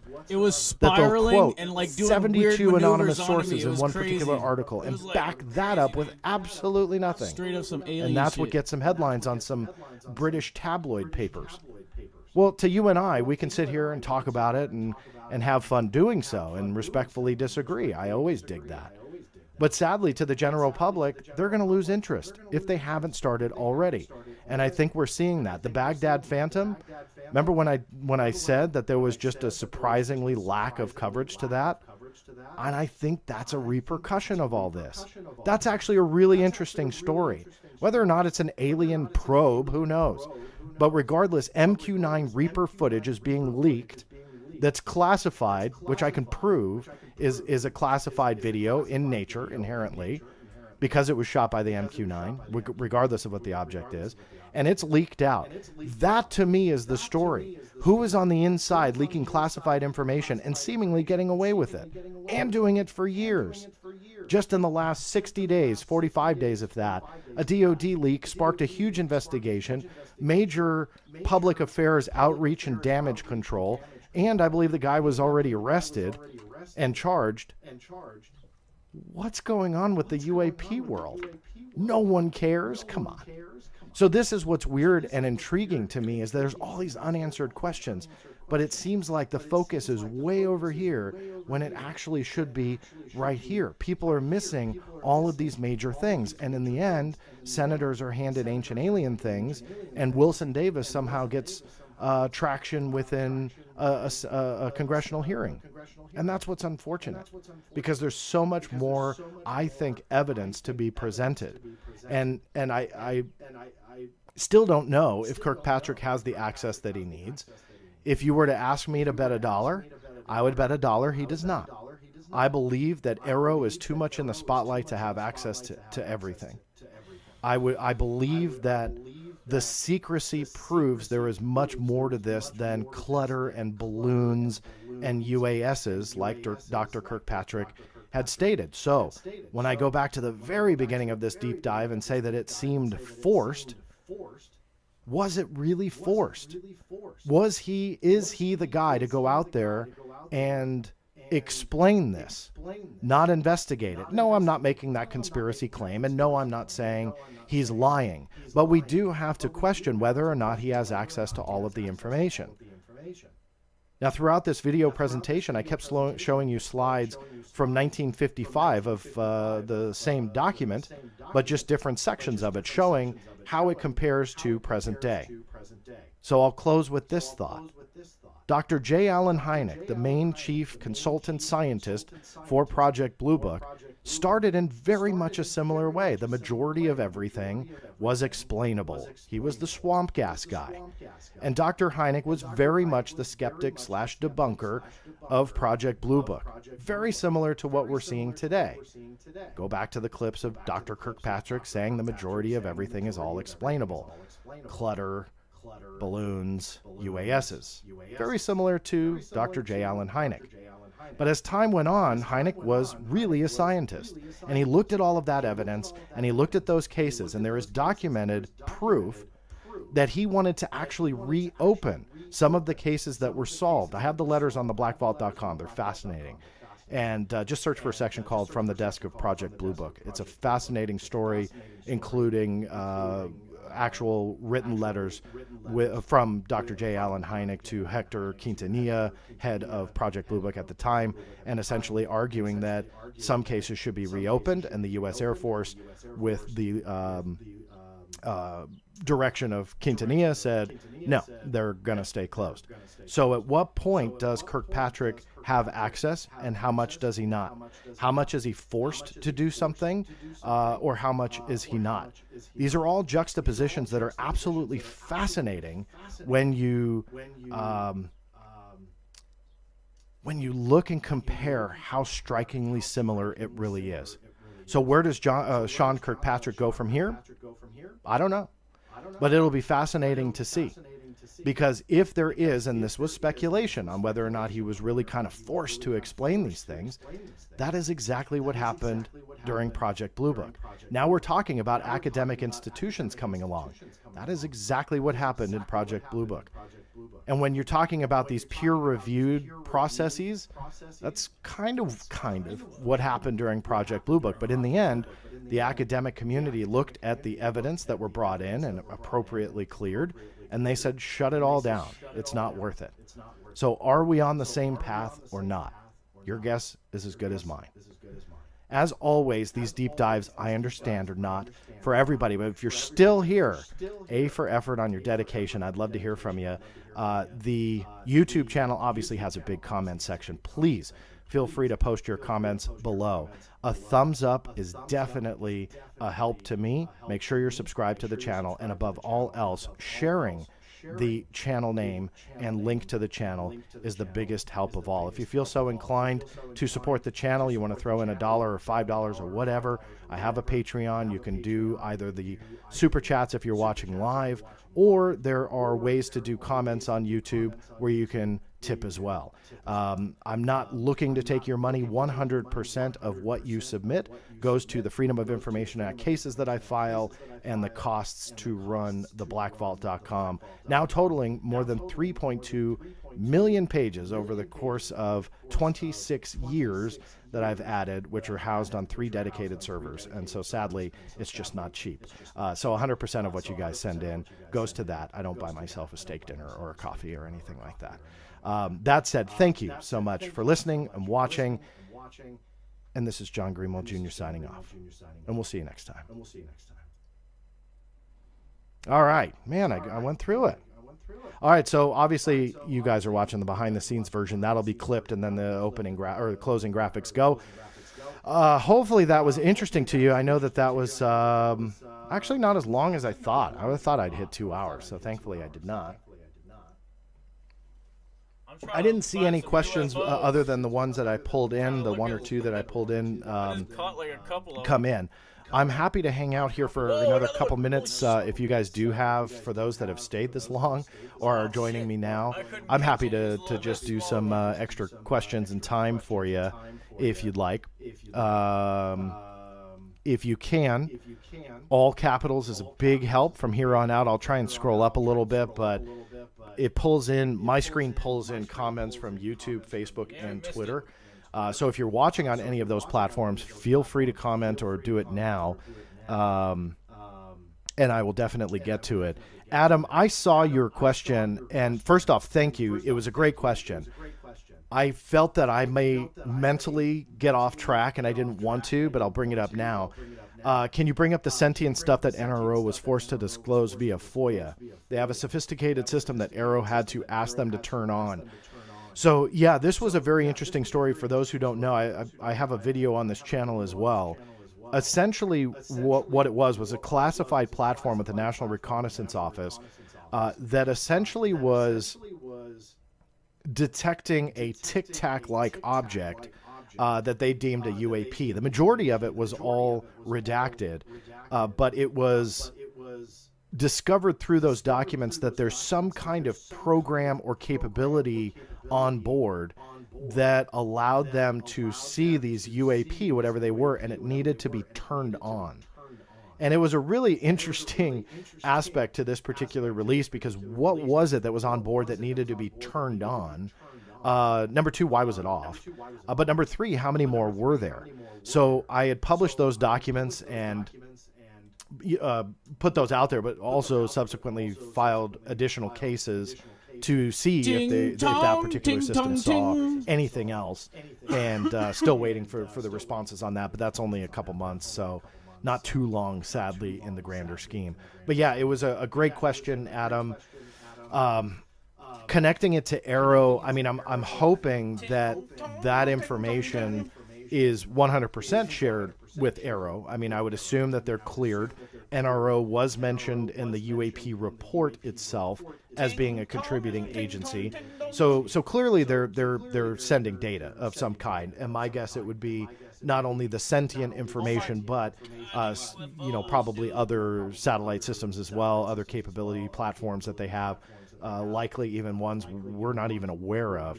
Hopefully that information and data is going over to Kirkpatrick for analysis. But yeah, great question. Jay, you're the best. John Greenwald is the GOAT. Been bringing the documentation for decades. I appreciate that. My 9-year-old would argue and say Cristiano Ronaldo is the GOAT. He always says GOAT now. So whenever I hear that, I always think of him. But I appreciate that. Thank you, Jay. Scrolling down here, feel free to add those questions to the chat. I'll try and scroll down here. I wouldn't want to be anywhere else, sir. Thank you, Studio 1010. Glad to have you here. I really appreciate it. LJ, great question. Is there a public record of who attended the classified version of the Aero briefing? As far as I'm aware, as I'm recording this, no. I really don't have any strong connections to that committee, any staffers or anything like that. I just don't really hit those committees a lot with questions, so I don't really have good contacts. So there might be somebody else out there that has either published something, I just haven't seen it, or they're asking. My guess is they would not divulge it for whatever reason. Just usually Congress is kind of tight-lipped, the Senate is tight-lipped about all that.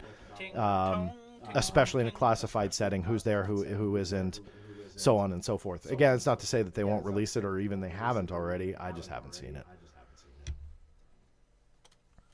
Ding dong, ding dong, ding. I love this thought. The mark of an educated mind is to be able to entertain a thought without accepting it. I love that. Django Fandango, thank you for that question. Yeah, that's awesome. I mean, that's a great point because one of the things that I love to do with this channel, not only with this video, but elsewhere as well, is to bring as much information as I can to you. It doesn't mean that I endorse all of it, but I, source as much as I can and explore as much as I can for all of you to kind of get that information as well. So I think you've really articulated something that is kind of the direction of this channel and how I've wanted to take it. The mark of an educated mind is to be able to entertain a thought without accepting it. We should never be afraid to challenge our beliefs. So well said. Fully agree with you. Do you think the government actually has any recovered alien technology? That's a tough one. I mean, I'm the type of person that needs to see to believe.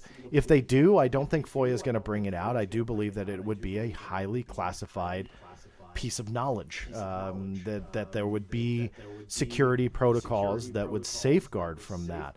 And that leads me to the problem I've had with quote-unquote whistleblowers like Bob Lazar that come out with these outlandish stories that they worked on alien tech, this, that, and the other thing. You know that would be highly classified. So now all of a sudden he just gets to run around and do conferences and sell T-shirts. Doesn't make sense to me.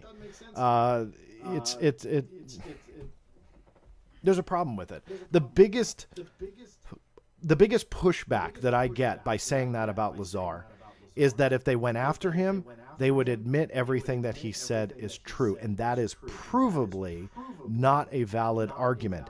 Gary McKinnon is a prime example of just that. Gary McKinnon is the guy who hacked NASA. He hacked NASA and claims that he found all of this evidence that essentially was about secret space programs, people in space, alien technology. I forget all of exactly what his claims were, but this came about years and years ago. Stories lived on. I think it'll live on for quite some time, but that was his story. Obviously all classified information. The government has gone after him for hacking NASA computers. That does not mean that what he saw was true. The same with Lazar. They could go after him by never admitting what he said was true, but rather in some way was a violation of his oath. Somewhere. They wouldn't even have to tell you. So it's not validation if they try and go after somebody. And by the way, I've gone after Gary McKinnon's, essentially his records, like the case files within NASA to prove that he did this. And they still consider, as of like 2 years ago, they still consider the case open, even though they denied extradition.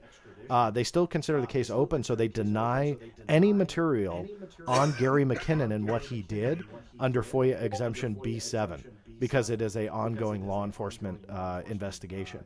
And I've talked to Gary only a couple times over the last few years. I wanted to get him in on this channel. I think I'll revive that effort. We just could never figure out a time that worked for both of us, which is a shame. But even though I don't know what to think of his story, going back to that previous comment, it would be nice to get him on. So back to this, so away from McKinnon, so I wanted to kind of prove my point there about the problem with alien technology and those that have claimed we have it. I don't see any credible evidence at this point to support it. That doesn't mean anything. It just means why I believe what I do. I'm the type of person that needs to see to believe. I think that's something that would definitely be denied via FOIA. I think it's highly classified. And those that have come out claiming such stories, I think that the fact that they've done that hurts, in my book, in my opinion, hurts that confirmation even more. Because I wish there wasn't so much bunk that went along with speculating on whether or not they have it. It's unfortunate, but that's the reality to it. That doesn't mean my way is the right way to think about it, but just for me, I don't know. I mean, that's the short way to answer your question. I wish there was more supporting evidence. For me, there's just not. If this was time travel stuff, could that be a big top secret? I mean, I would imagine, getting a little bit out of my neck of the woods there on speculation, but always a possibility. I just don't do the time travel angle. What piece of evidence documentation would you hand over to Gillibrand/Kirkpatrick if you could?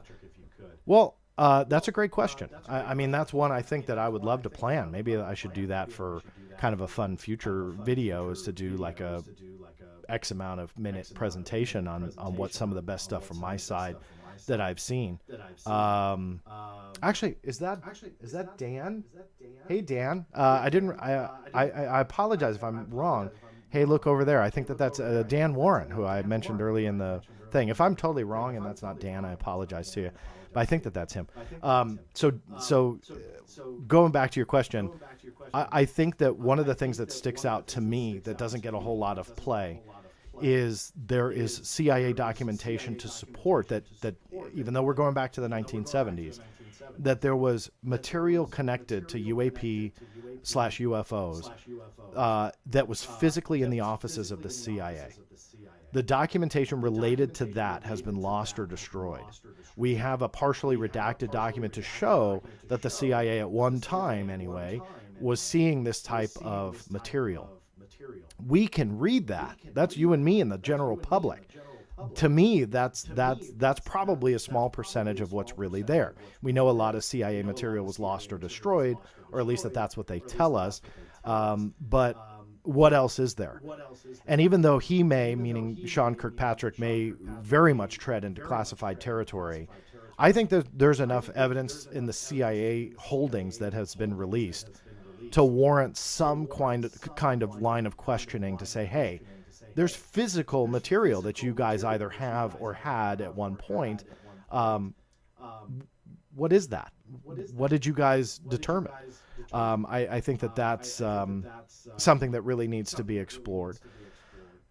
It's hard too, because to answer your question, sometimes you need to go back into history, and that might not be something he wants to do, simply because you do have the overall secrecy where these documents have been lost or destroyed. So if the CIA is truly being honest, the easy out for that agency is to say, look, we've looked for past requesters. Yeah, that's all we've got. Sorry. And Kirkpatrick's mindset is essentially that he really can't do anything with that. That he needs that radar data. He needs all that imagery available. And essentially you're talking about modern day pieces of equipment. So for his angle, he needs to have this most recent material, you know, the cutting edge tech of 2023 at his disposal, not going back decades ago. So for someone like me, it's hard to answer that just because you do have to go back in history, and I understand what he's looking for, and rightfully so, as a scientist in this effort, that those documents don't really do it for him. But they do it for me, because it shows that there's a solid history here of physical material that the intelligence community has had, but also sightings and cases that have defied the technology of that day. So you have their instances of craft going faster than anything we had as humans. And even though for Kirkpatrick that's not going to be very helpful, for all of us, what we have to do is look back and say, wow, and I'm just making this year up, but wow, 1957, this craft did this 4 times as fast as the known aircraft of the time. And you would think we would have passed that point from the 50s to now, where if it was a classified platform, we'd hear about it by now. And yet the opposite is true. The CIA has tried to do that and attribute the U-2 to some of the 1950s flights.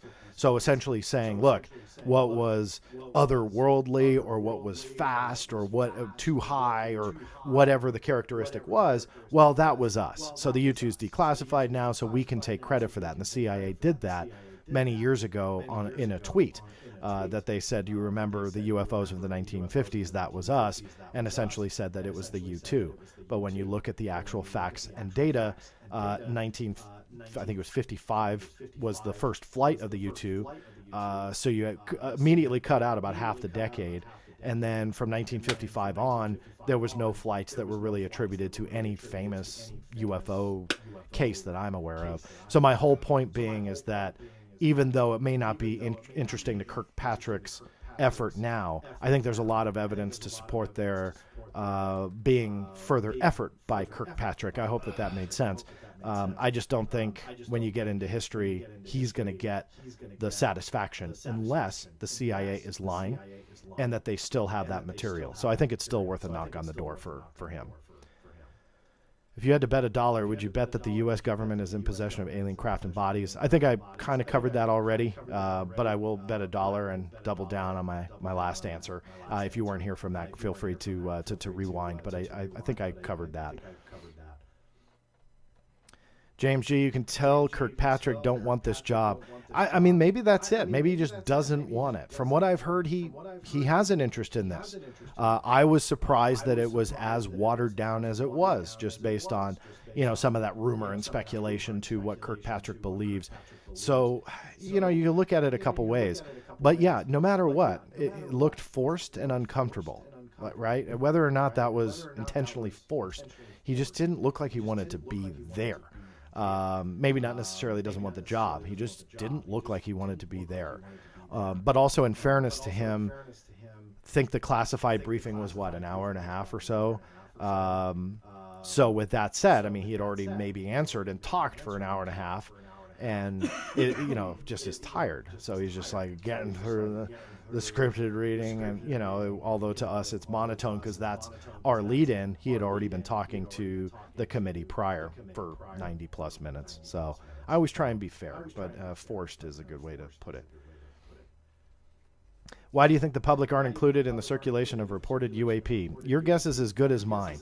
One thing that I didn't say in the presentation, but I'll say quickly now, is that if there really is a lot of these objects that are balloons, clutter, and so on, Kirkpatrick proved that they can sanitize even classified MQ-9 footage. And by sanitizing, I mean they blur out all of the data that's on screen, all of that information that, yeah, would be useful to us, but I understand. Maybe they don't want us to know where it was shot or when or whatever. So you blur all that, you essentially sanitize the video for public release. So it has no metadata embedded inside the video file, but also on top of that, everything is kind of sanitized. He proved he can do that. And yet through legal ways, with the U.S. Navy specifically, and now the Office of the Secretary of Defense Joint Chiefs did the same exact thing, I went after all videos deemed UAP, and they denied them all. They said that they were all classified, and I lost the appeal to the U.S. Navy. In plain English, that means they don't want to show us anything. But what Kirkpatrick said and did was prove that you can sanitize those videos. And if what he said is true, like clutter and UASs and so on, I would say the majority of what those explainable things are would be fine to show. I would think anyway. So I don't want to give him ideas, but why wouldn't you just line up the videos? Even if you only had like 5, let's just call it 5. Here's a trash bag. Here's a seagull. Here's a drone that we know that was flown by a 12-year-old. Whatever, all of these explainable things. So we hear it, we should see it. Say dog, show dog. And yet we didn't have that. We had one unexplained and one explained, and that was it. Now, I'm sorry. I think that if you really did have this overwhelming number of pieces of evidence, why don't you show it? Why don't they proactively show it? And it sounds like Kirkpatrick had submitted this forward-facing website, not only to submit material to, but if you catch one of his quotes, he said essentially they were going to declassify it and put it online. Now, I first heard about this last year, and I knew that it was something that they were pursuing. I wanted to write a story about it, and sadly, it was essentially put on hold. And so I kind of gave up on it, and it was probably quote-unquote put on hold because they just weren't approving anything, they meaning the upper echelon of OSD, or OUSDINS. Why? I don't know. But regardless, now it's out in the public domain. Now we hear that that's the intention. So why not? Like, let's do it. And I call on that MQ-9, coincidentally, shot by MQ-9 Reaper drone footage of the Russian aircraft coming in and spraying the fuel over everything. That was declassified, what, within like 2 days or 3 days? Clearly, they can do this. Clearly, they have the capability. Clearly, they're able to, yet they don't. When it comes to UAP, oh, sorry, John. Sorry, any FOIA requester. Even your legal argument you put up in an appeal is denied. Kirkpatrick says, oh, we've got all this material, clutter, UASs, it's all, majority explainable, so roughly half is explainable. Where's that? You would think that you would just be quick to do it, and they're not. I don't understand it. So why isn't the public involved? I don't know. But that other thing I pointed out where he said NASA was first, then NASA tells all the department heads and federal agencies, why is that the route to take? If they're really trying to do any aura of public transparency here and have that behind their effort, why weren't we, as the general public, mentioned? I'm not really sure. Adam, thanks so much, John. I would love for there to be questions in Congress about that too. Not sure exactly what that's referring to. I think I'm a little behind in the chat room, but you're very, very welcome. Will you be attending Stephen Grier's disclosure event? Not in person. He's not a fan of mine. I'm sure, I don't know if it's going to be live streamed. I haven't really followed a lot of Greer stuff recently. So if it's live streamed, I'm always streaming something on one of these monitors while I'm working in my normal day job. I wish I could do the Black Vault all the time. So I'm sure I'll tune in and listen, but no, definitely not going to be there in person. Mike Rotunda, why does nobody ever talk about the many objects, lights, movements on the moon and in space? I think people do. You get those videos, the alleged, I say alleged because a lot of times they're not sourced, so it's kind of hard. But the headline is always NASA cuts live stream right before or right as UFO enters frame or something to that effect. So people talk about it. What intrigued me about Kirkpatrick's testimony was that he made an effort to say space, and the way he said it, and again, this is just my opinion, he essentially alluded to the fact that he has anomalous cases in all three domains: space, air, and sea. So, is he seeing that stuff from NASA? That's intriguing to me. We know the UAPTF had reached out to them and wanting to brief NASA, pulled in the director of the International Space Station. I broke that story like 2 years ago. That was not known before. So it was like, why are all these people involved? It kind of was like a little bit of a head scratcher. So we could speculate, of course, but obviously they were touching base with NASA because they wanted that information. So to understand UAP in the space domain, to me, I'm speculating a little, it's clear they have anomalous cases. Does that include objects in or around the moon? Your guess is as good as mine, but I think evidence is there to support, maybe they are, that it's a possibility. Bob Gray, no question attached, but I really do appreciate the support of the channel. Thank you for that super sticker. I'm just going through the chat room here. Corey Myers. This is, I'm already going to get myself in trouble with a couple things I said today. It is my sneaking suspicion that Lou Elizondo is not legit. What do you truly think, John? This is a video in itself, and I've done hours on the stories connected to Luis Elizondo. So Corey, if you're new to this channel, first off, welcome. Second, there's a lot of videos that are definitely geared towards the claims of Luis Elizondo and what he says that he worked on. There are many unanswered questions, I will say that comfortably, that remain. Have some unanswered questions been answered in the past? Absolutely. To be 100% fair, of course, there are questions that I posed in, let's say, 2018 that have been resolved by now, but many have not, and I would actually argue the majority have not. As time went on, we see many more not only contradictions to this whole story, but also what I would consider fabrication. Without doing a whole diatribe here on this particular question, to prove what I just said, I point you to all of the work I did on showing the evidence about the quote-unquote release of the 3 original UAP videos. The stories we were told not only by Luis Elizondo, but to the Stars Academy of Arts and Science. In my personal opinion, there's zero evidence to back up what they said. In fact, the evidence completely shows that all that was likely fabricated. My question is why? And that makes me question anybody. If I did that to you guys, I would hope that you would question me and call me out.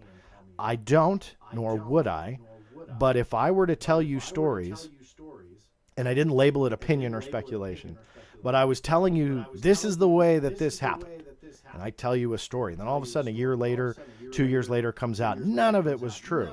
I hope that you would hold me to account, and deservedly so. That is my viewpoint on not only Luis Elizondo, but those tightly connected to him, because the more they talk, the more that is said, the more is revealed. I try and tread carefully now talking about it because the amount of flack that you get, you go against the grain, so it ticks a lot of people off. So I try and stay away from it as much as I can. But when it comes to the hardcore, factually presented pieces of the puzzle surfacing type of approach that I try and have to this, I bring it to you. And not everybody likes that. I don't want to say, yes, he's completely not legit, because he's done a lot of great stuff, specific to your question on Luis Elizondo. He's done a lot of great stuff, and he said a lot of cool things. But sadly, what's come along with that, in my opinion, is proven fabrication and misleading information. And it goes well beyond the videos themselves. So the bottom line here is why? It's not a popular stance to take. Some people say, oh, you want to stay relevant. I would be much more relevant if I hopped on the bandwagon and was like, yes, everything he says is true, fully support it, trust me, bro. Got sources that back it all up. No, I don't do that. It would make me more popular.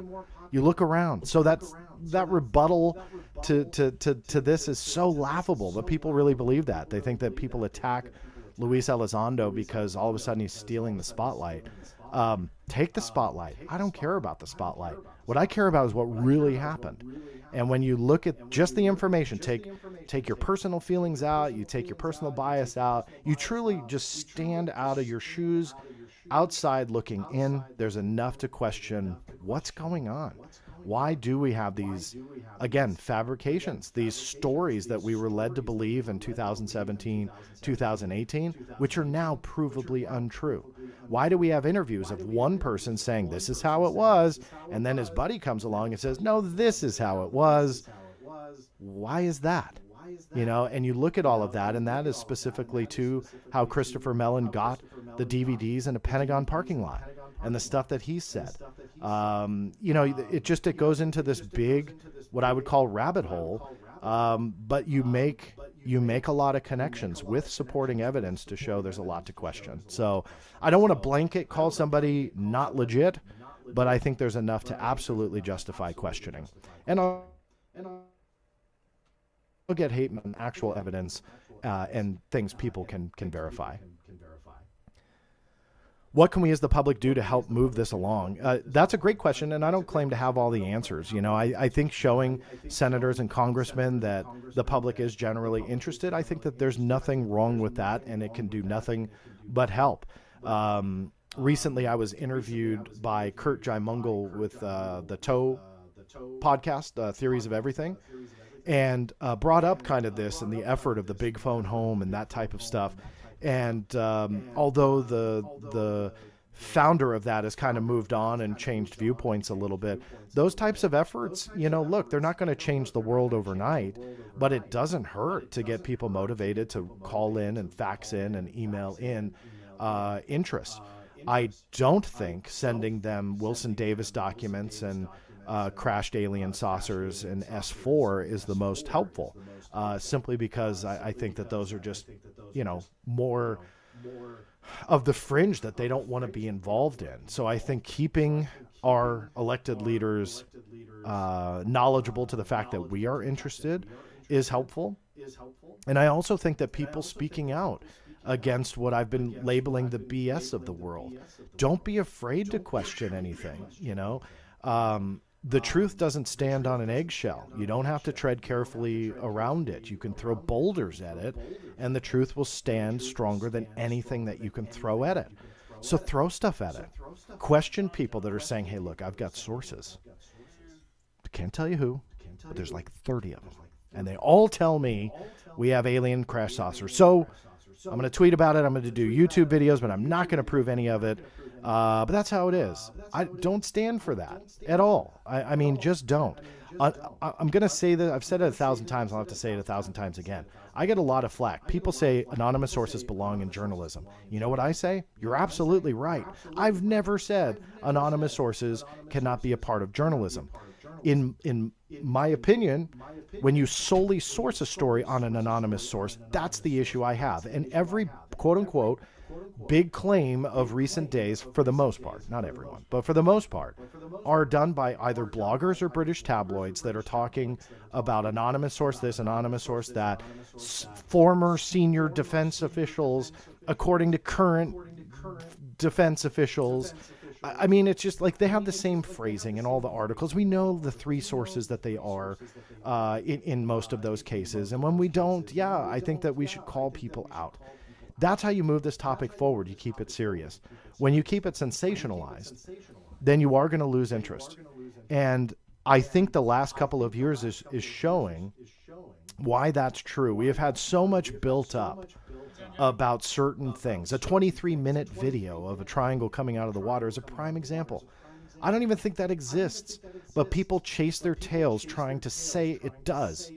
And at the end of the day, the people that matter hear all that. They look into it. Wilson Davis documents. They make a phone call to Admiral Wilson.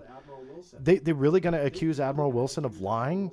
Well, fine. If they have to drag him in under oath, then fine, do it. I don't think they will. But those are the types of stories they see, and there's no evidence really to back it up. And some people say, well, this person was on the document and they actually had health issues at the time. Well, that doesn't prove anything. It just proves that he may have a connection to the hoaxer, right? I mean, look, it may prove ultimately that that document is real. And when it's proven beyond any shadow of a doubt, I will be very happy to admit that I was wrong. But until then, that's not the evidence we see. We should put in the forefront for senators and Congress to see.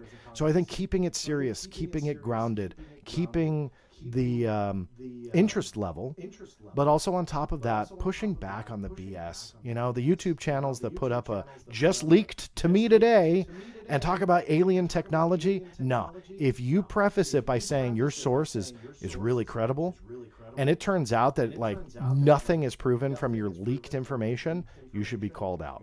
And that goes for me too. Look, if I ever do something like that, if I ever have done something like that, I haven't, spoiler alert, but if I ever did, if I ever do, call it out.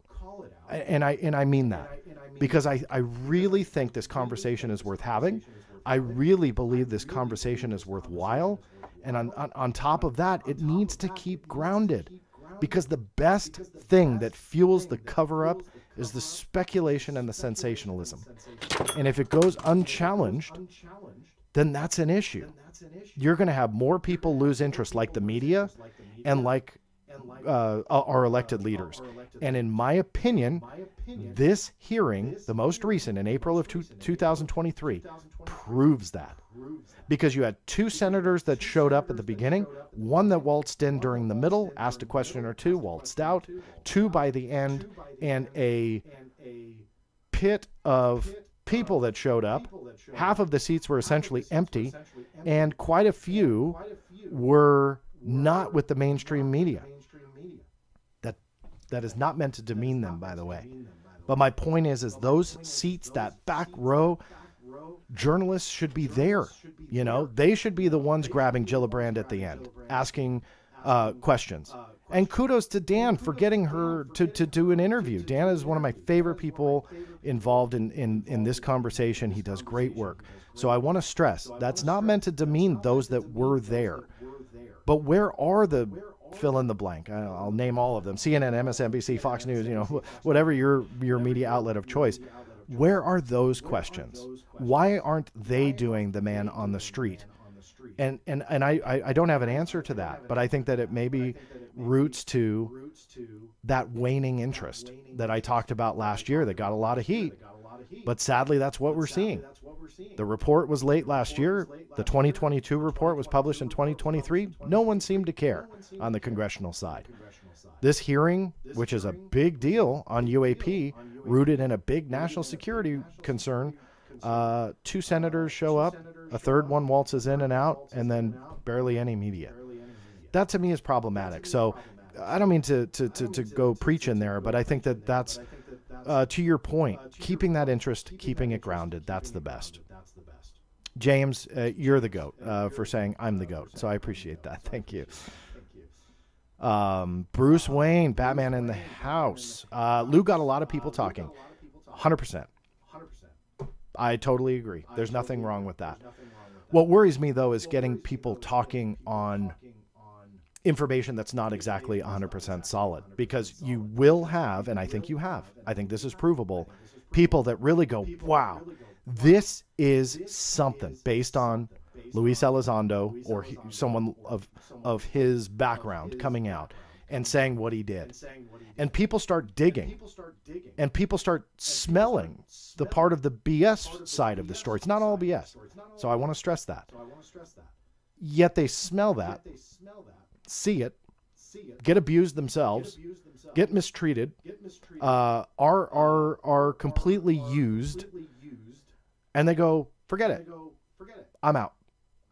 And so it's great if somebody gets somebody talking, a group of people talking. That's great. And I'm not saying Luis Elizondo is the root of all this drama, but I can say there are quite a few individuals now that are nameable. They're not anonymous sources, and I don't want to embarrass anybody, but there's quite a few people that, if you look in social media, have completely changed their mind about this topic. They got caught up in it. We're talking about it, doing full YouTube shows, efforts to get people to contact their congressmen and senators and so on. And all of that is awesome. What happened? It flipped for quite a few of them. Why? Because they smelled that BS and were used. I want to know why that BS was thrown in with some of this other more interesting stuff, and why the abuse took place. And I truly believe that. Used and abused. I support that being said. So, Bruce, I totally agree with how you typed it there, but I think it needs to be added to that there's a lot of other stuff that we need to question, and I'm fascinated by it. On why it's there, and why it's unfolded the way it has, and why certain people that were so vocal a year and a half ago have just disappeared. That they barely surface to talk to you, and I want to know why. What happened? You can only speculate, but I think that there seems to be more of a structured plan here than, I mean, I don't pretend to know what that plan is, but I mean, it's clear that there's something going on, and I'm not sure what it is. Damian Scott, Lazar isn't getting rich from his story. No, but I guarantee in the beginning days, that was the intent. I know some of you may ask about the deep dive on Bob Lazar. I just know that it would just be an incredibly insane effort. I've already started it in a PowerPoint presentation. Yes, it's taking too much time, but I think some of these other issues and videos are more important anyway. But regardless, there is a lot of being written right now about the root of Bob Lazar around the time frame that he came about. And again, although I don't like anonymous sources, this particular individual doesn't like to give their real name, and rightfully so. They do source everything that they say, however. So you're able to fact check and so on. They did do interviews with certain people involved. Obviously, that's a little harder to fact check, but as of me talking about it today on April 25th, when I've recorded this, I haven't seen any type of evidence to show that this person fabricated anything. So my whole point being is that even though it's rooted into a pseudonym, all of the information they put forward is sourced. When you start looking at some of these issues, it becomes incredibly uncomfortable. And into your thing about not getting rich, well, maybe he's not rich, but originally, what was the intent? He was in a point in his life that maybe a money-making effort, maybe, personal opinion, was something that he wanted to pursue. You fast forward, he's got t-shirts on his website, they've got mugs. You're telling me Jeremy Corbell and the popularity of that documentary didn't pay him a penny? You didn't compensate him? No, I'm sure he's getting paid. So does he have a 30-room mansion that he's living in? That's not the point.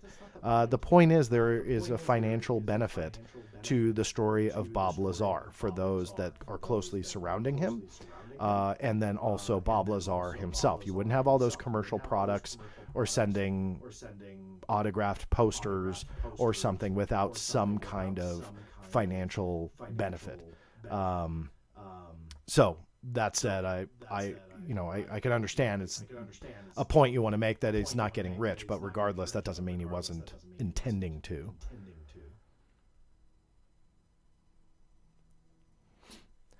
Dan, I'm going to have to get back to you on that. Do you have a USO case that you consider credible? I'm off the top of my head, no, not off the top of my head. But I'm also been going for 2.5 hours now, and so I might be a little bit fried. So I wouldn't have one off the top of my head, but I'll have to put my thinking cap on for you and get back to you. Hey, I should go call Greer or Bassett and see who wants to fucking buy the. So I think I'm catching up on the. So 11:23. Oh, I'm way behind. Okay, so I might be just stumbling on some other comments. Dismissing Lazar because you think he's getting rich from it is just ignorant. Well, I don't know if that's directed to me or not. I don't think he's getting rich, but I think I've already kind of addressed that. But I think I might be stepping into an all-capped conversation between two others. Do astronomers ever report seeing anything in space? Yes, actually. So big skeptical argument, and NASA actually tried to pull this, that astronomers and amateur astronomers would be really the first to herald such a sighting, that they would talk about it, they'd be interested in it. And they claim that they were not. And I've done presentations on this. It was part of their Ask NASA blog. And that was their answer. And they have since actually taken that off. You can find it on Wayback Machine. But that was their answer, that astronomers and amateur astronomers were not seeing UFOs like actual people were. Well, I didn't make this particular document, but I did publish it on the Black Vault. It was a culmination of all astronomer UFO sightings going back decades. And there were hundreds and hundreds of them. Going back to even like Clyde Tombaugh, who discovered Pluto. I mean, I would consider him a reputable astronomer, that he was seeing UFOs and documenting it. So yeah, you've got a lot of astronomers that you can cite as educated people seeing UFOs, documenting it, and this particular document on the Black Vault kind of archived all of that. Off the top of my head, I don't remember exactly who the author was, but I can just either write me, Mike, or I will post it on social media, so you can see that particular document. But it's really interesting, and it's all sourced and everything with all the particular ones that have the sighting.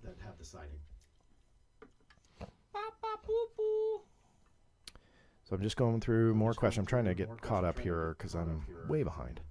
So it looks like way behind in the chat. Sorry. This is what happened. There's so many comments and questions. There's still 362 people watching this, and the brunt of the presentation's been over for a little bit. So thank you all for sticking around.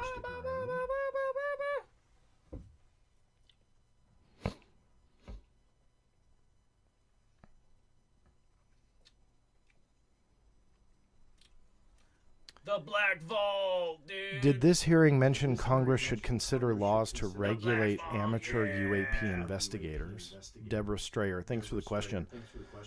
So, if I'm understanding you correctly, no, the hearing didn't mention that, but what I did deal with, and you may want to rewind if you weren't around at this point, was some of the approved academic institutions or appropriately cleared academic institutions and their industry partners, what they consider an industry partner, and that could be anybody in the private sector that they feel is either cleared or appropriate to share information with.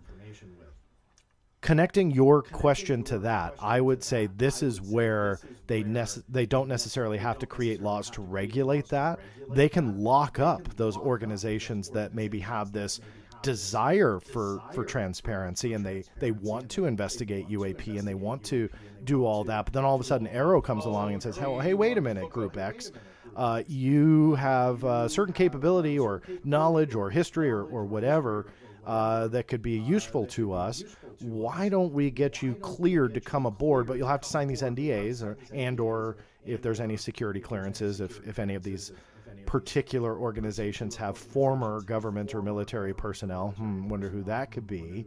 If they don't have a clearance already, they can renew their clearance, whatever the right path is. But essentially then lock up what their original intent was. So you don't need a congressional mandate or law for that.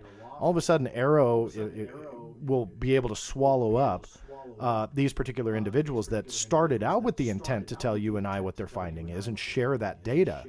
But then all of a sudden, they get a sweet deal from Arrow, maybe a paycheck, maybe a consulting fee, and their ability to share with you and I is locked up. And that's what I fear when Kirkpatrick was talking about that's what's happening, that there are concerns that these organizations that may have great intentions at the start could inadvertently get swallowed up into being able to not share 100% of the data. So yeah, I hope that addresses your question and concern, because it's one of mine for sure.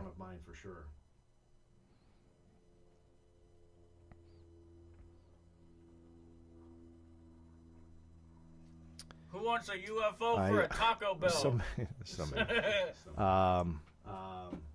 Bob Gray, I was Navy Snoopy team. That's cool. You'll have to send me some information on a Snoopy team. There's not a whole lot that's talked about when it comes to Snoopy. UFO for a Taco Bell. I did put the pictures though in the presentation. Hopefully you saw those. Christopher Thomas, thank you so much for that support. Thank you for your continued coverage. Your voice is important. You got it, Christopher. I appreciate that. Sorry there's no question attached. I'd be more than happy to answer for you, but really do appreciate those kind words. Thank you for that. Taco Bell. Taco Bell. Sometimes I always wonder if these Taco Bell for life longer streams are worthwhile to everybody, but I always appreciate the feedback. I know I said it during the stream. I know they they're already not for have everybody. that shit, dude. They already have that shit. They must already have that shit. Reese Holbrook, we all knew beforehand it's drip, drip, frustrating. John Legend. I appreciate the latter part of that. Yeah, it's frustrating, as it does, whether it's an intentional drip or, just seemingly is that way. I don't see it as an intentional drip. Usually when people use that phrasing with me, that it's a gradual drip of information leading up to a final type of disclosure, whether that be with a capital D or not, but a type of disclosure. For me, I don't see it as a drip drip. I see it as like squeezing as hard as you can that sponge that is soaked up everything, wanting to keep it in the sponge and getting drips out of it. That's how I kind of envision this, that it's taken essentially a lot to get that information. So drip or squeeze, whatever it may be, it is frustrating nonetheless. Corey, just so you know, I talked about Luis Elizondo prior and kind of broadened it a little bit. You may want to rewind just so we don't go over too much again. Yeah, I note your spelling correction there, but yeah, you might want to just scroll back. It's a touchy subject, but one that I think is not over yet. Space in bliss. John, have you seen a recent video clip of a saucer-shaped craft zooming off by a private jet, which was claimed to be captured by a model on that aircraft? Okay, took me a second. With the eye roll and all. Yeah, and that's how I'm always concerned about those. You know, you wonder the social media hounds that are looking for follows. UFOs is a great way to do it. You know, you throw something out there. I am familiar with the one that you're talking about. I wouldn't say that I'm an analyst at all, so I couldn't sit here and kind of like break down and analyze the footage. I'm familiar with it. Past that, I wouldn't have anything to add at this point. I'm sure that there's quite a bit of talk that I've seen myself, but also others have probably seen of that particular video. And yeah, I wouldn't have anything to add for you. You're very welcome, Corey.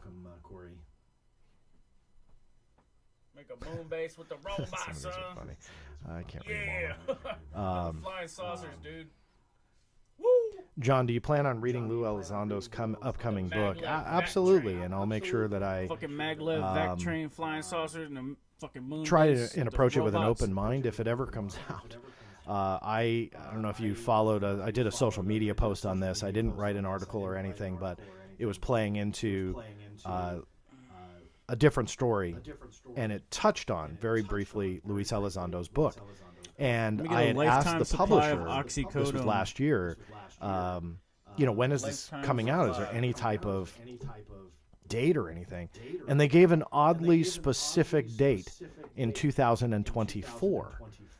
And I was really surprised by that. I was like, 2024? Like, why are you guys advertising it years in advance? I mean, no offense to Luis Elizondo, but generally you don't advertise books like that unless, you know, you're coming out with a president's book or, you know, something of like, you know, bestseller potential.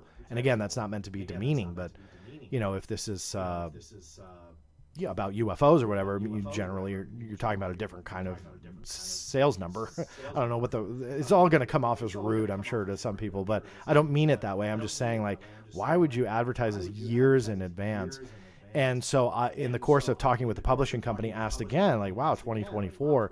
And then they retracted it. And they said, no, that's not the date. We don't have a date. He's still working on the book. So I published their most recent statement on it, but it was kind of a question mark. So is it 2024? Is it 2027? Is it next month? I don't know. I filed a FOIA request to the Department of Defense to see if he submitted a manuscript to DOPSR, which he most likely will have to do. DOPSR does not endorse the book or fact check it. All they are making sure is that with Luis Elizondo's security background, that nothing he says infringes on classified information. So DOPSR has reviewed, you know, many books on various topics by authors, and this is something that he would likely have to do. And they had not had anything yet. So I took it that, you know, Luis Elizondo had not submitted his manuscript yet. If that's the case, I mean, DOPSR can take a long time. So, you know, if he still hasn't submitted it, it may not even be out in 2024 because DOPSR is not going to do this in a day and a half. So they may take a little bit of time. So with that preface, will I plan on reading it? Absolutely. Do I have my hopes up it's going to be out anytime soon? Not really. But we'll see. Jay Burke, Greenwald, you are totally right about Lou. I appreciate that. And I'm open to be wrong, just for the record. I wanted to pull your comment. I appreciate it. I'm open to be wrong. But sadly, as time goes on, I question more and more about what really is going on. And I'm not sure where we're going with it, but I'm going to keep pressing nonetheless. But I'm definitely open to be wrong. Hey, John, quick question. How is it possible that the same objects that were unexplainable in the 50s show the same characteristics of what we cannot explain today? Russia wasn't so tech advanced in the 1950s. That's right, David. And that's an excellent point. I'm glad you brought it up. A lot of people forget that the conversation today is not just a conversation today. It's been going on for decades and decades. I touched only briefly earlier in this video about the 1950s material and the fact that if some of this was classified technology from America and the United States, that we're kind of surpassed that window that at this point, we would have a declassification that would allow us to start connecting to some of these UFO sightings of past that still kind of make us scratch our heads a little bit, and connect it and say, oh, okay, it was this X-plane, or it was this program, or whatever it might be. And we don't have that. The problem with today's conversation is it's staying just today. And that's what concerns me a little bit, is that you do have this amazing history of unknowns that may not serve Kirkpatrick when he goes to documents from the 50s or 60s, but it does serve collectively the conversation as a whole. The fact that you can't explain everything as clutter and UASs and spy technology from our enemies around the globe. Is that part of the conversation? 100% absolutely. But you can't just attribute it all to that. And yeah, you go back to the 1950s, you didn't have UASs like that flying around and remote controlled by someone on the ground. You didn't have that. So, you know, there's a lot, I think, that's forgotten about in this conversation. And although history, when you go back to the 50s and the 60s and the 70s, it can get a little snoozy for some. You want the high-tech Reaper drone footage, stuff streaking across the sky of Afghanistan. You know, you want all that stuff because you can, not you specifically, David, but just you as the general public, we can relate to things that we know more in recent days, meaning something streaking across Afghanistan. Well, maybe we've never been to Afghanistan, but we can relate to that a little bit more. When you hear about stuff that happened in a missile silo in 1960, whatever, it's a little bit harder to connect with those cases, because in large part, you don't have the witnesses that go along with it. You don't have the pilots that are being interviewed on the History Channel. You don't have the cases being highlighted on the front page of the New York Times. It's much different, and to some people snoozy, but it's important. So yeah, I think that is lost in today's conversation, that this is something that goes way back, and that conversation not only is lost, we forget the large part that at this point, if we really are talking about classified and secret technology, whether about our own, in today's world that is, our own or foreign, when you go backwards and you see similar characteristics, is all of that stuff still classified if it had the same root explanation? I would argue not. You know, the general public is what, about 30 to 50 years or so behind hearing what technology they really have. I think that's the fun overall formula, 30 to 50 years or so. Well, in some of these cases, we're decades beyond that window, you know, that threshold that seems to have to be met for us to understand and learn as us peons in the general public about classified technology. And yet we still don't have that from cases that were 60 plus years ago. So why is that? I don't know. But it is something that is very much forgotten about. Hi, John. Don't you think it's funny that they found that leaker so fast, that they found out all this information about the balloon so fast, but mysteriously can't figure out UAPs out / Havana? Assume you mean the Havana syndrome. Yeah, and I dealt with that a little bit in the presentation, where why do they seemingly ignore the UAP leaks? And yet something else happens about the situation in Afghanistan. You know, it's just like all hands on deck. Let's figure this out. And I'm sorry. I mean, I think that even though we're talking about UAP versus Ukraine and the situation in Ukraine, I may have misspoken, said Afghanistan, but the situation in Ukraine, meaning the leak from the last DOD situation, a leak is a leak, classified as classified. So if you have somebody that's giving classified MQ-9 Reaper drone footage out, that's problematic, because they may on a Monday just have an MQ-9 Reaper drone UFO clip that they send out. But what about Tuesday? What about Wednesday? If they don't care about that classification of the material, and they don't care about their security oath, what other things can they put out? So some may argue, well, it's not as important. Even though I would respectfully disagree, let's get beyond that. It's the mindset of just leaking classified material, albeit, if you want to say, not as important about our as then our troops in Ukraine or whatever it is. So I think that that's a moot argument, and And it's an interesting juxtaposition that they acted so fast on that and had somebody in handcuffs, figured it out, and then that person is blasted on the media.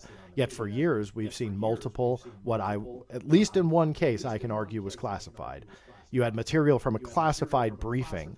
It doesn't matter, a quick point on that, it doesn't matter if it's unclassified material in a classified briefing. You can't extract it and go, there you go, it's unclassified. Sadly, it just doesn't work that way. Whomever had a hold of that classified briefing to leak it did so with their security clearance in their pocket, and they cut out this information and sent it out. Regardless of them doing that, they didn't have the authority to do that.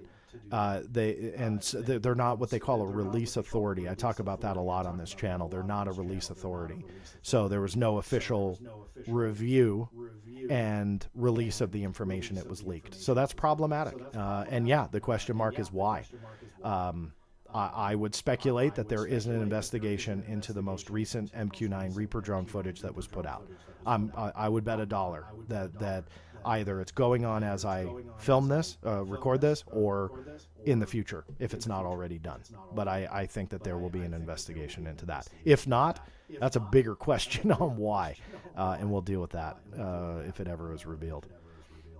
I'm going to have to end this pretty soon. I'm going to go through and see if I can find any more last-minute questions here. I'm probably missing stuff because my screen here goes pretty quick, so I try and throttle it a little bit. And there's a lot of comments. I'm way behind. Jazz Shaw, I'm afraid to even read this, Jazz. Probably going to jab at me somehow. John is hiding the fact that he is immortal. Well, that's actually true. I found his name in a Blue Book file from decades before he was supposedly born. True story, by the way. Wait. I am immortal. Wait, did you really find a Greenwald in the book? There was a Greenwald that would be my grandfather, who I found in classified documents. This is a true story. And he worked on top secret rocket programs and weapons systems through Bell Aircraft and a couple other places. That's true. So if the latter part, if you weren't being facetious, Jazz, and you found a Greenwald, please let me know, because that would be very cool. But other than that, it is true I am immortal. So thank you for that. And your support, Jazz. You're awesome, by the way. It's always fun to see you. Johan Berger, all thumbs up for the one and only Mr. John Greenwald and all his work. Thank you, Johan. I really appreciate that, and the thumbs up. Holy moly, there are a ton of comments. 12:07. Oh, I'm 10 minutes behind. Let me see if I can get caught up here. Again, I'm likely missing some. I just want to see if any stick out that I want to deal with here before we end. Then I'm going to have some lunch. I haven't had lunch. 12. Oh, yeah, that's it. Okay. Yeah, okay, good. So I got everyone there. So that said, obviously we're approaching 3 hours. So if you've been hanging out for that whole time, kudos to you. Very, very cool. I always have a lot of fun with these types of videos and stuff like that with the behind the scenes. The actual segment that we recorded, just so you know, you will see that kind of clipped out, cleaned up a little bit. I mostly just kind of run it live to tape, so to speak. And then it will premiere on this channel, I'm thinking maybe Thursday night or Friday night. That way it's a more appropriate time. People can hang out, do the chat room again. So you will see that particular video again. But hopefully you'll subscribe to the channel if you're watching on any other platform. I still see quite a few people on Twitter and YouTube. Just go to theblackvault.com/live. That way you're informed of all the content, because those other social media platforms, you don't see everything. I'm contemplating changing that at this point, but it gets a little hard to upload the same video in numerous places. So most of the content is YouTube. Some of these live streams, though, I do on all the platforms to reach all of you. So that said, thank you guys again for listening and watching. I truly appreciate it. And yeah, we'll see you next time. Thank you so much.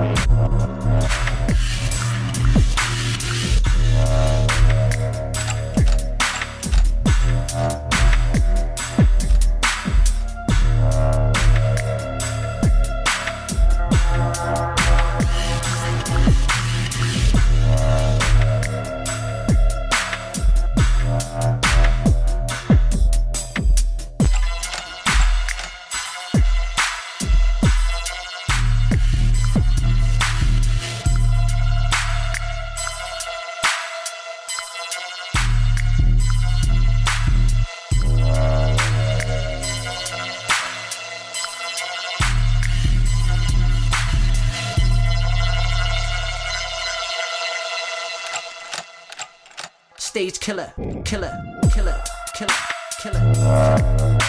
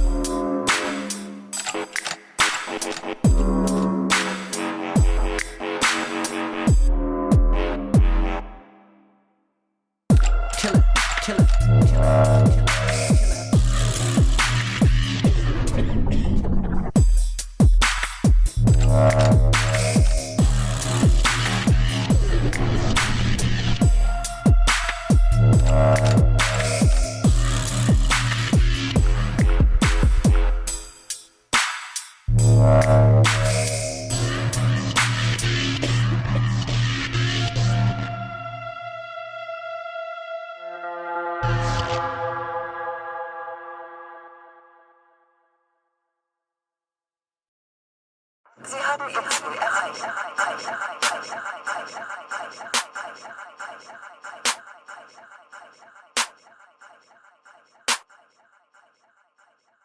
Big up, big up, big up. Sie haben Ihr Ziel erreicht.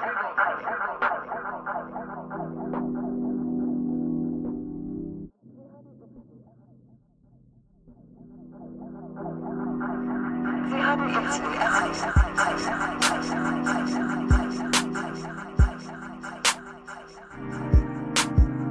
Sie haben Ihr Ziel erreicht.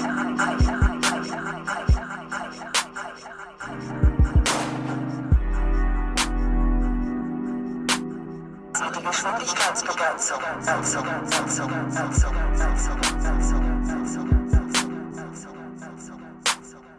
Sie haben Ihr Ziel erreicht.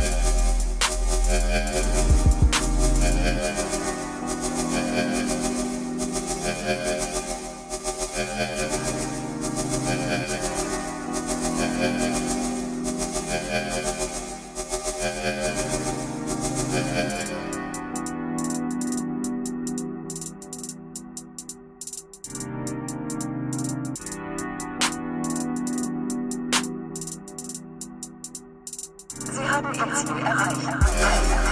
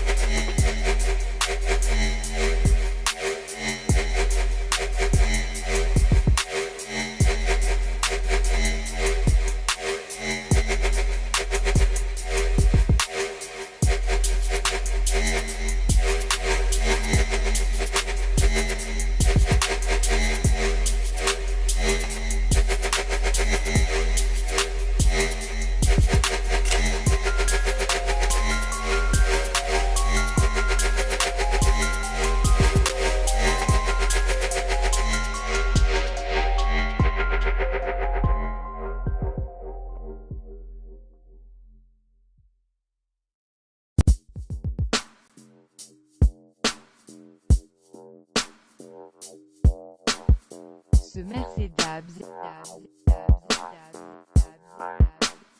X Chakra Labs, Dabs,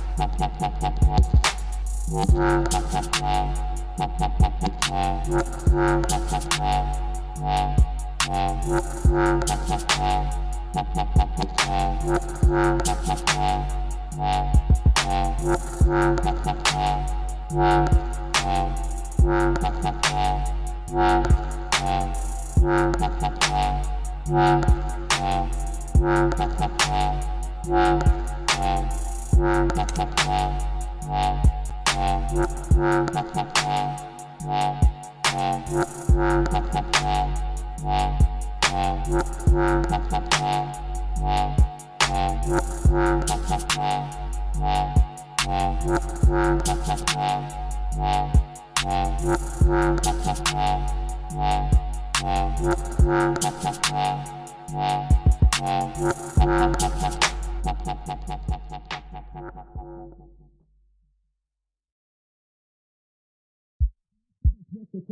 can find the lines and then stop the gas. What's the trap? I can find the lines and then stop the.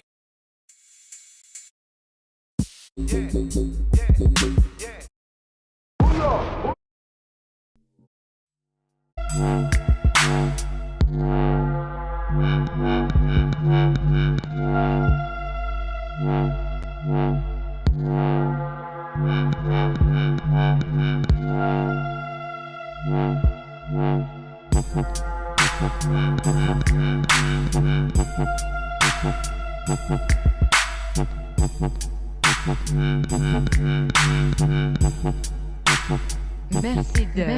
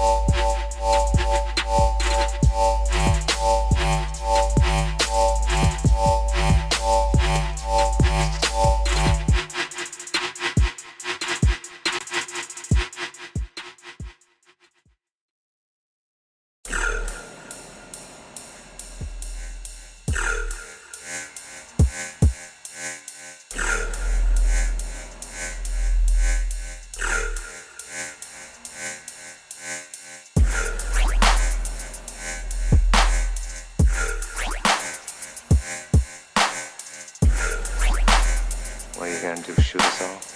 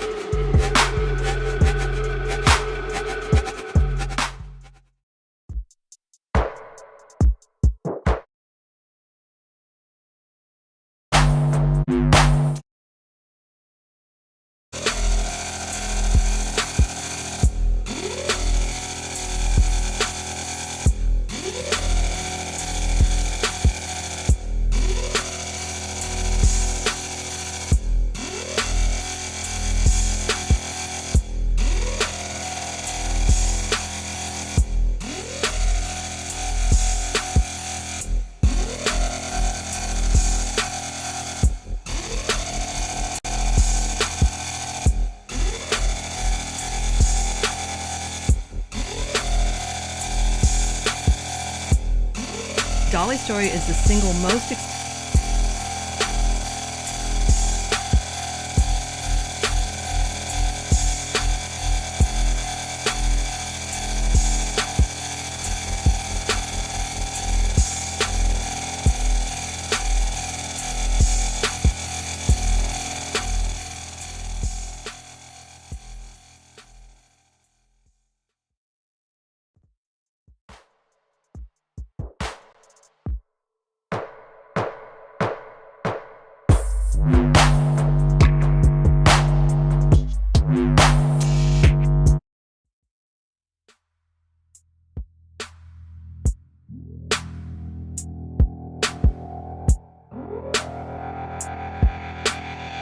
Ce mercredi.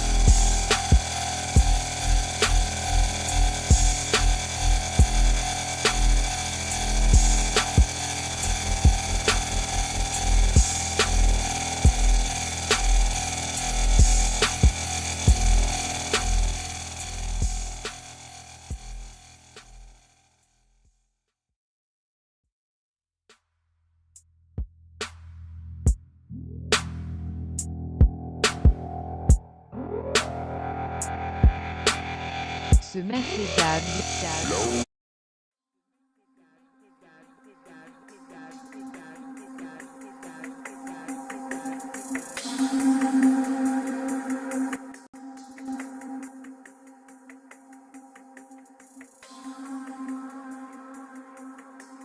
This put my parents to the task.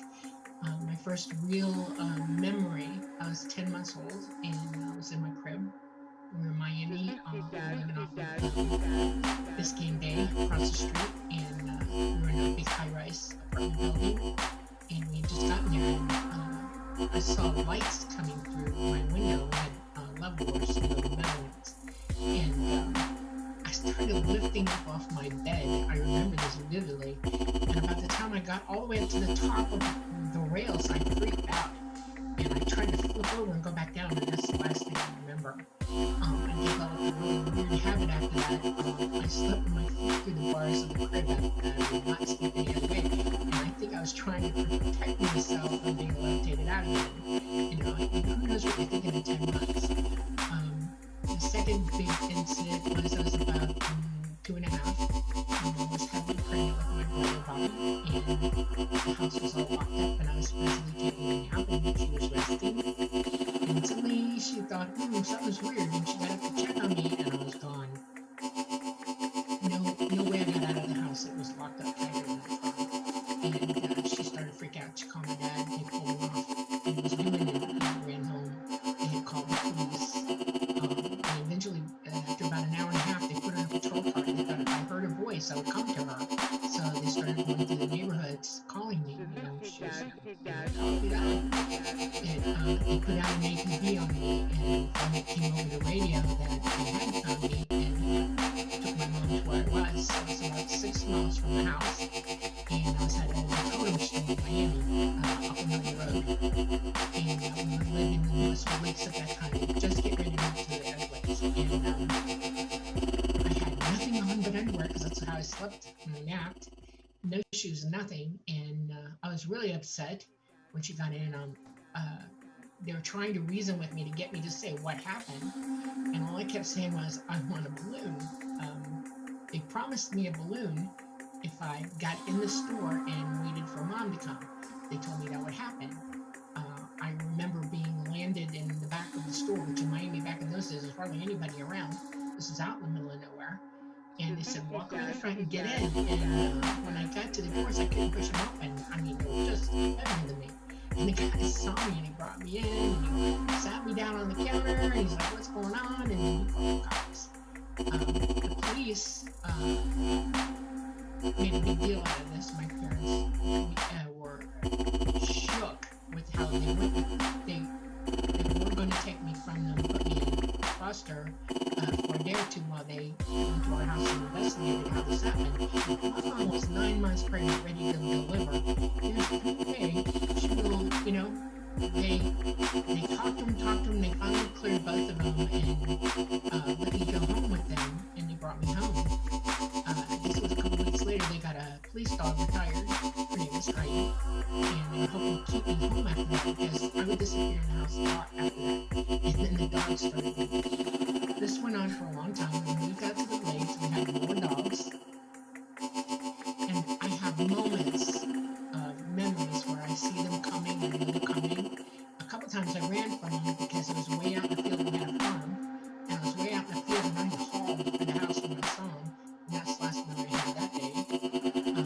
I remember being in places that I would not attribute to anywhere on this planet. And I was very smart and I was accelerated, really accelerated. In school they had a hard time with me. They finally, my English teacher or my teachers let me go to the library every day and I just read every book in the library by the time I was sixth grade. And I was taking astronomy at the Miami Transatlanticarium and I loved everything. And I decided that I couldn't take it anymore because my mom hated what was happening, and she didn't want to talk about it. But the next thing I knew, I was overprotected like you won't believe. And I just, my poor brother, just our lives. My dad was off and on doing work in the military, different places. He did jobs for NASA as well, and so about the age of 14, I'd had enough. It was either crazy, which she was trying to make me think, or I was sane and this needs to be addressed. And I was very determined. I'm one of those people who's afraid of nothing. I've never been afraid of ever. You could try to scare me, it wouldn't be any good. And so I made up my mind, this is it. I'm going to. The next time it happens, I'm there. I'm doing this. I'm going to remember it. And 3 days later, I was out late one night, out in the yard with my telescope, doing homework on a school. And my dad said, go to bed. It's 11 o'clock. And I packed up the scope, got in the house, put on my jammies, and sat on the edge of my bed. And my other proclivities was I never slept. I slept 2 hours a day max till I was looking out the window because Orion was up. It was a perfectly beautiful night, and I wasn't going to miss it. So I just sat on the edge of my windowsill, looking out my jealousy windows, which are huge, at the sky. And I just started seeing stars, lots of them, and my brain went, these aren't stars. What the hell, And I kept looking and looking, and they all paired off, and they started going in different directions, like east, west, north, and south. 2 of them came down over my area, and I'm watching it. When they hit the atmosphere, they started changing colors. They were white up in space, and then they started changing colors as they came down. And then they got around back to our house. One went to Adrian Mall, which is east of where we were, in Kendall. And then came right over our backyard, right up next to my bedroom window. It leveled with my windows. I had a big tree right there, too. And I'm staring at it and thinking, I'm not going to forget, I'm not going to forget, I'm not going to forget. And I started staring at the crap, and I'm thinking, okay, memorize. And when I got up to the ports, there were 2 facing me, and I saw a being in each one, and I went, oh no, no, no, and I turned to dive under my bed. That shook me, okay? I made it halfway down, and I froze like a statue. The room exploded in blue-white light, and I woke up about 4:30 in the morning, and my mom in the kitchen, and my dad in the shower, and getting ready for work because he moved out, and she's got the radio on, and I'm thinking, oh God, what do I do? And then I realized I don't have my clothes on anymore. This is somebody else's clothes, and they're messed up. They're inside out, backwards, forward. I wasn't wearing them right. And I thought, oh my God, what am I going to do? And I knew my dad had gotten out of the bathroom, so I went in there and took me off and got a shower and dressed for school because I had to leave at 5:40 myself. And went to the kitchen and sat down, and she said, make coffee. So I made coffee. I'm thinking, how many of everything am I going to talk to this woman who I'm not talking about? Oh my God. I said, Mom, did you see anything? Anything?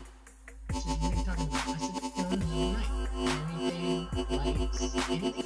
And she said, what are you talking about? She whirled around and looked at me. She said, what are you talking about? And I said, UFOs. And she went, shut up.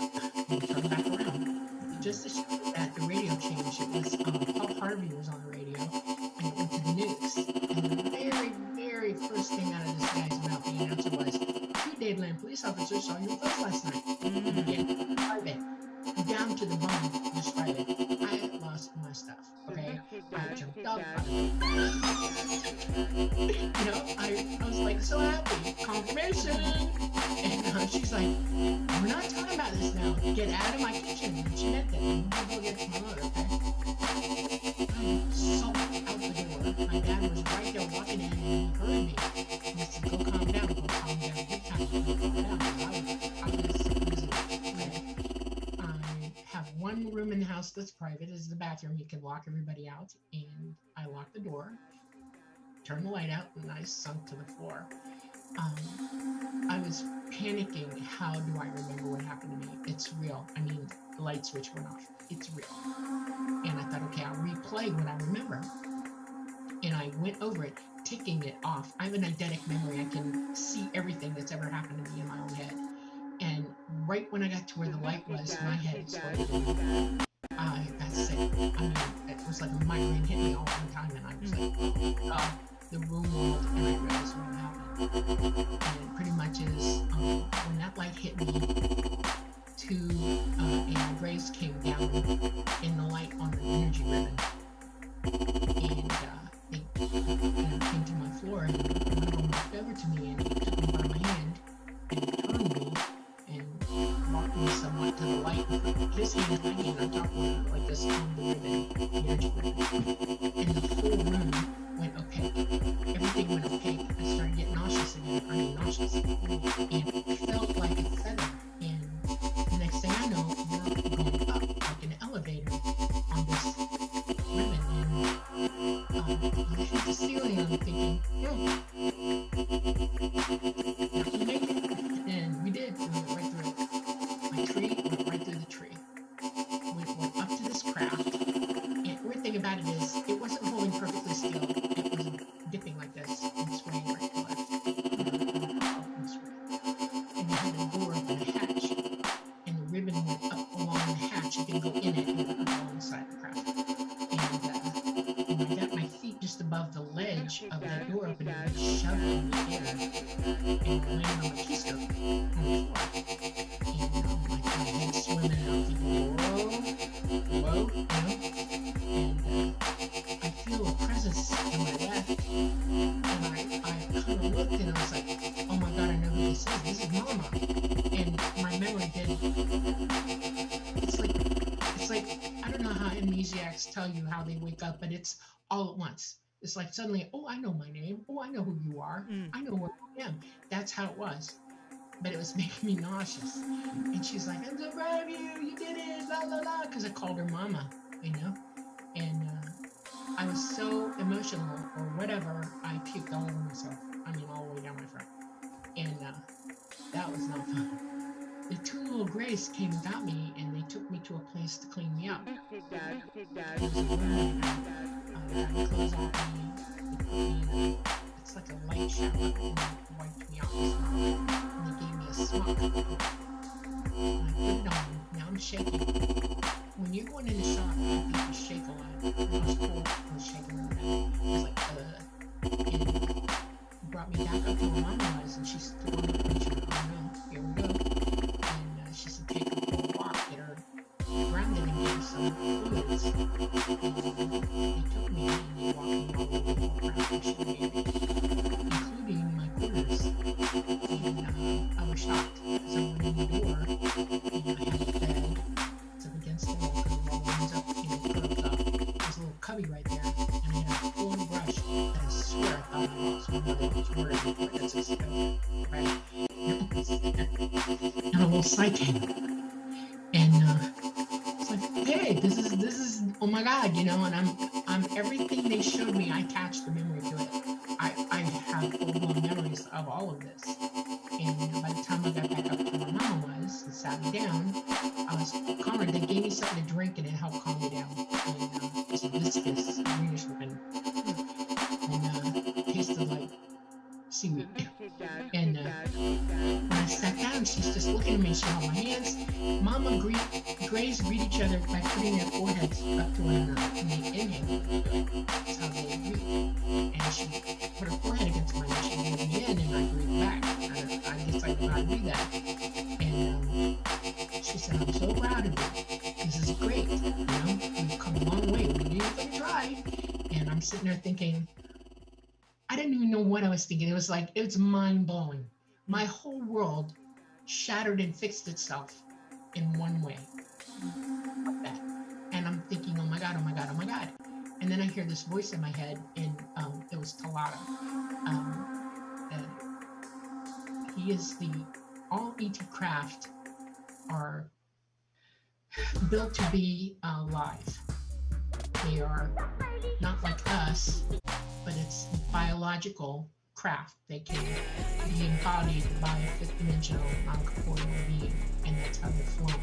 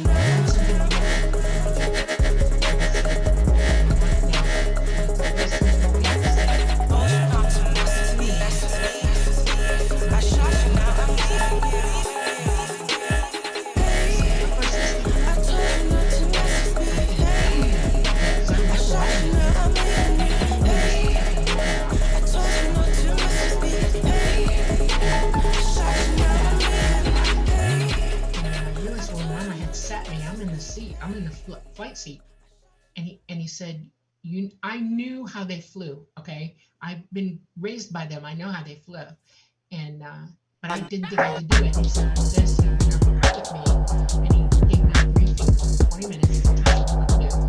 And he said, let's go, and head out. Hear me now, all massive. Consider this significant in our solar system. There's a lot more about it. You want to understand about it. The truth about many things about what. It's kind of cubey looking. And the rings, we flew up between rings and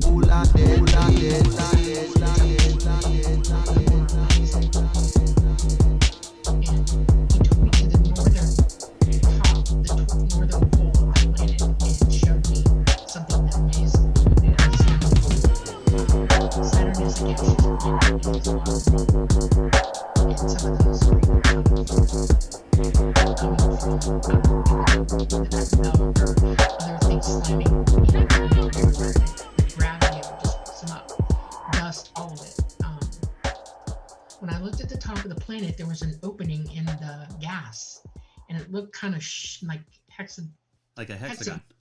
Yeah, and I could see in toward the planet. And basically, what I realized is there is a heavy core in this planet, but the pressure is so incredible. It's pretty good gravity, but it rings like a bell because of everything that's flying around it and the way things go, and it's created a vibration that opened that chevron up. And they said there's one at the South Pole as well. Not as big, but there is one there. There's one there. You know, this is totally cool. And everything that I had been learning about astronomy and everything was like, oh my God, you know, and all I kept thinking was, oh my God, you know, this is totally cool. And he said, okay, put the wand down. I've got it. And he flew us back to where we are, the Earth, and we went to the moon. And we did a figure, like, you know what a spirograph is, right? And you know, it does concentric rings around, and they spin as they go. He did 8 concentric turns around the moon to let me look at it. And we did what's called a low pass. And I get to see topography, and I got to see the back of the moon. They have a base back there. I got to see it. They have artifacts there that are very old and abandoned. I got to see the limb. I get to see the flag, and that was special to me. Okay, it's really special. My dad works for NASA. I'm like freaky deaky for this stuff. And we went back up around to the top. Like if you were looking at the moon at night and you saw at the 12 o'clock top position, you went to the 11 o'clock position on the rim, where the rim is where you still see the moon a little bit, but it's going into the dark. That's where we land. And I was shocked because what I was looking at, they have a way to open up the craft so you can see out all the way around. And I saw the Earth in phase. I knew that it did it, but you don't believe it until you see it. You know, it's like, oh, it's just the way the cameras are. Nope, it was in phase. It was totally in phase. And that was the coolest thing I ever saw. And I was shocked how blue our planet is. I mean, it's sapphire. It has a little bit of other colors, you know, some reds and greens in there, and browns and golds, but it's minuscule compared to the blueness of our planet. It's beautiful. And it hit me hard what I was looking at. And they sat me back down and they all sort of stared at me for a while. And I finally get this message from Talata. So, what do you want to do with your life? And I'm thinking, oh my God, you know, what are you going to ask me? He said, what are you interested in? Well, at that age, I wasn't interested in everything. I want to be spaceship. I wanted to be a nurse. I like to be spaceship. Biologist. I wanted to be a zoologist. I was a student park ranger in the Everglades. I did all kinds of things. I love mathematics, I love science, I love chemistry, all of it. And I also had the pleasure of having relatives who flew. And my dad was a glider pilot. All airborne rangers learned to fly gliders and could glide. And I've been up in a few planes, and I have an uncle who is starting to teach me, you know, taking me up, you know, ground school, that kind of thing. And just straight out of my mouth, everything went away from me, and I said, I'm gonna fly. But gliding like the Astrolube. And I thought, oh my God, I'm pushing it, right? This is the worst thing I could say. And I was shaking, thinking, oh, he's going to turn me down flat, you know. He said, well, this is cool. We have to do some things first. Okay, like what? Because we have to make sure that you can fly. And that took them 8 months. They vetted me for everything. My abilities played very big into this. My psychic abilities are the #1 thing I have to be able to use to fly. And after they vetted me, I began a long road after that. I was 4 years in learning to pilot craft. And I took my first psychic flying saucer craft. 18, just after my 18th birthday, 19. And I was out of school already. And I got to fly solo, me, Talata, and just one of the guys. I get to fly the great alien with the psychic and bullshit. Eastern Seaboard. And most of my flights after that were training flights up and down the Eastern Seaboard, and it just went from there. Had a lifetime. So a lot is going on in my mind as you're talking. Like, for instance, when I was listening to the story and also reading the book about, is it Talata? Is that how you pronounce the name? His name is very long, and some of the letters are T-L-E-R-A, sort of in the middle of it. Right. And I can't pronounce his name. I knew. And I said, can I call you Talata? And he let me get away with it. So that's what I call him, Talata. Well, when I read it, you know, I'm a huge Doctor Who fan, like unbelievable.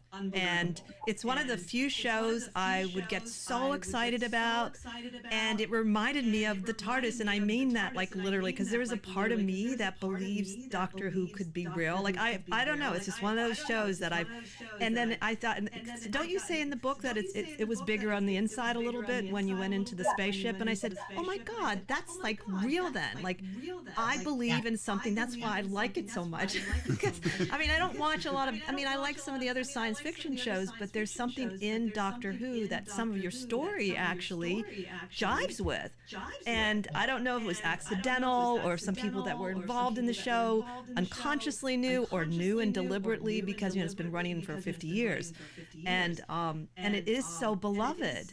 It's one of the, I mean, it's in a very weird way. It appeals to so many people. So anyway, that was one thing I wanted to share with you, that it made me happy in a weird way. It was like, oh wow, this could be real, the whole thing, even because I felt it was on some level. But did you have something you wanted to ask her? Well, no, I was going to comment on that. I've heard from other people before that these ideas all come from somewhere, and sometimes there's grains of truth that people can't openly discuss, but sometimes those creatives will include in stories and in fiction as much as they can that kind of get the truth out about things like that. And so it wouldn't surprise me if exactly what Dolly's talking about is how that influenced, even 50 years ago, you know, a story that ended up making it on television.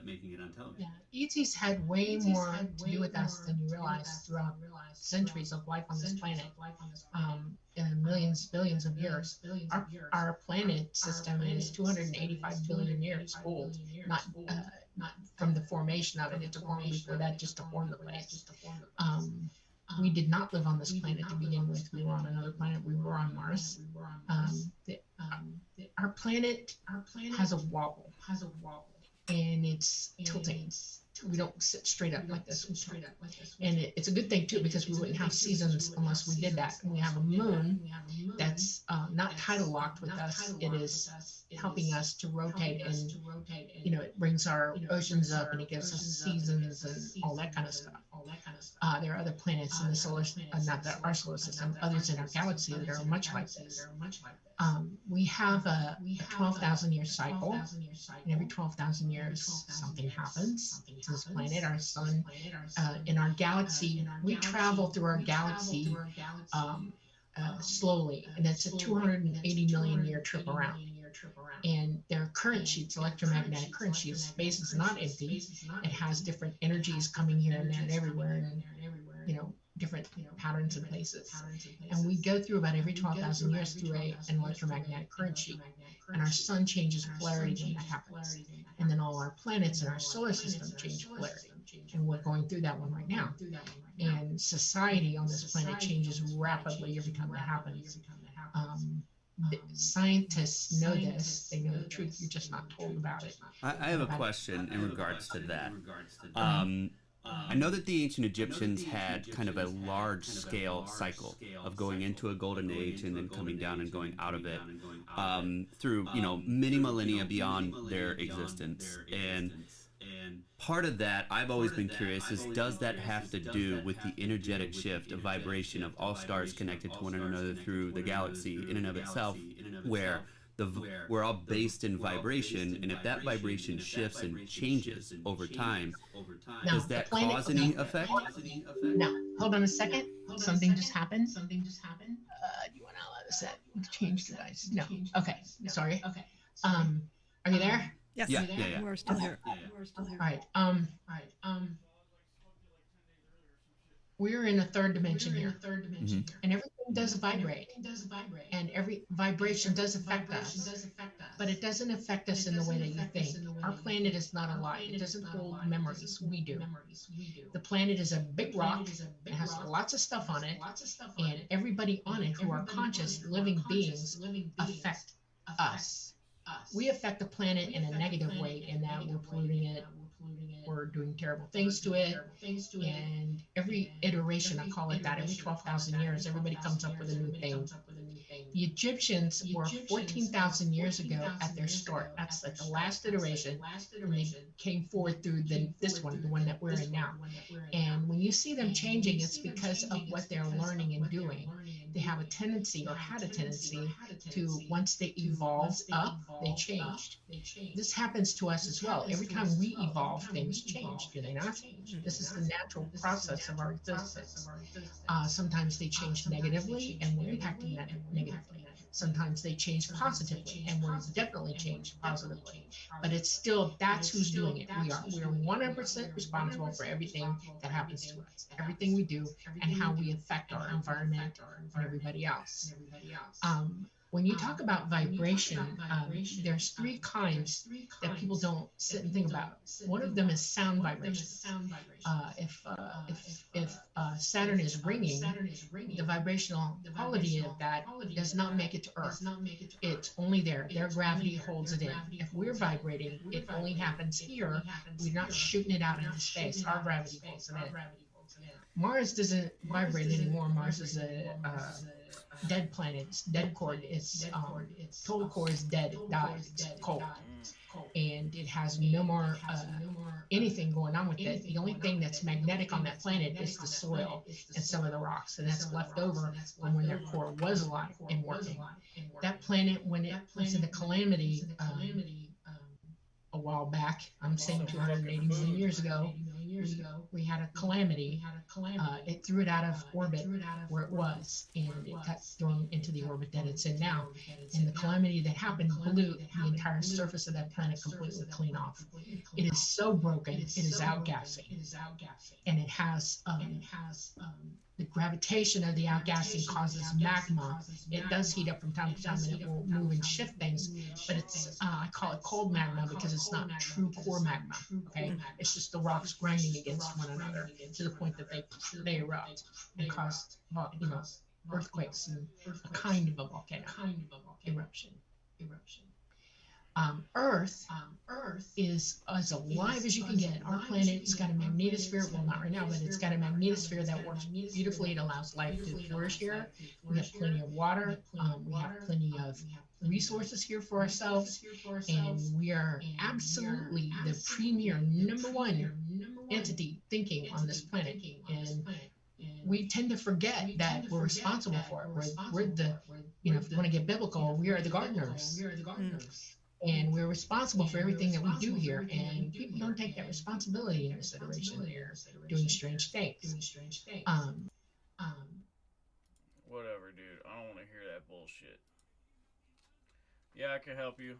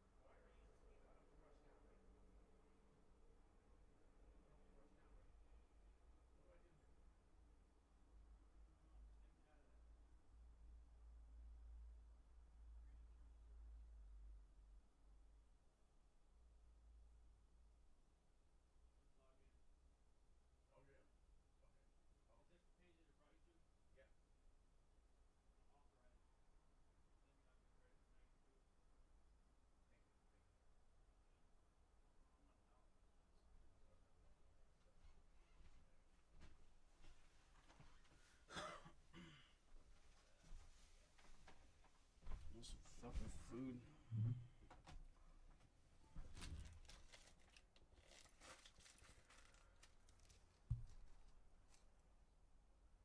Guess I'll eat Annie's mac and cheese again. I got so much Annie's mac and cheese. Or I can make spaghetti. Spaghetti with the kale, cheddar, white cheddar sauce.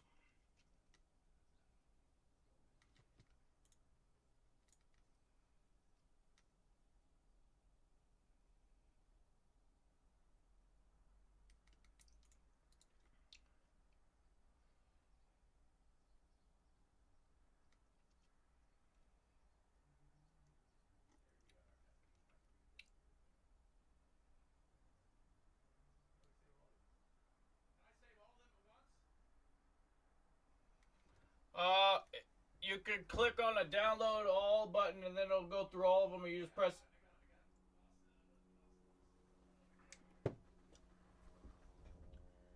You have to click enter like 10 times though when it pops up each one.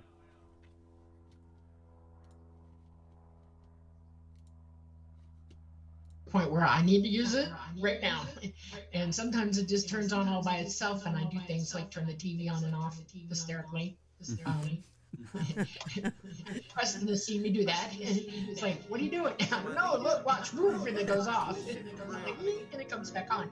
I like to play when I'm in my bathroom. I have this shower nozzle, you know, it hangs down, and I push it with my mind back and forth just to keep at it.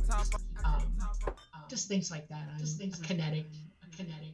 Different things. I'm wide open psychic. I took the top off. I have to follow. I took the wheels off. I maglev float off. Everybody here is very, very staunch on don't get in my head.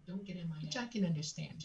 People here have a lot to learn and understand about giving yourself wide open. And so I respect that, and I don't go in anybody's head. Sometimes you give it to me without me asking for it. I'll just be sitting there and suddenly, you know, it's like, hello, how you doing? And I'll say things to people. I also have like, I can't give you names or anything, but and I'm going to give you a general because I don't want this person to be swayed by what I say. Every now and then I have what you would call mediumship. I'll see something and it'll hit me and I'll know exactly what to do for this person, or I'll know where this person is. Correct to the Vatican with your Well, chronovisor. Well, Today we're going to be reacting to the funniest animals on the internet, and Chandler, I need you to get out. Okay, leave. Okay, We now that he's gone. hooked up I push myself out so much and I'm doing so computer much with to the satellite just so many dish, people have to be careful how much and I let out. I you know, also it did the protect same myself thing in like that at Montauk too with overt the radar to come after tower. me, I'm already We were able to on open their up radar another timeline.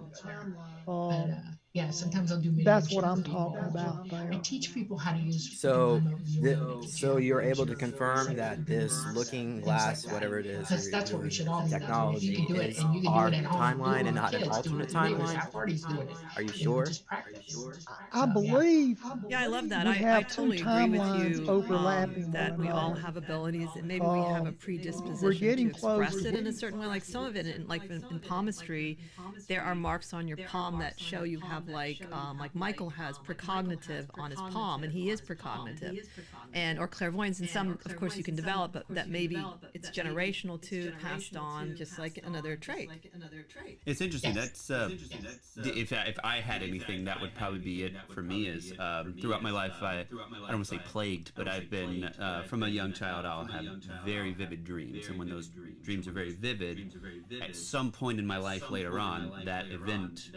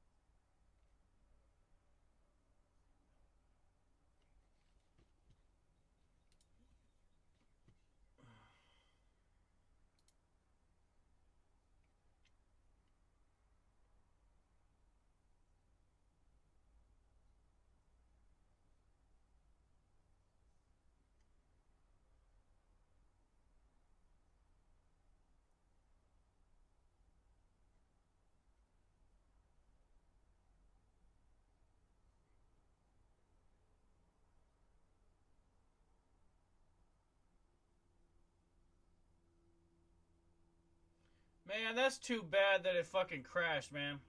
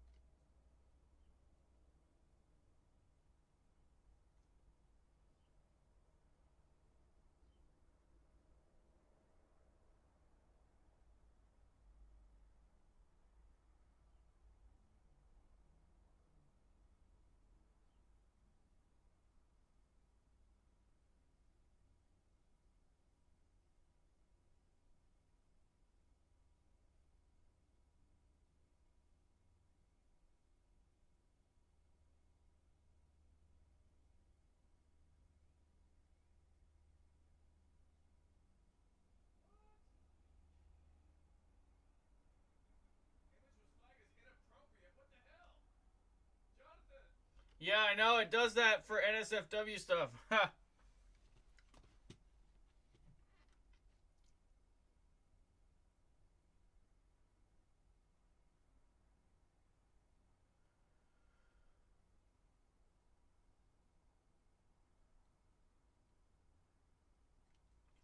Japan and the United Arab Emirates. It would have been their country's first robotic explorer on the lunar surface for two countries, Japan and United Arab Emirates. I don't know. It says if it was lost.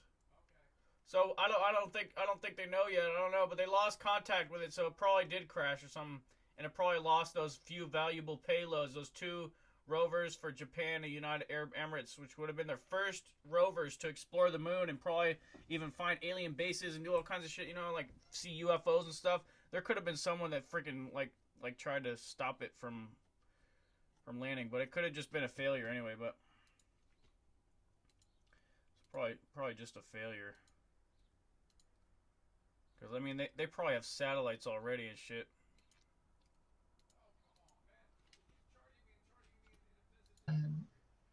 Been said to me more times. Yeah. More times than I live by it. And so should we. That's part of the waking up process. What's important? What is it that we're learning? That would be good to explore some craters and find those fucking entrances for the UFOs. We are all in the same place at the same time. We are in source. And the universe has us there.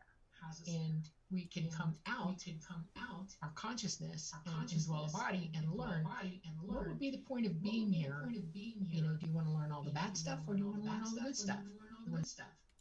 We almost landed two robotic rovers on the moon, man. They could have used that to explore for in the craters and shit. They're gonna land in a 54-mile wide crater, but they lost contact with it, so I think they lost those robotics payloads and shit and the lander. Learn why love is important.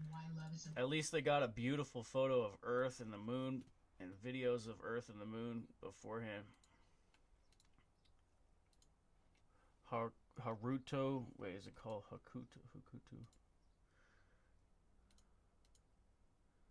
Hakuto R.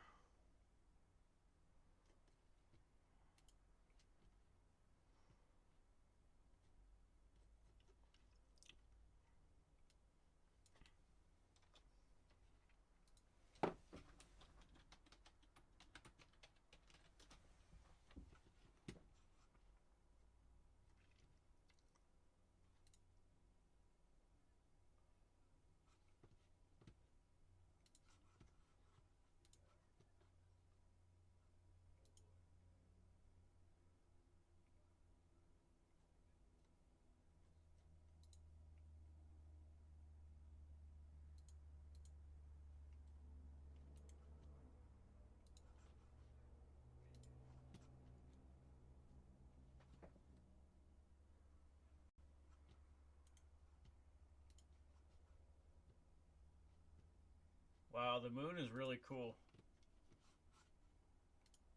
I want to go to the moon. I want to go around the moon and then go on the moon.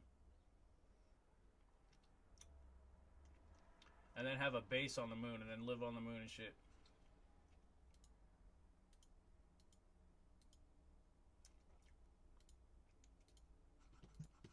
holding us until this finishes, and we're getting close. Okay.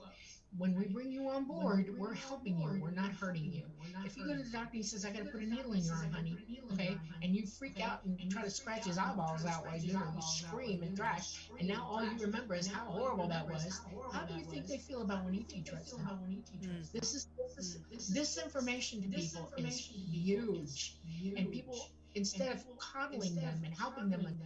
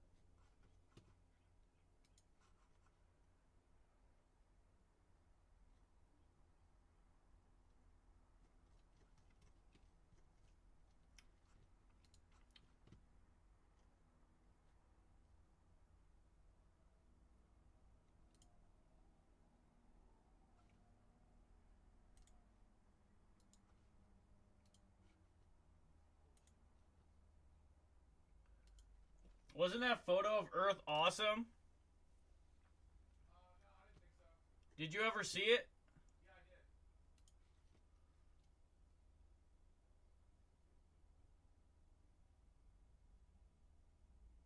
I think it's one of the best photos ever taken. I think it's the first. I don't think the Earthrise was a real photo. I think this one's a real one though.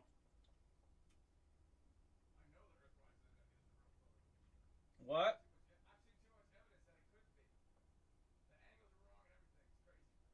You're saying the Earthrise is a real one or fake one? Yeah, so we just got the first Earthrise for a real one.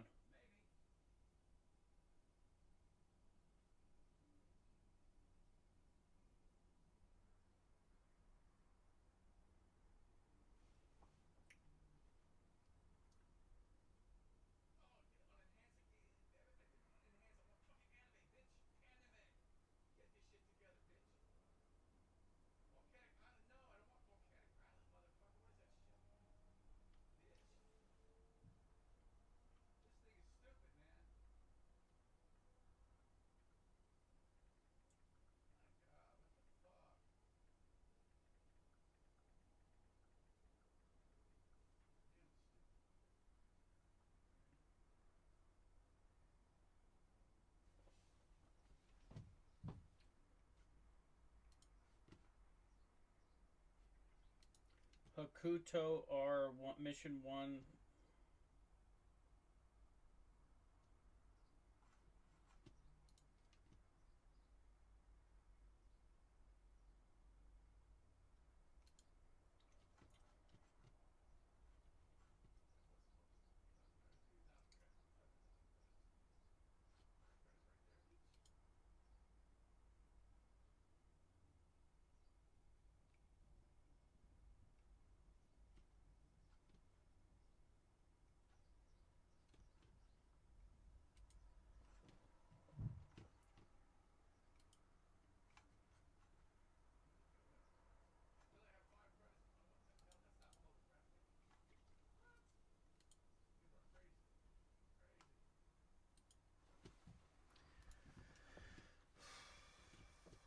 Come on, I want to see this fucking thing.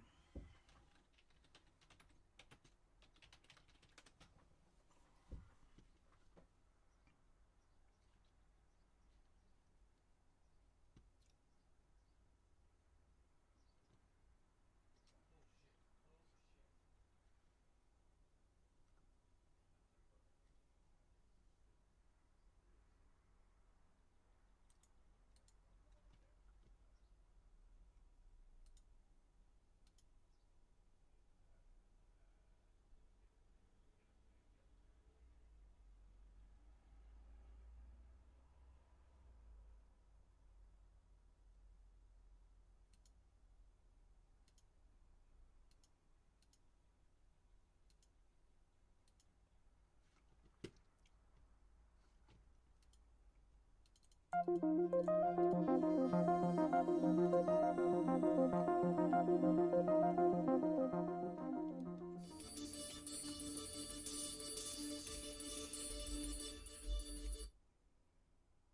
representing the first such transaction of its kind. Ownership of lunar regolith is planned to be captured by the iSpace Series 1 land. Capture the moon and the earth like this and send the image back. Now, Tachi-san, looking at this, I think this image also contains some scientific, very, very interesting speciality. Can you explain it a bit more? Oh yes, yeah. So this is the picture of the Earth lies on the moon, but most interestingly, you know, as you can see, if you can take a very closer look at the Earth, so we see actually the shadow of the moon on the Earth. So you see that black spot there, the closer close to the Australia.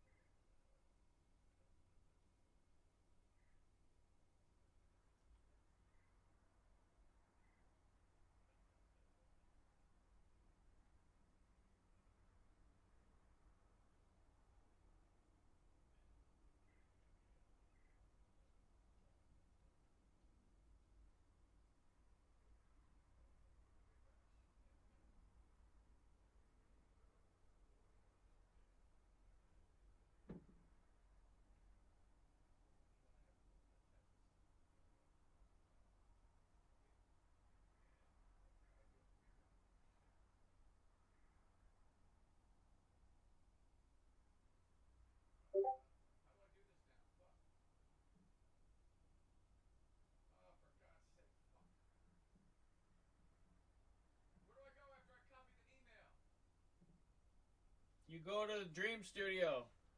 Then you click on the icon on the top right, and then click log out.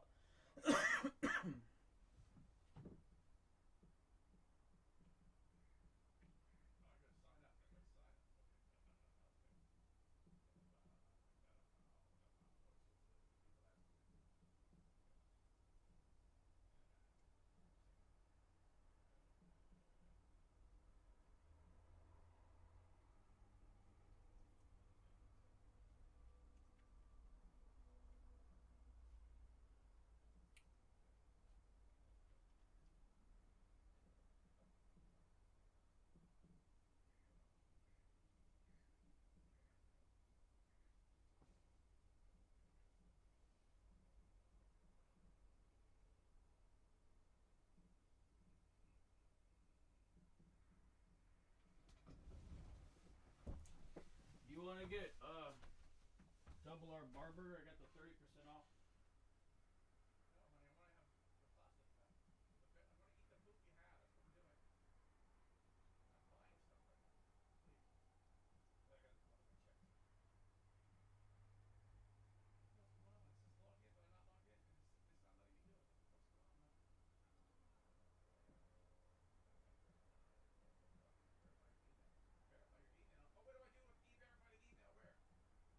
At the email. In the 10-minute email, yeah. Where do I do it? Refresh. Click refresh. No, it's telling me to verify the email that I have. Yeah, well, you shouldn't have deleted the email. You gotta not delete it once you put it in. You probably have to redo it.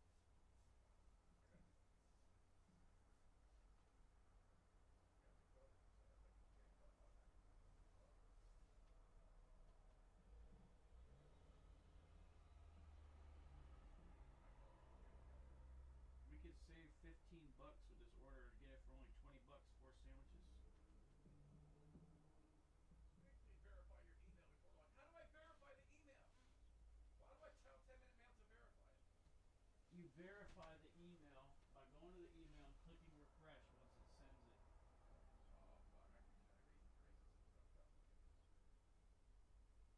It should show up instantly, so.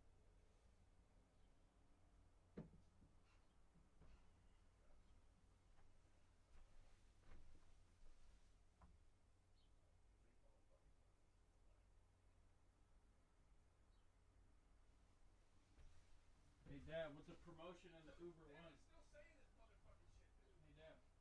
John, stop. What the fuck, dude? It keeps asking me for this bullshit.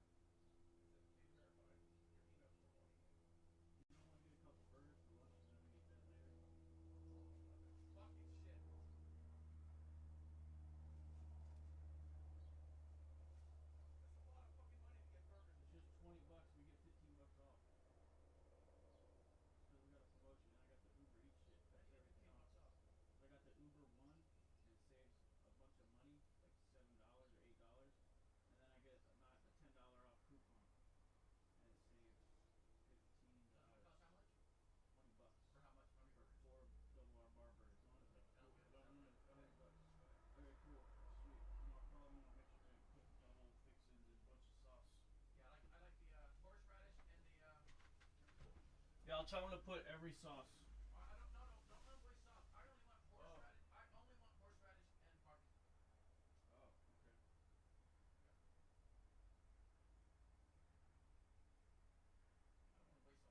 can you put this in the fridge for me?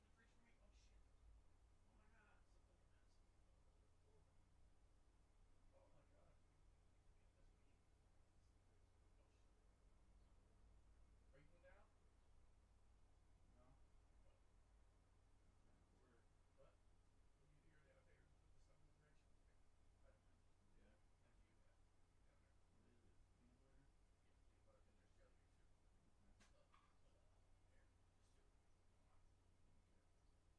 What is it? Peanut butter? Yeah, peanut butter, and there's jelly here too. Here, just two. Come on. Damn, that hurts. You like 2 big pixie cuts, right? So we want 8 pixie cuts. Oops, I'm supposed to want 2 each. Right? We want 3 each. I'll take that shit. Here you go. I'll leave that here for you. These two are for these two cartons. Okay, placing the order. Okay. Sounds good. Throw additional things on you.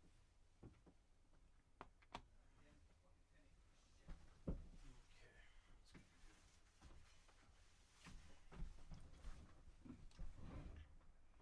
You watch the tip, okay?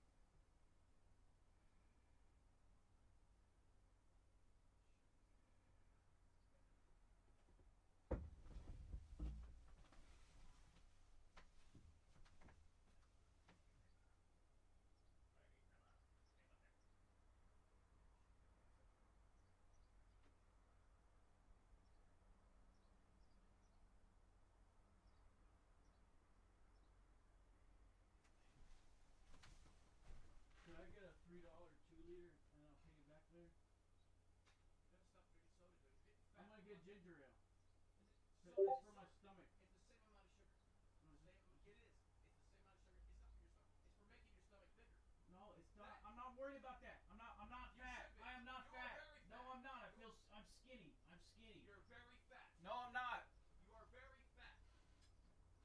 saying that. I'm not fucking fat. No, I'm not fucking obese. Look at me. Look at me, motherfucker.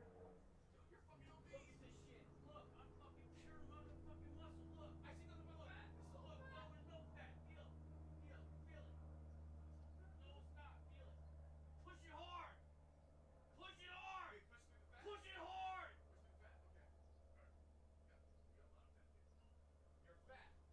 You're fat. You're fat, motherfucker. You're fat as shit. Look at you.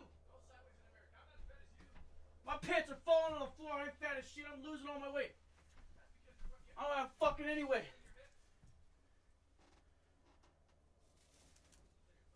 Fucking saying I'm fat. You're crazy. You're the fat one. Come here and show your fat belly. Come here and show your fat ass.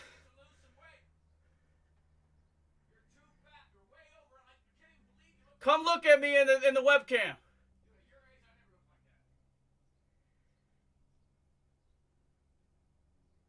I want to see you in the webcam.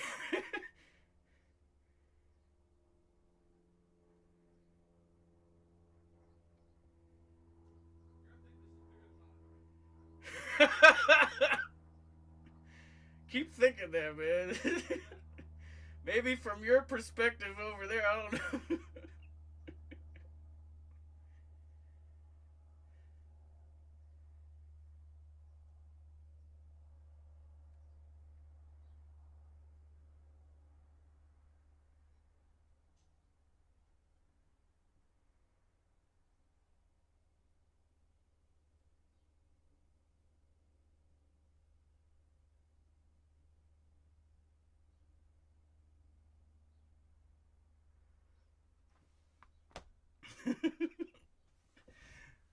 He's saying I'm fat.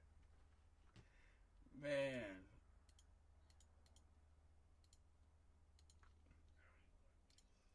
I'm a skinny boy, man.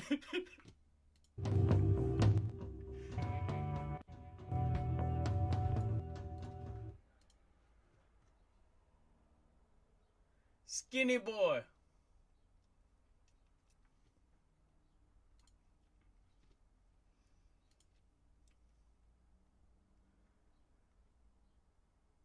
Let's Get It On said in his opening statement that Sheeran played the ballad and gave Gay's song a back-to-back in a medley during a concert and called the moment a smoking gun. Sheeran, who was present in the courtroom today, is accused of copying Let's Get It On by the heirs of Ed Town. I gotta call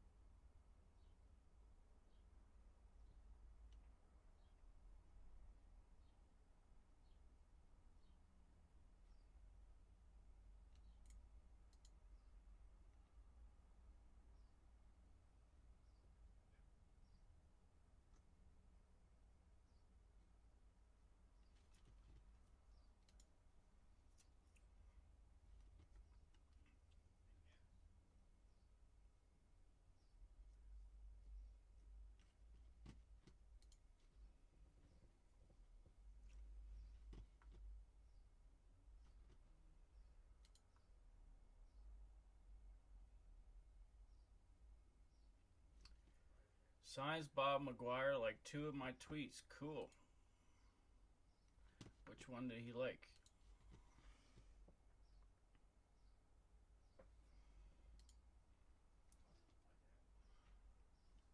Oh, that's from a while ago.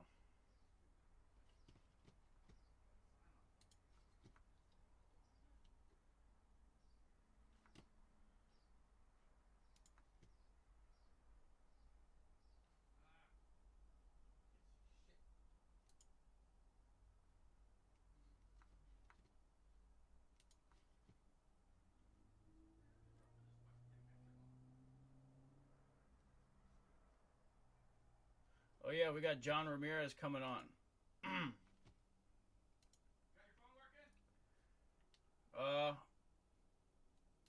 No, I'm gonna try restarting it real quick. I gotta turn it back on.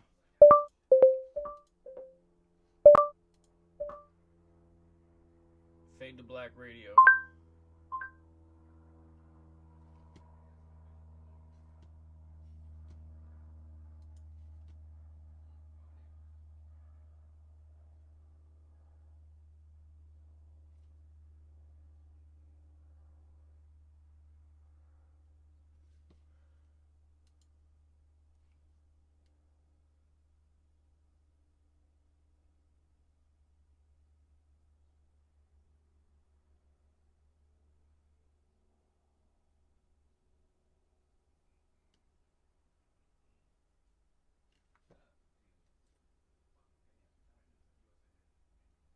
This information that he had, which allowed for a car to run out of the ambient energy, was in documents confiscated by the FBI.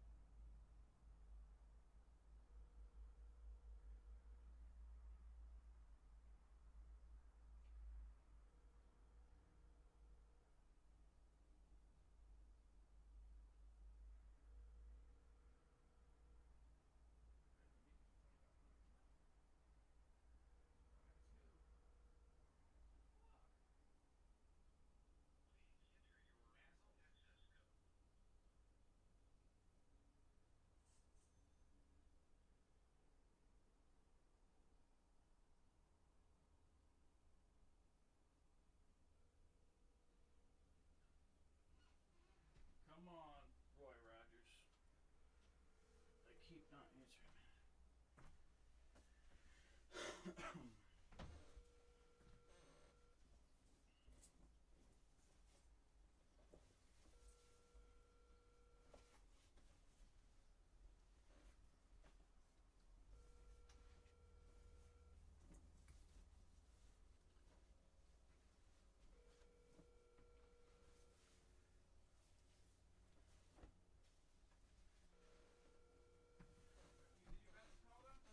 I'm trying to. They're not answering. You should try calling. Germantown. I don't know.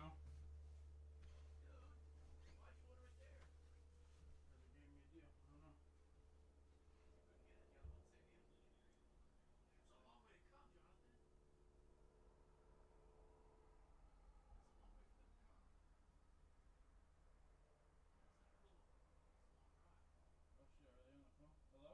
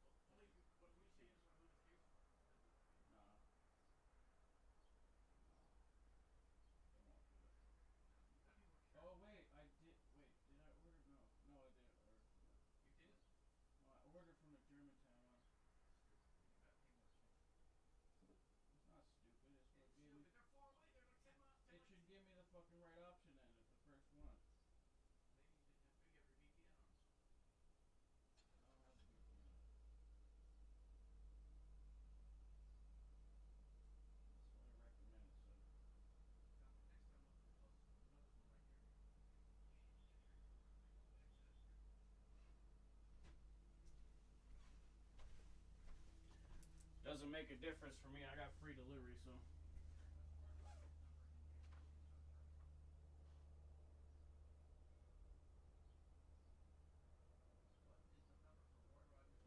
It's 301-540-1883, but they're not answering.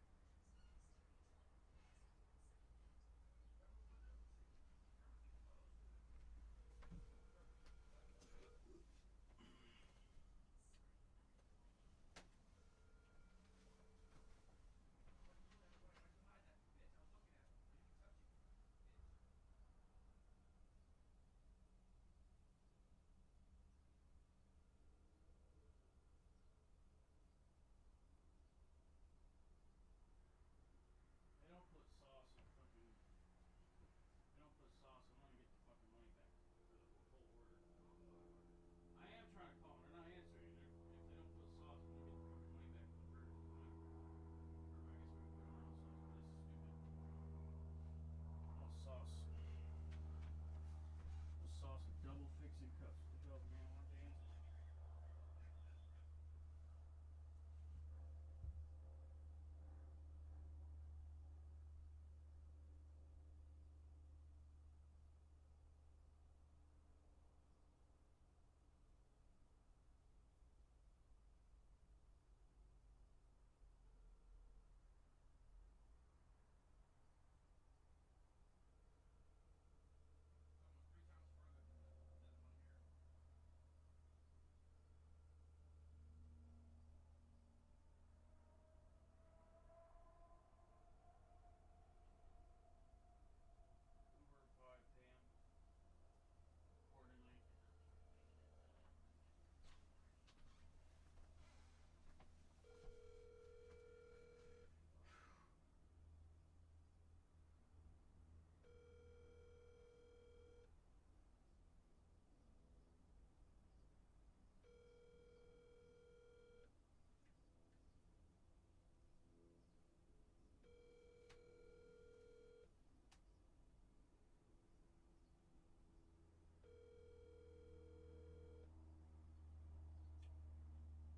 Please enter your remote access code.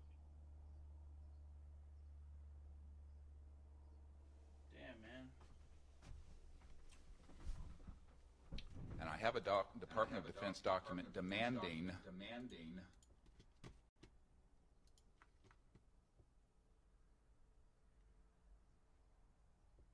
Nikola Tesla died. Yeah. I got them for 30% off, so I don't know. Like $5. $5.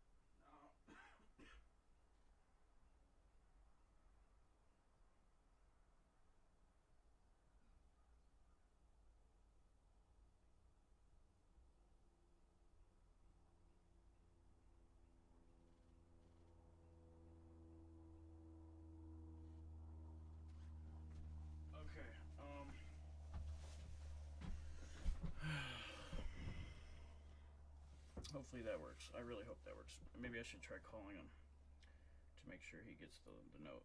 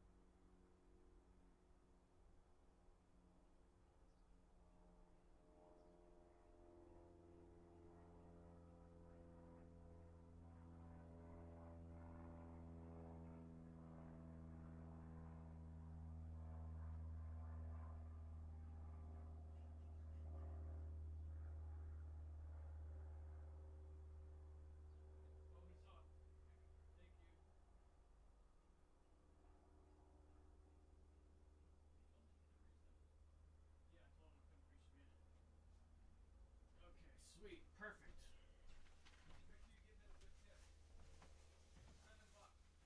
Okay.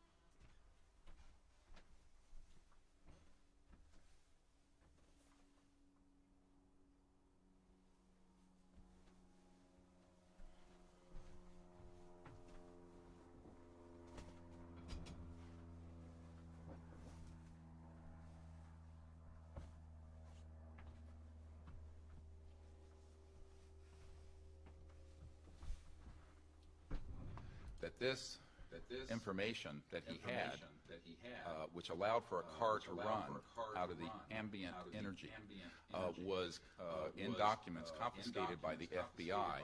And I have a Department of Defense document demanding that the FBI turn these over to the DOD. The FBI refused. At any rate, science continues because the laws of the universe are in fact universal. And they can be discovered here or around Alpha Centauri or any place else in the cosmos. By 1928 and 29, T. Townsend Brown, as well as the Koloski-Frost experiment in physics in Germany, had determined that VHV, very high voltage systems, done in a certain resonant field, could result in so-called electromagnetic gravitic effect, the lifter effect that has been described. That's how this magnetic flying saucer is flying. Electrogravitics, maglev. That you see in UFOs. They also can create what's called a space-time bubble around an object so that you can correct for 1G. This is how these objects are traveling at multiples of what any aerodynamic physics would describe and can make right-hand turns without killing the occupants. Around this same time, there was, in the 1940s, and the late 1930s a number of UFO sightings. This included the so-called Foo Fighters. Yes, it's a famous rock group. However, the Foo Fighters took their name from the reports of these objects seen in the theater of World War II that were flying around our aircraft. We thought it was a secret weapon of the Nazis. The Nazis thought it was a secret weapon of ours. There was Jimmy Doolittle, the famous general. His nephew is a dear friend of mine, and he has testified that General Doolittle was sent by FDR over to the European theater in World War II, investigated the Foo Fighters, and came back and told Roosevelt, and I quote, "They are interplanetary vehicles." So by then, there began a classified program, and which was augmented further by events, as mentioned, in 1941, and then, of course, the famous Roswell event. Those events led to, as Philip Corso describes, a reverse engineering program. As you all know from the famous Wilbur Smith document of 1951 from Canada, it talks about that flying saucers exist, but there's a high-level team headed up by Dr. Vannevar Bush that is studying the, quote, modus operandi of these vehicles. These were the most brilliant scientists, Edward Teller, Oppenheimer, and others, Herman Oberth, amongst others, who were in this team studying how extraterrestrial vehicles move. In October of 1954, a key date I won't. It's like this maglev saucer right here. The committee to remember, we have actionable intelligence from someone who has worked in the National Security Agency and has been in the vault.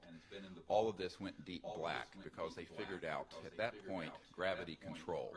So since 1954, October of that year, we have not needed rockets, jets, internal combustion engines, and surface roadways between cities. I say this with authority that this is the case. Eventually, these breakthroughs in human discovery were complemented by the study of the extraterrestrial material that were retrieved from these events. And contrary to most people's thoughts, the Roswell event was actually a downing of an extraterrestrial vehicle by an electromagnetic system that was hidden in a radar dome that was switched on. And this is in an FBI document that I can provide for the committee and is on the flash drive given to the Congress. The result ultimately was that there were trans-dimensional physics that began to be studied that deal with the nexus between electromagnetism, energy generation, anti-gravity, and consciousness. And we have discovered that there is a nexus and that, in fact, there are electromagnetic systems that have been developed that can interface directly with what we call coherent thought, the same way that you can interface with a system with lasers, which is coherent light, where you sync up all the wavelengths. Ultimately, these breakthroughs were paralleled with amazing developments in the biological sciences and the experimentation with cloning. And this began many years earlier than was reported from Dolly the sheep in Scotland. This goes a little beyond, I think, what this committee wants to look into. However, you need to understand that the technologies that we have, and we were discussing, are not theoretical. We have actionable intelligence that any committee in Congress or executive action can find regarding current operations. And I just want to go through a list of them very quickly of these facilities and corporations for which we have witnesses who can be subpoenaed by the committees of the Congress. This was developed at the request of Congressman Christopher Cox of Orange County, and with whom I met, and was later further developed for the briefing that we put together for President Obama. These facilities are the Edwards Air Force Base and subsections where on at the dry lake bed where the Lockheed Skunk Works operations, Haystack Butte, China Lakes, George Air Force Base, and the closed Norton Air Force Base, where an anti-gravity device, so-called alien reproduction vehicle, for which we have the schematics, was seen by Frank Carlucci and others on our witness team. Tabletop Mountain and Blackjack Control. The aerospace facilities there are the Northrop Anthill Facility, Tejon Ranch, the McDonnell Douglas Lano Plant, Lockheed Martin Hellendale Plant, and the Phillips Lab. At the Nellis Air Force Facility, so-called Area 51, no one calls it that. There's S4 and S12, Hoot Mesa, Groom Lake, and a number of sub-facilities. The most important facility is in Utah, near Provo, the Dugway Proving Grounds, all of which is underground, and the airspace above it is classified. There are no roads into this facility.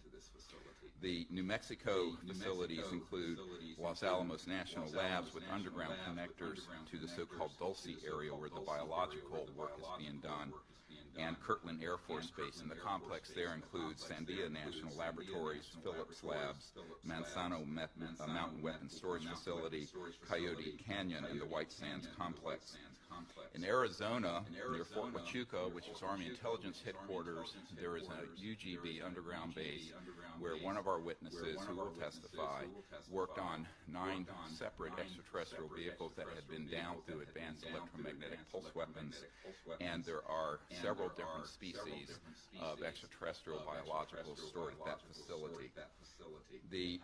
The other facilities, and this goes on, include a special compartmented area of Cheyenne Mountain where we have witnesses in our team who can be subpoenaed, where we have tracked extraterrestrial vehicles in our solar system that were measuring 26 miles in diameter.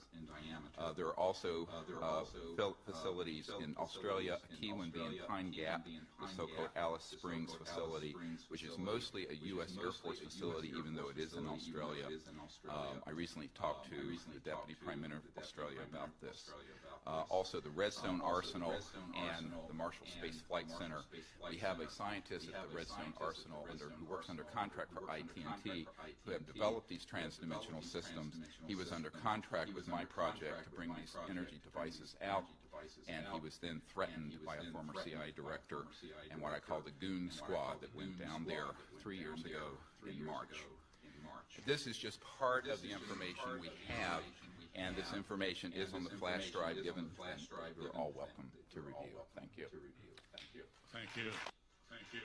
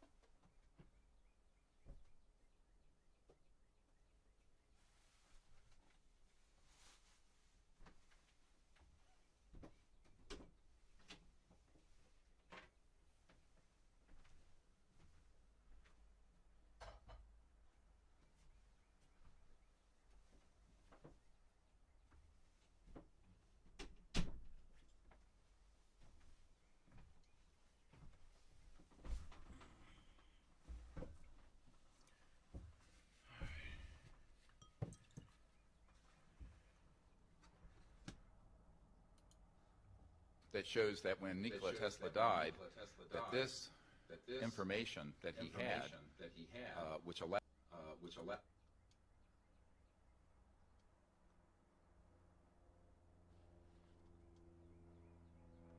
in your documentary. Aries had to walk a very fine line. He came out saying that he was studying UFO crash debris, but then he had to kind of walk it back and say, well, you know, this isn't class.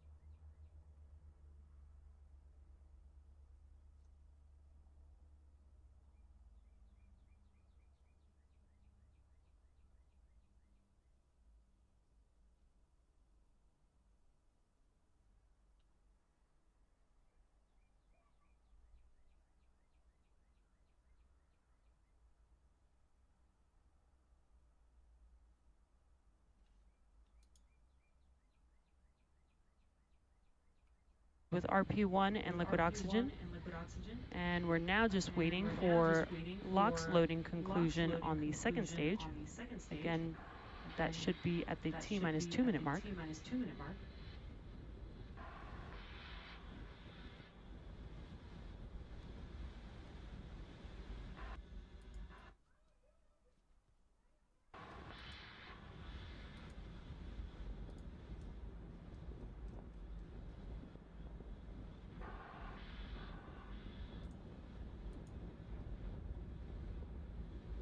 Again, coming up next at T-minus 2 minutes will be liquid oxygen loading complete on the second stage.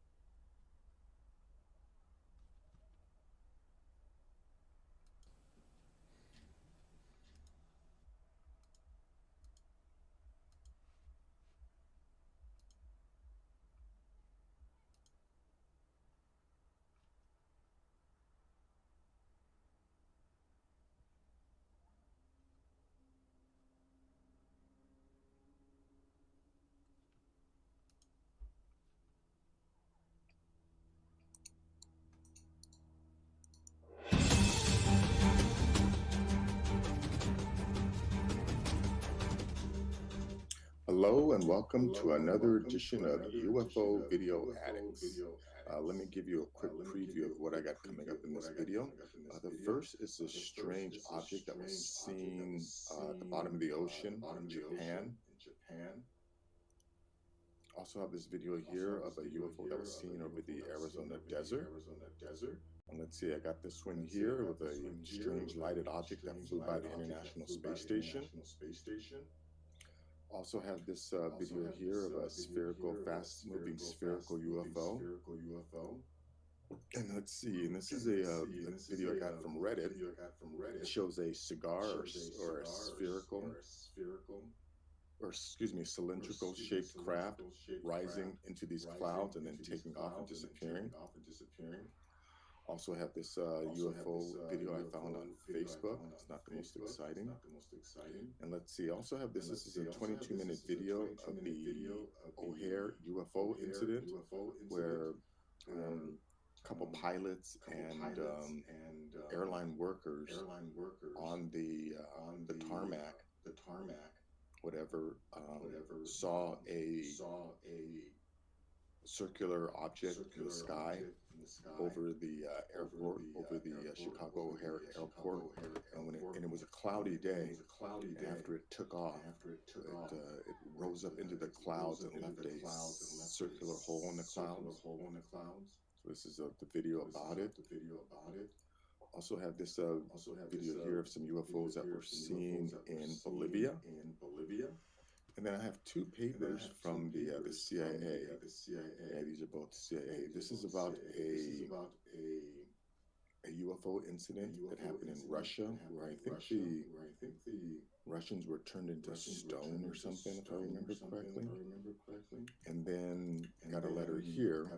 This is letter to Secretary of Defense with 3 attachments about unidentified flying objects.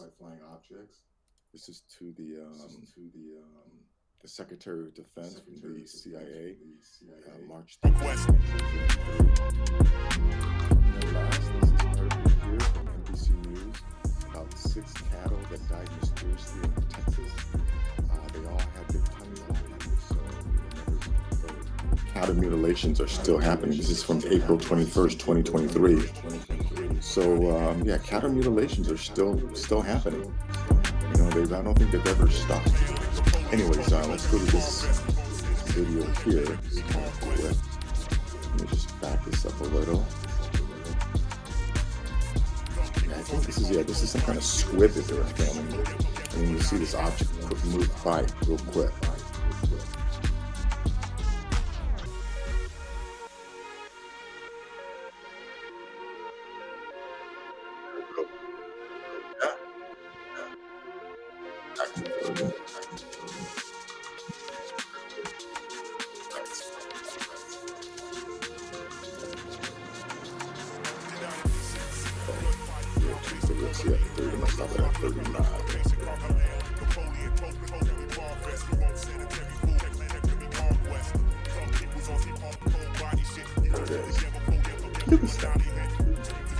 It's definitely not a fish. Remember, this is I don't know, I think they're pretty deep underwater. I can't see here or here. They're at 421 meters.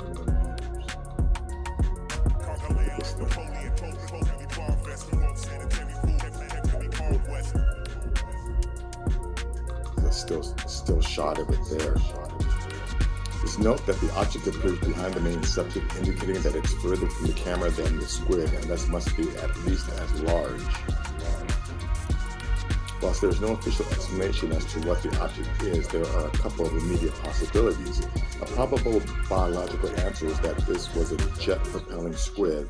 They are the fastest aquatic invertebrates, with smaller species being capable of moving at speeds of 40 kilometers an hour or 25 miles per hour. No, that is definitely not a squid. Anyways, a link to this will be in the description. Let's see, this one here, on OVI Metallico, Baja and Arizona Desert, I think it says. Let's see what we got going here.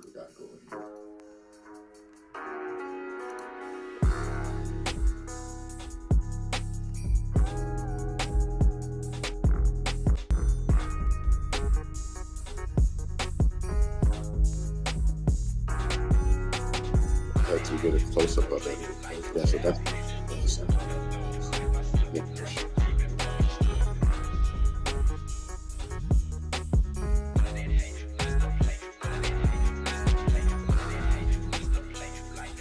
Anyways, that's that video. Let's go to the next one. Let's see, I got this one here from UFO Sightings Daily. It's Scott Waring, I think his name is again. Let's check this out.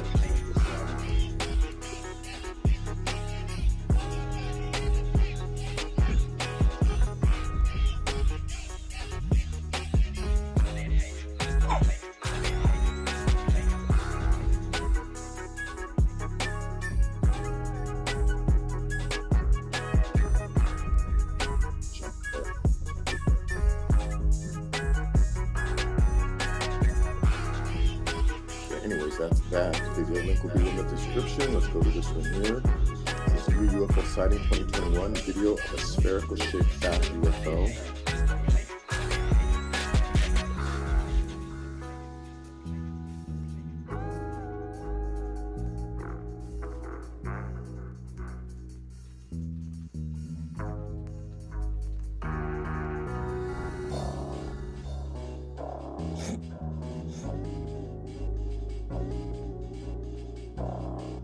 Jump ahead. This thing just eventually just flies away. It doesn't really do much. It's not the most exciting video, but yeah, it just takes off. So this is, definitely not a balloon or something that's just being whipped around by the winds. That's obviously something that's being powered, piloted, controlled. Anyways, let's go to this one here. This is a very interesting video. Okay. Come on, there's a little flip. It's popped. That's really cool.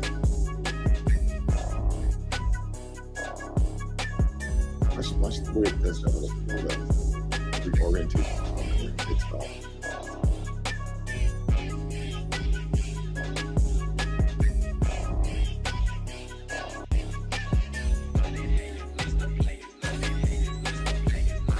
And the fact that cylindrical, cigar-shaped craft have been seen for literally hundreds, if not thousands of years. I mean, I know, what is that Nuremberg etching or woodcut from Nuremberg from like the 1500s or 1600s. They have cylindrical shaped crafts in there, so definitely about a couple hundred years. Which would indicate to me that these aren't visitors. That whoever is piloting these crafts most likely also share the planet with us.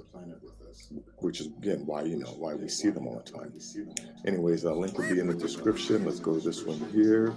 Yeah, this is again not the most exciting video, but look at this thing.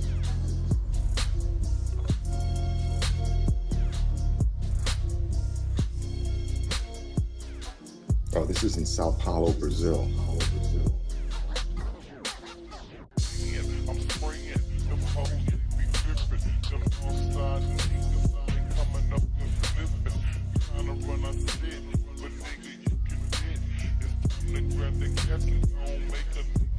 I think it's just going to repeat itself. Anyways, I think it plays like the X-Files video, which is why you're not hearing any audio. I couldn't hear that. Anyways, let's go to this video here about the Chicago O'Hare Airport UFO incident. Let's see, just go back.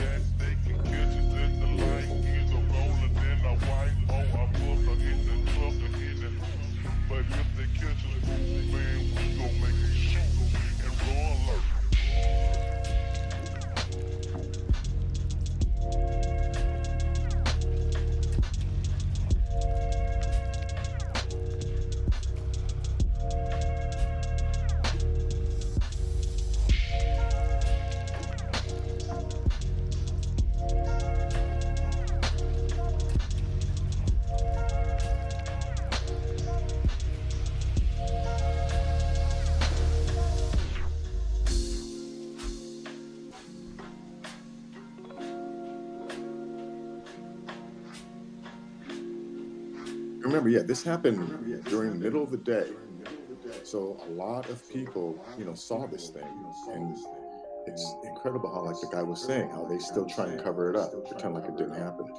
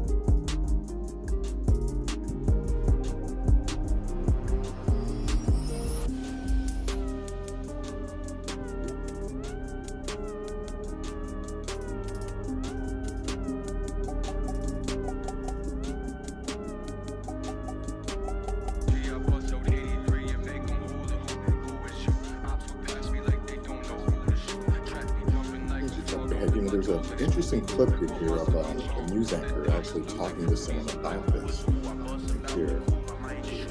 Now, yeah, this is off air. This is during a commercial break where they're having this discussion.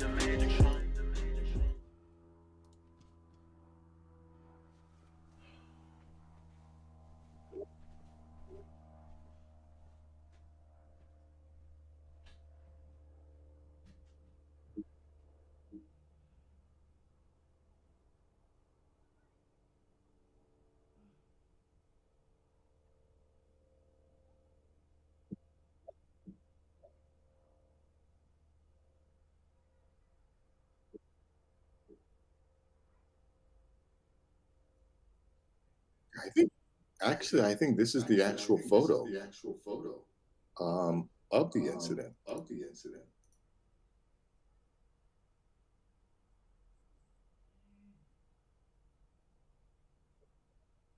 Anyways, that's that. It's a 22-minute video. Link will be in the description. Let's go to this video here.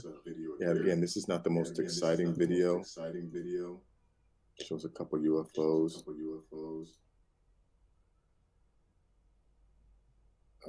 Let's see where we're at here.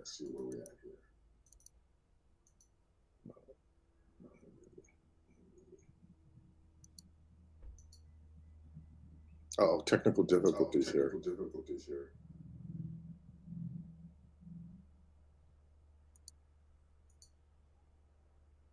Turn that music down. Oh yeah, this is the X-Files video or music, so we're not going to listen to that. Anyways, I think there's two of them. There's one right there, yeah, and there's another one up here.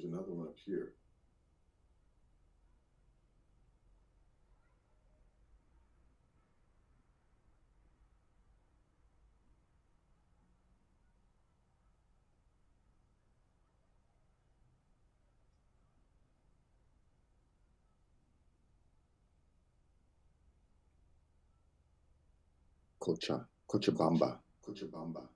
Cochabamba, I think that's how you say that. Cochabamba, Bolivia.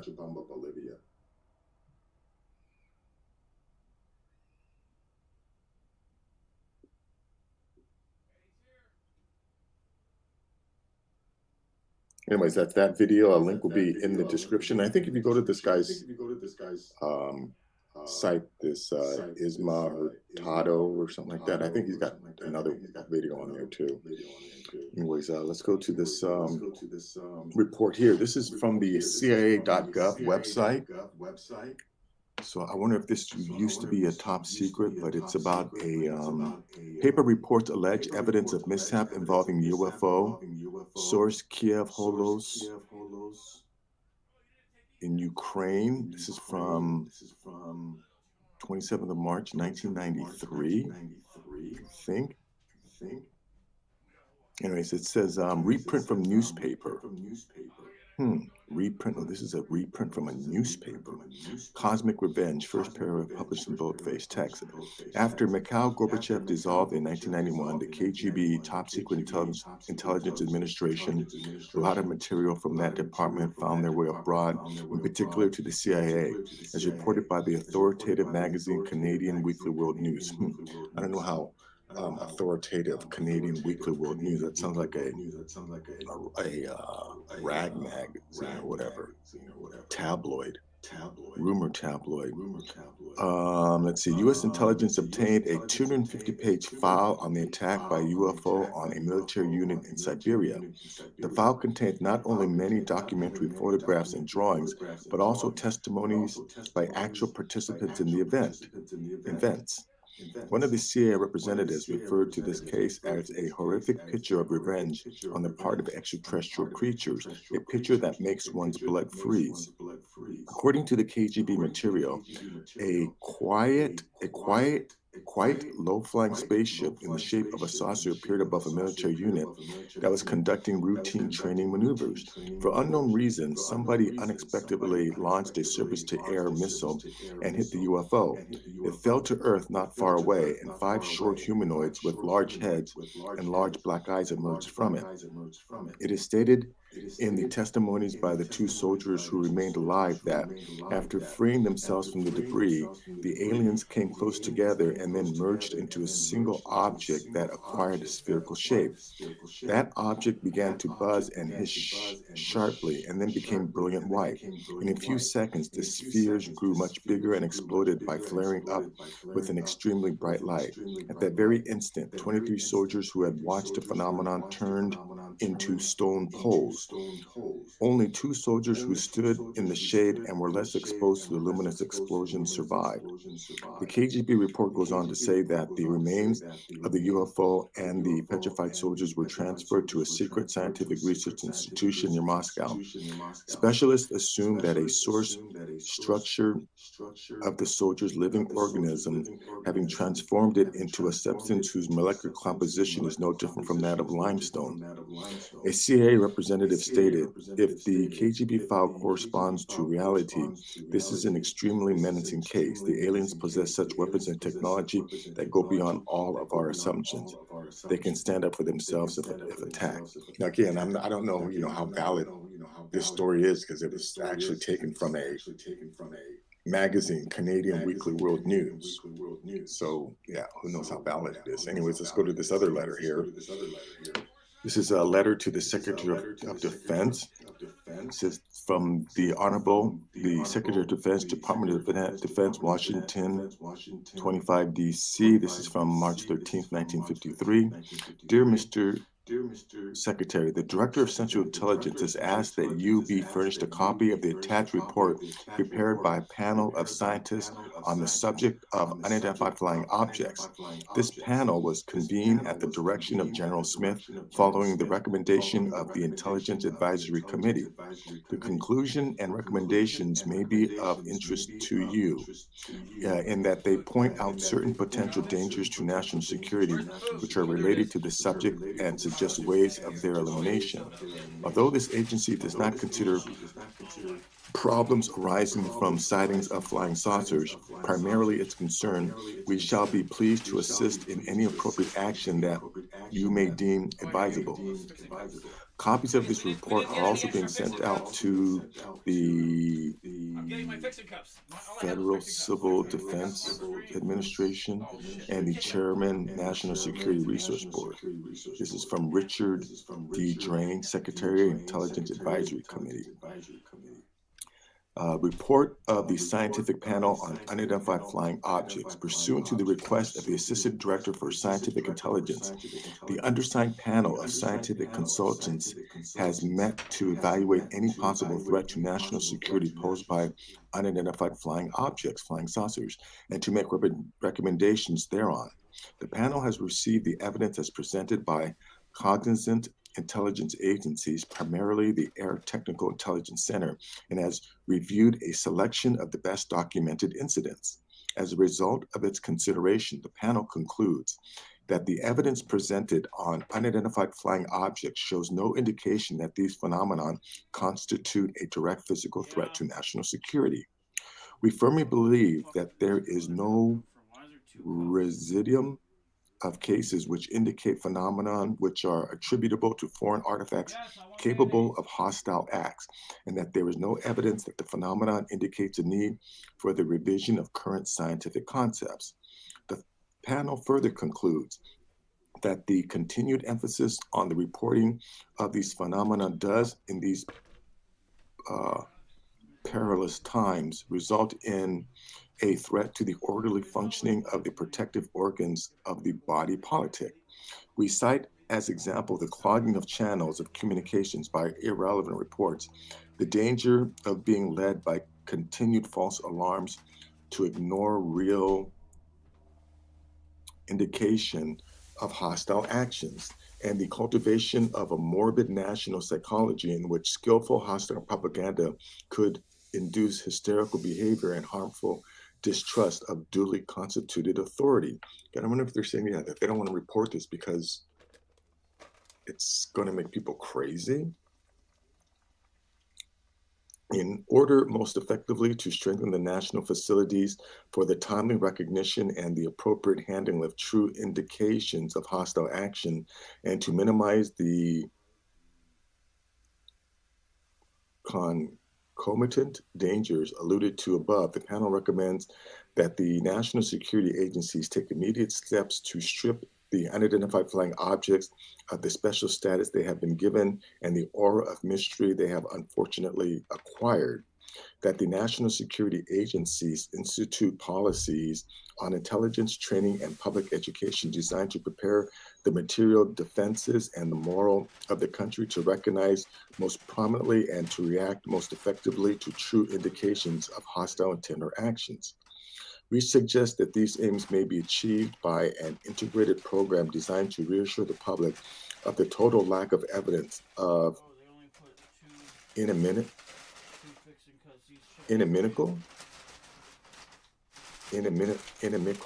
forces. I have no idea what that means. Inimical forces behind the phenomena, to train personnel to recognize and reject false indications quickly and effectively, and to strengthen regular channels for the evaluation of and prompt reaction to true indications of hostile measures. Scientific Advisory Panel. Let's see, evidence presented.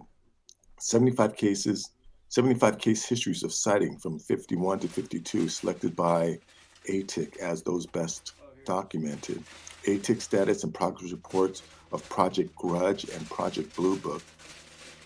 Progress report of Project Stork, codename for Battle Battalion Memorial Institute contract work supporting ATIC.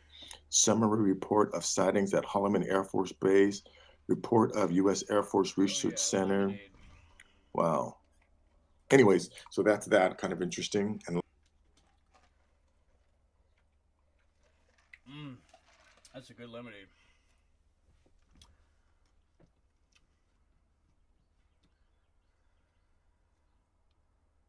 Oh yeah, John Ramirez, 10 p.m.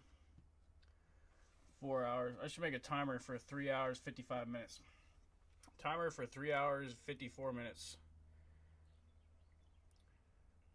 That'll be that's my John Ramirez timer. I'm sure John Ramirez has some alarm clocks too.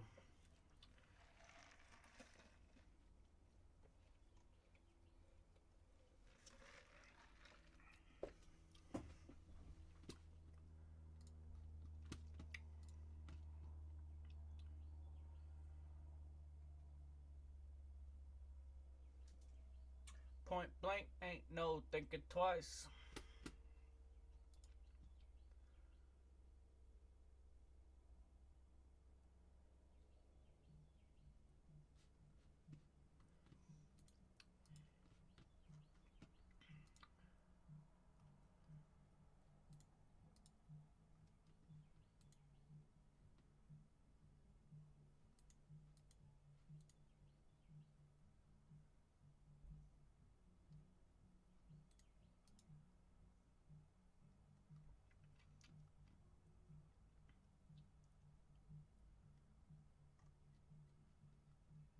And they associate space shuttles with you.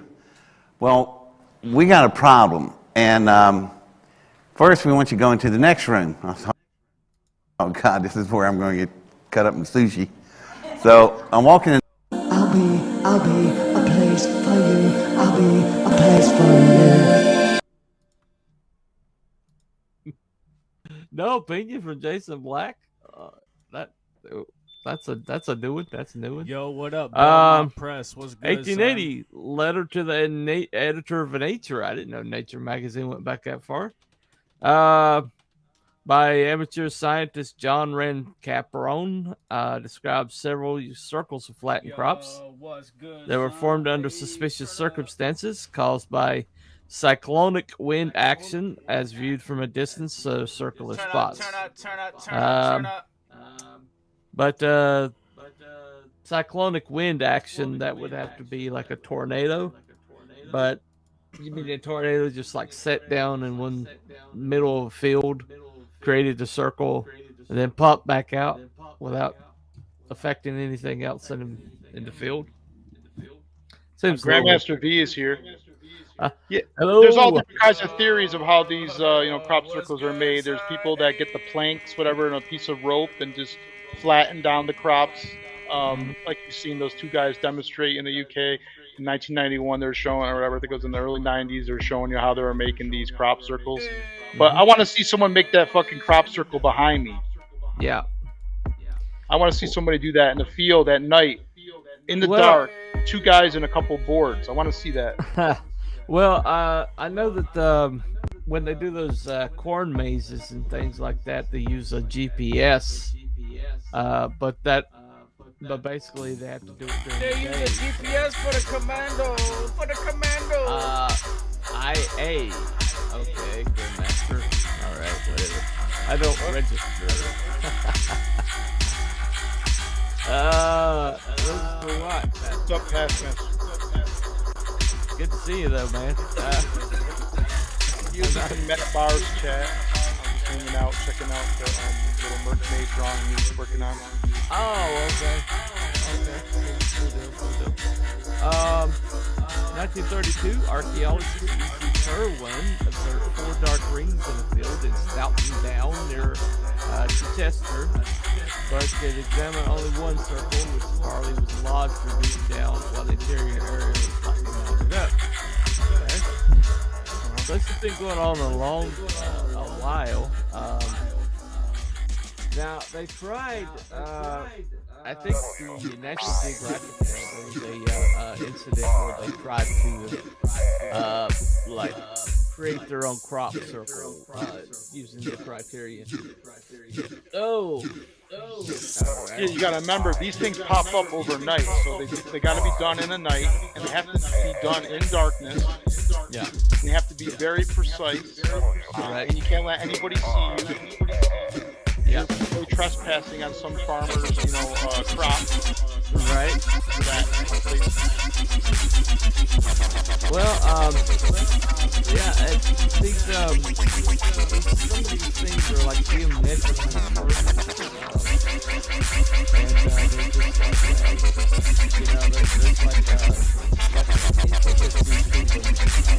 that would be really hard to fake. But this National Geographic, there's students out there, and they gave them 1 hour, which is about the time that most of them 4 hours. And you had to go out in the middle of the night, 4 hours. They had like a month to prep to decide how they were going to situate it. And not only did they have to do that, they had to leave the ground ionized. Like what the thought was ionized and magnetic. And basically, they attempted to do this in the middle of the night. They had all this equipment. They had GPS looked down. They had plenty of personnel to accomplish it. And they couldn't get anywhere near the edge of that was like engineering college.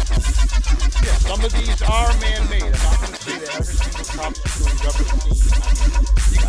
There's some are obvious where people make faces of themselves or whatever. Remember the Trump one that guy made by the airport? This big ass Trump crop circle, whatever it was.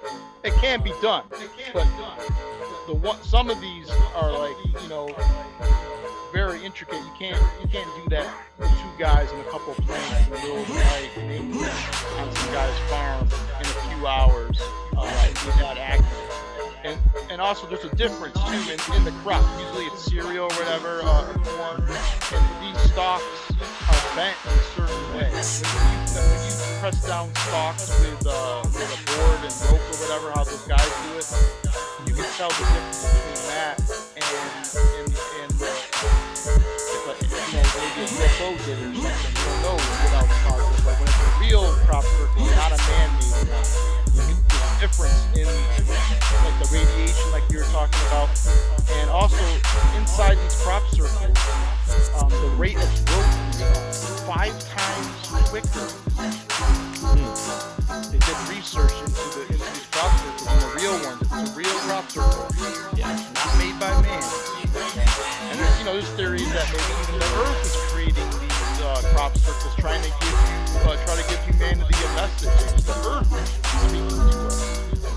it's not alien. Maybe it is. That's the craziest theory I've ever heard. It's kind of like, it's that movie Avatar, where everything's alive, where everything's Yeah. You know what I mean? And there's that new trend where it's called earthing, where people take off their shoes. You can ionize yourself by just walking on the earth for a few seconds. That's really good for your body. Maybe these crop circles are a message from Earth. And there's also the theory that that they're portals or wormholes for time travelers, or maybe even messages for time travelers. They're not made for us. They're not for man. They're for the time travelers to see. Oh, okay. Well, past Master Dan says I'm a magnet strangeness president. He says rope on a stick, yeah. The magnetic ones with the ruptured nose have no tree. There's a good stuff sighting. I don't know. I'm gonna have to highlight them. Well, oh, here we go. Alright.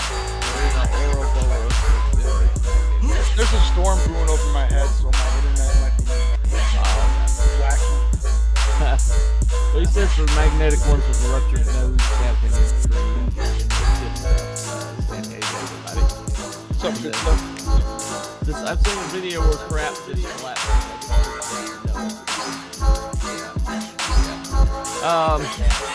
There's like an incident that just talked about that people are actually watching it happen. In the middle of the field is like just a little while from knowing it.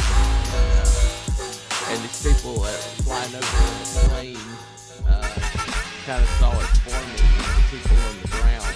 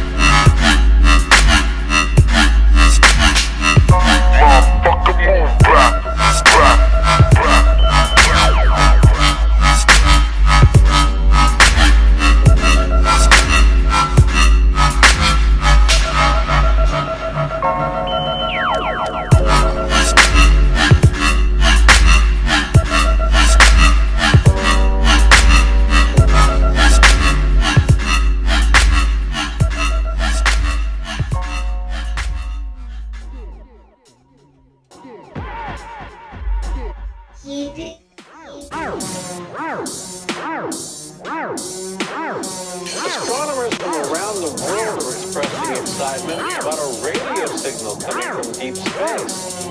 New Scientist magazine reports some say it might be a signal from an alien civilization.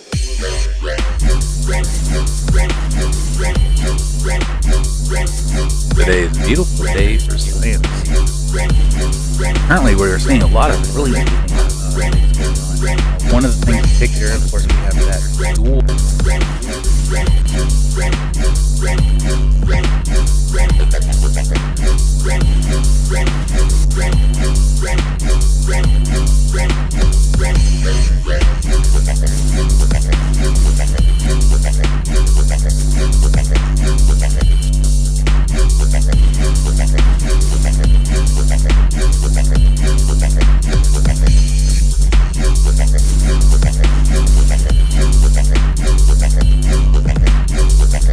New Scientist magazine reports some say it might be a signal from an alien civilization.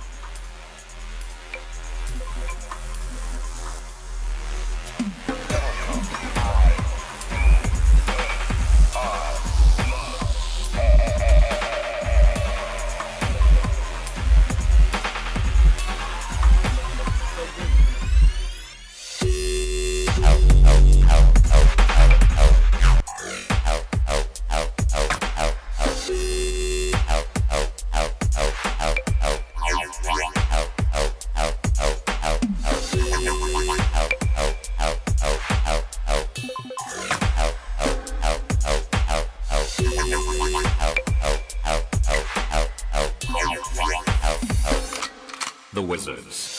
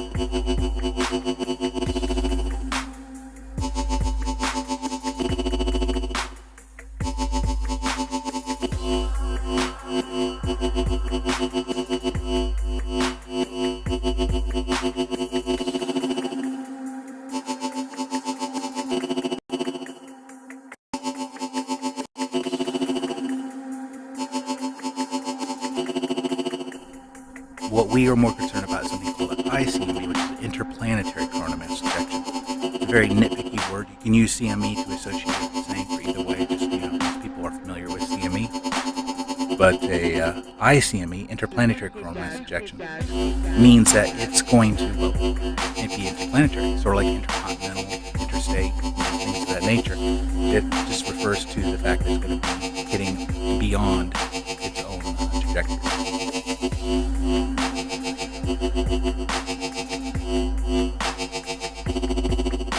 we are. Look at that movement on this right there. That is beautiful. And there it is. Yep. So we do have a CME that occurred there.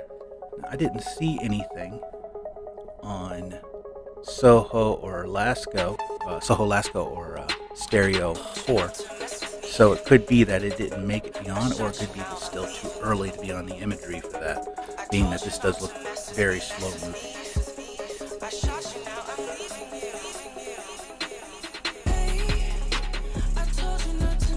They're very interesting.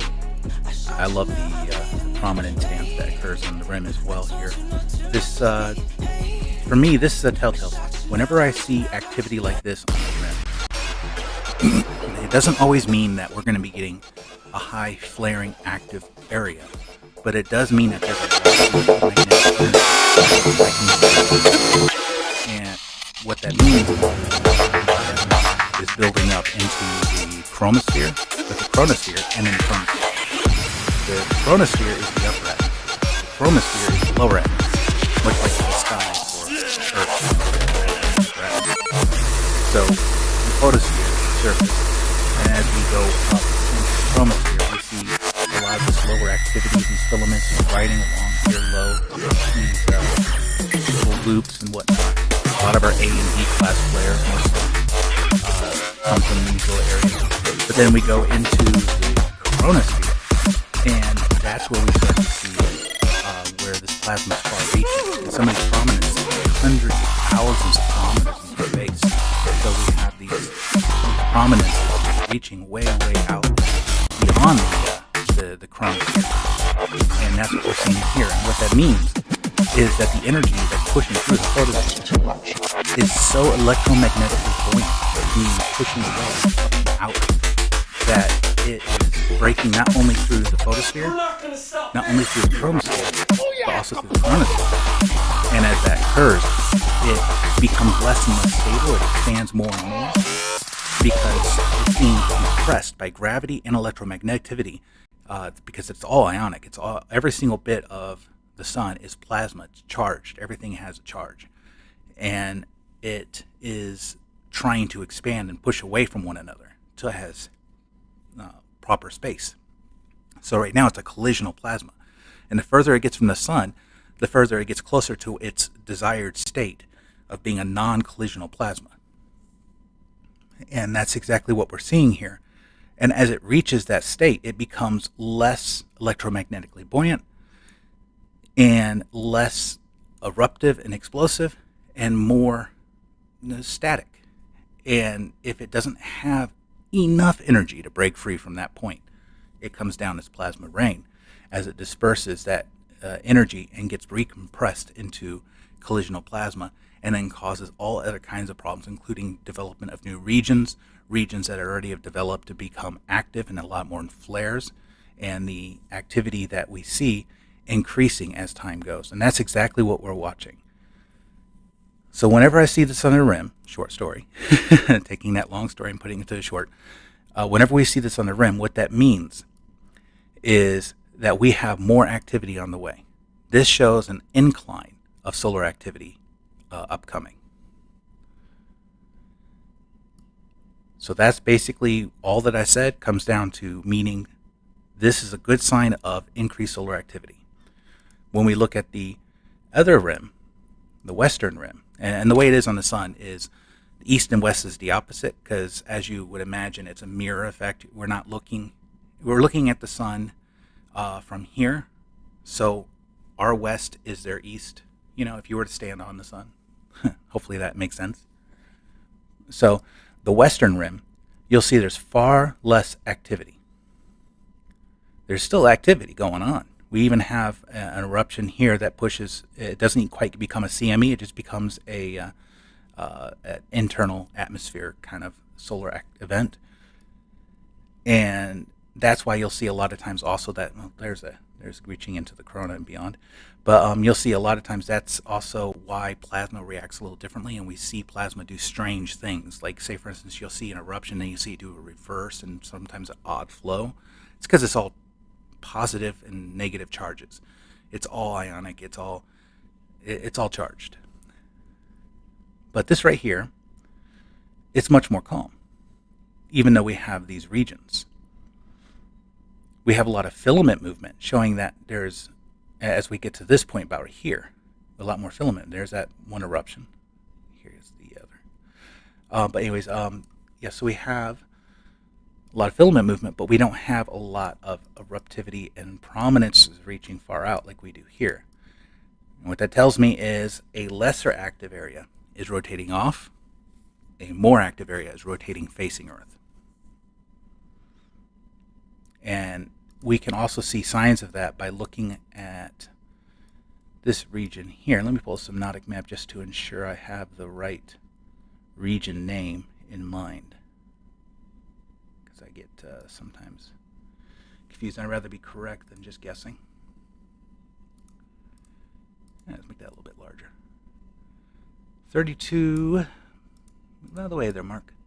3285, yeah, okay, good. They apparently, okay, yeah. So 3285, and the new region just south of it, 3288, they have named it. 3288 has developed very quickly. I didn't think it was going to survive because of its proximity and because of the overlying plasma and the expansion that's already occurring at 3285. It's elongating. We can see the northern portion, the leading northern portion of that 3285 actually extending outward, giving more space. So as such, we see that, and the best way to show you this, again, is on the HMIBC. It shows it very beautifully, absolutely beautifully. And we'll see it just sprout up right here. And just like a very rapid onset, we have these loops that break through the photosphere and create umbras. And the umbra is the darker regions of a sunspot. So when you have a darker region on a sunspot, what that means is magnetic field lines have broke through that photosphere, and they're now going through the chromosphere and chronosphere, reconnecting somewhere. When you see the dark blue, that's positive energy. That's positive connection. When you see the red, that's the strong negative connection. So we can tell that most of these loops are reaching here and here. And this developed very quickly.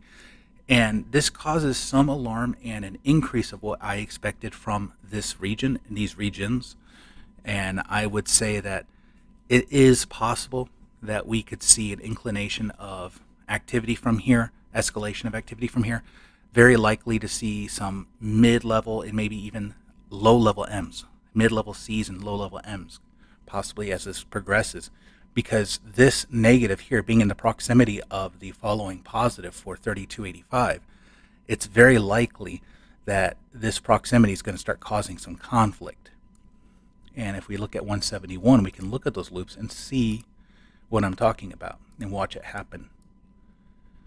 So we'll see that the regions start to develop. We'll see these loops are just nice and lovely here. 3285 is elongating slowly. This one starts building up. We see a lot of those little small high B class, very, very low C class flares, and then you'll see some of these loops developing southward. And what's happening is it's stealing those loops connections from 3285, weakening its positive connection and negative connections, messing it up the organization that it has. So what this is going to give us is an increased heightened chance of a flaring activity, but more importantly, if it continues to develop this nature, this is where you get your more severe proton events, because we now have two regions conflicting over that connectivity. It is very possible that we can see an electron event come from this kind of scenario, which is going to be your surface changes, an explosive eruptive change that causes the surface, the photosphere, to become erupted and disrupted by this activity. So that's something to keep an eye on. That's now definitely a POI, point of interest. Well, it wasn't before, but now it's more of my number one, as it were. But once again, looking at 171, which is the showing the magnetic field lines that are breaking through the photosphere into the coronosphere, which is the coronosphere is the upper atmosphere, we can see these loops going well beyond and far-reaching. And this is what I was referring to, a lot of electromagnetic energy. To be able to reach this far, to have that far-reaching of activity, it requires a lot of energy that we don't see underneath it all, that we can't see. So in order to develop this right here, there is something much more powerful happening beneath it. So it's very likely we're going to start seeing, pardon me, it's very likely we're going to start seeing some regions develop as this area rotates in the view, and regions that are already there to develop further, much like we're seeing 3288, as it steals the energy and loop connections from 3285. Kind of a parasitic region there.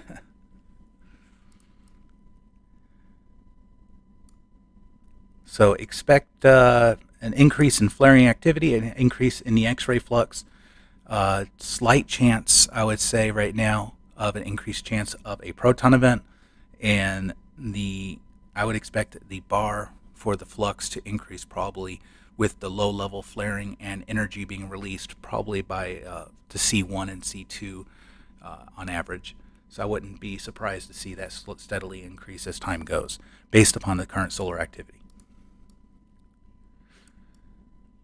And I forgot. What I was doing was going to pull and show the corona mass ejection that occurred in front and center. And here it is. I got distracted by the other activity that's ongoing. There's always so much happening. It's beautiful. Here we are. And there it goes right there. So that just happened several hours ago. Beautiful CME front and center. It's very faint. Don't see, I didn't see anything on Soho and Lasco, but we could take another look just to ensure. So I'll pull that up here really quickly, and we can take a look at it together and see what is happening here. I got Buffalo Springfield in my head, if anyone's familiar with Buffalo Springfield.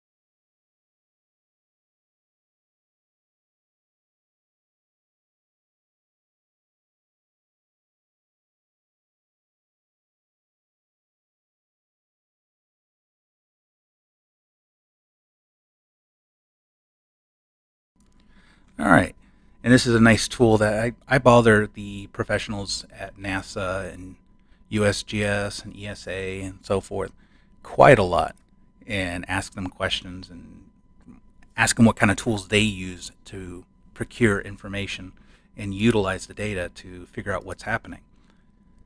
And that's where I was given savvy to this particular ability to actually start measuring and understanding the CME activity as it makes it onto these disks that are, well, our satellites that give us a sort of a pre-telling and forewarning of solar storms and solar weather. How to better understand them and use them. All right, let's take a look. See if we can see anything faint. We're looking at C2 because this is a little bit closer, a little smaller scope. We can see things that are a little more faint that won't show as nicely on C3.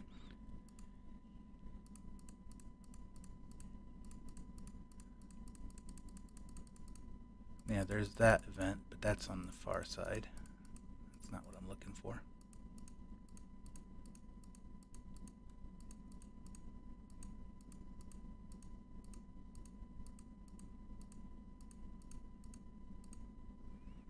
don't see anything. This only goes to 1848. May not be updated far enough. And I think that we're pretty much in the same boat on stereo.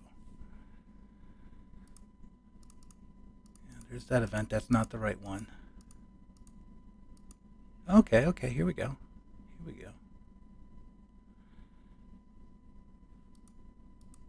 Yeah, there is, indeed. It's very faint, but it's there. So we do have a CME that does look to be Earth impacting. Very minor, may not even notice it happening. It has a northward motion. Let me see if I can pull it up on here. When Soho updates, we'll be able to see it a lot better.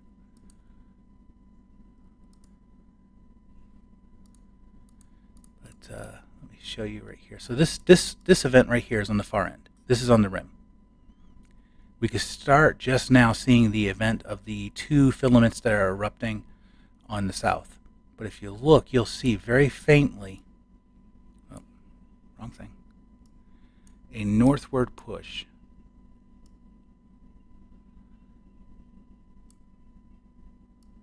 And I think it cuts into about halfway of this one based upon how these waves are moving.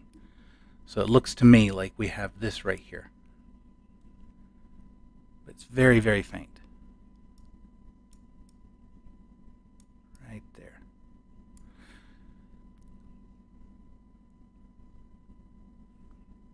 And let's go to the next. Yeah. We can see the extension of it is actually right here. This is the peak point, it looks like. So let's go back. Watch as it goes inward. Yep. So we can see it.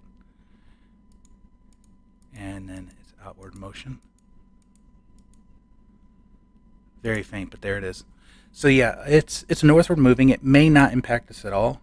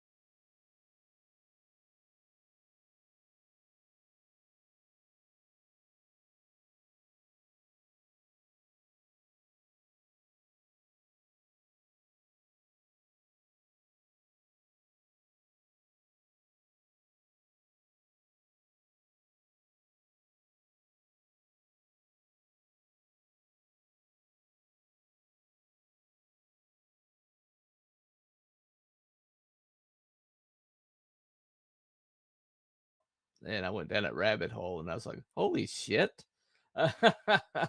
this guy existed, and how did I not know about this guy?"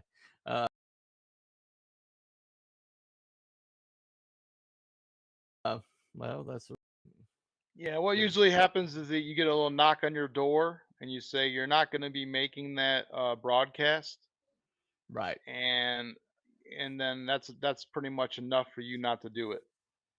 And Yeah. loops, Yeah, or pretty maybe much. even just the foothold was too Um, powerful for the southern portion All to right, break let's free. see. But we do caught up see with that Jason this over right here, this is a Um, northward, Not talking about the Baltic but Sea rocks, slightly so that's westward. So we're interesting seeing it too. slightly See, that's what I along was this talking line about, the here. underwater one. Right. It says, see if you Good can chance find it misses Tucker us. announced that he had a piece of vessel alien ship that Good could chance be it's a glancing proved it blow. was Hard to tell constructed off because the it's being planet. masked by the Okay. activity that's occurring we'll on have the to look eastern at end. it when we get off here. That's Well, I making believe it there's difficult people to see that have exactly how far implants. southward I it met is on the the alien eastern hunter. I end. don't know if you know who he is, but he's There we been go. on TV. All right, so a that's bunch of the UFO current solar specials been activity around. His name update. is, There is an Bill update Sims. about Canada. It goes by the alien Currently, they're hunter. dealing with And when some I saw him at this UFO ice conference, storms, weather storms. They're having a lot of issues with heavy lines and of course, you know, the ground cover and whatnot, and it's making it also difficult to recover and to fix any infrastructure for the electric grid. So they're having approximately 2.5 to 3 million Canadian citizens dealing with power outages to power fluctuations. So if you have any Canadian friends, keep them in mind. And yeah, so that about covers it. So cheers and science on. There is an update about Canada. Currently, they're dealing with some ice storms, weather storms. They're having a lot of issues with heavy lines and of course, you know, the ground cover and whatnot, and it's making it also difficult to recover and to fix any infrastructure for the electric grid. So they're having approximately 2.5 to 3 million Canadian citizens dealing with power outages to power fluctuations. So if you have any Canadian friends, keep them in mind. And yeah, so that about covers it. So cheers and science on.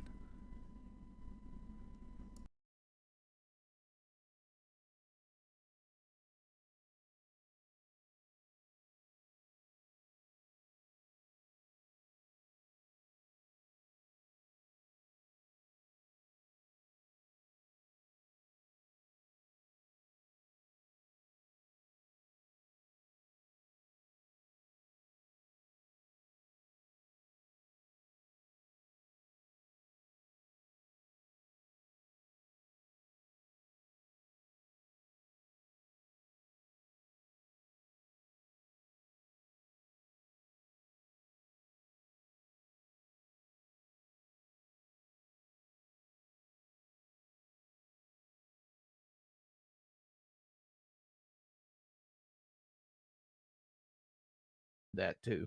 So, because Edison, you know, a week was alien. wait, news about an alien shit. Is he talking about the one underwater? I don't know. There's like supposedly this alien ship that's underwater, but it looks like a rock because it's probably been there for thousands of years. So it's like, Okay. you know, old aged, but it looks exactly like a UFO. So either it's a rock shaped exactly like a UFO, or it's a aged UFO that's been sitting underwater for probably thousands of years, or at least hundreds and hundreds of years. And the boy is an ideal pair to test theories about whether those feel. Well, usually have first sand dunes. Out of the blue. Any extraterrestrial life depends on being. Yeah. So because they're really trustworthy. They don't. But I don't. Yeah, what's all this talk? At first, you know, it doesn't exist, and all of a sudden they're releasing videos, and we got now. Listen to this here. Watch this video right here. We just got a signal from 12 light years away. They're saying it's radio signal. So out of the blue, all this UFO stuff. Every week it seems like a new story about UFOs. Mm-hmm.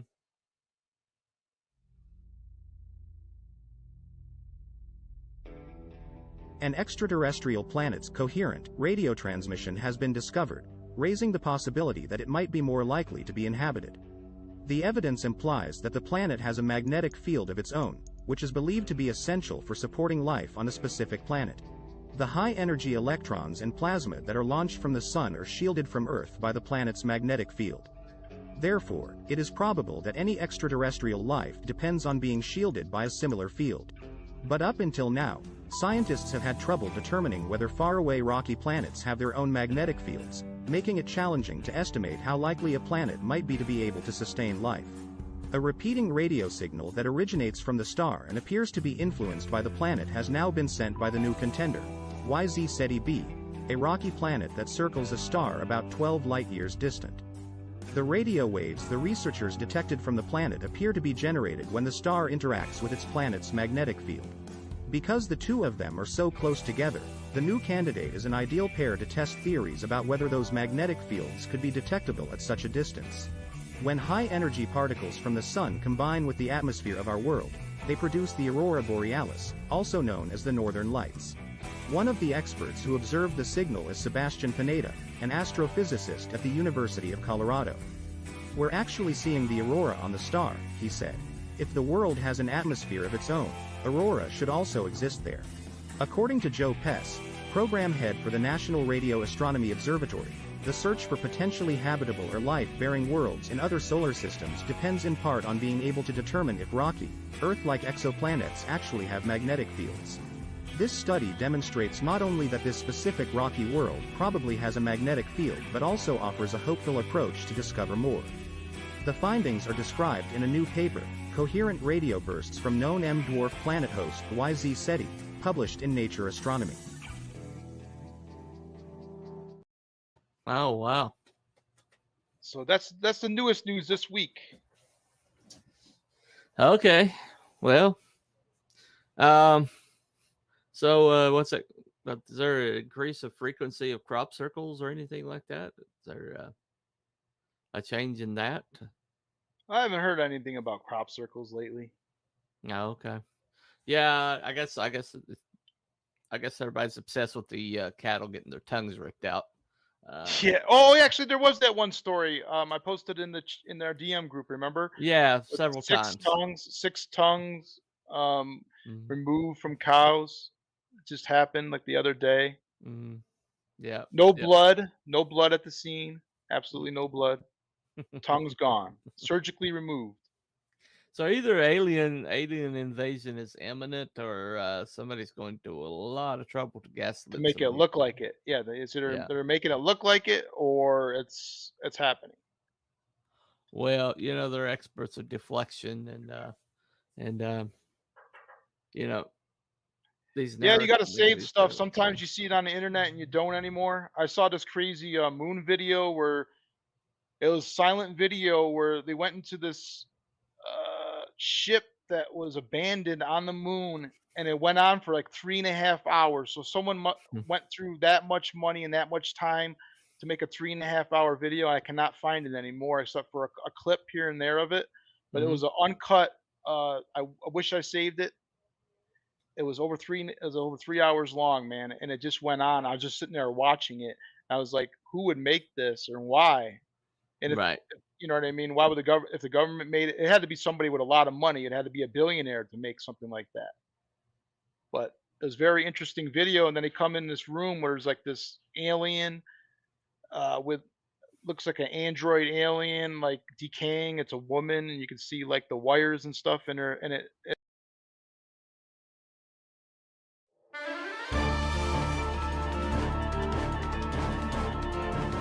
Hi, and welcome back to another episode of Identified Flying Objects. We show you real-life footage of UFOs captured by our cameras and a detailed analysis to identify what we're looking at. We also show you how anyone with a camera phone can capture UFOs. What we've noticed is there is a lot more things in the sky than we ever thought possible, and it is happening all the time, even right now as you're listening to this. What we're interested in is uncovering these flying objects, who's operating them, and most importantly, what are their intentions with us. For the footage you are about to see, detailed remote viewing sessions have been done and will be released in our upcoming Mysteries project next month. We are able to get so much detailed analysis because of our technical expert, Lincoln Lounsbury. Lincoln has been in the field of aviation for 35 years. He is a retired FAA air traffic controller who's worked at some of the busiest and most complex airports in the United States, and he is an expert sky observer. Welcome, Lincoln. Thank you. Good to be here. Good to have you back. So on the last show, we were talking about clouds as a useful tool for determining the speed or altitude of a craft. Today, we don't have the benefit of clouds or a passing aircraft to help us analyze the footage. So what observations can we make from the footage, and what techniques are you able to use to help us measure and analyze this?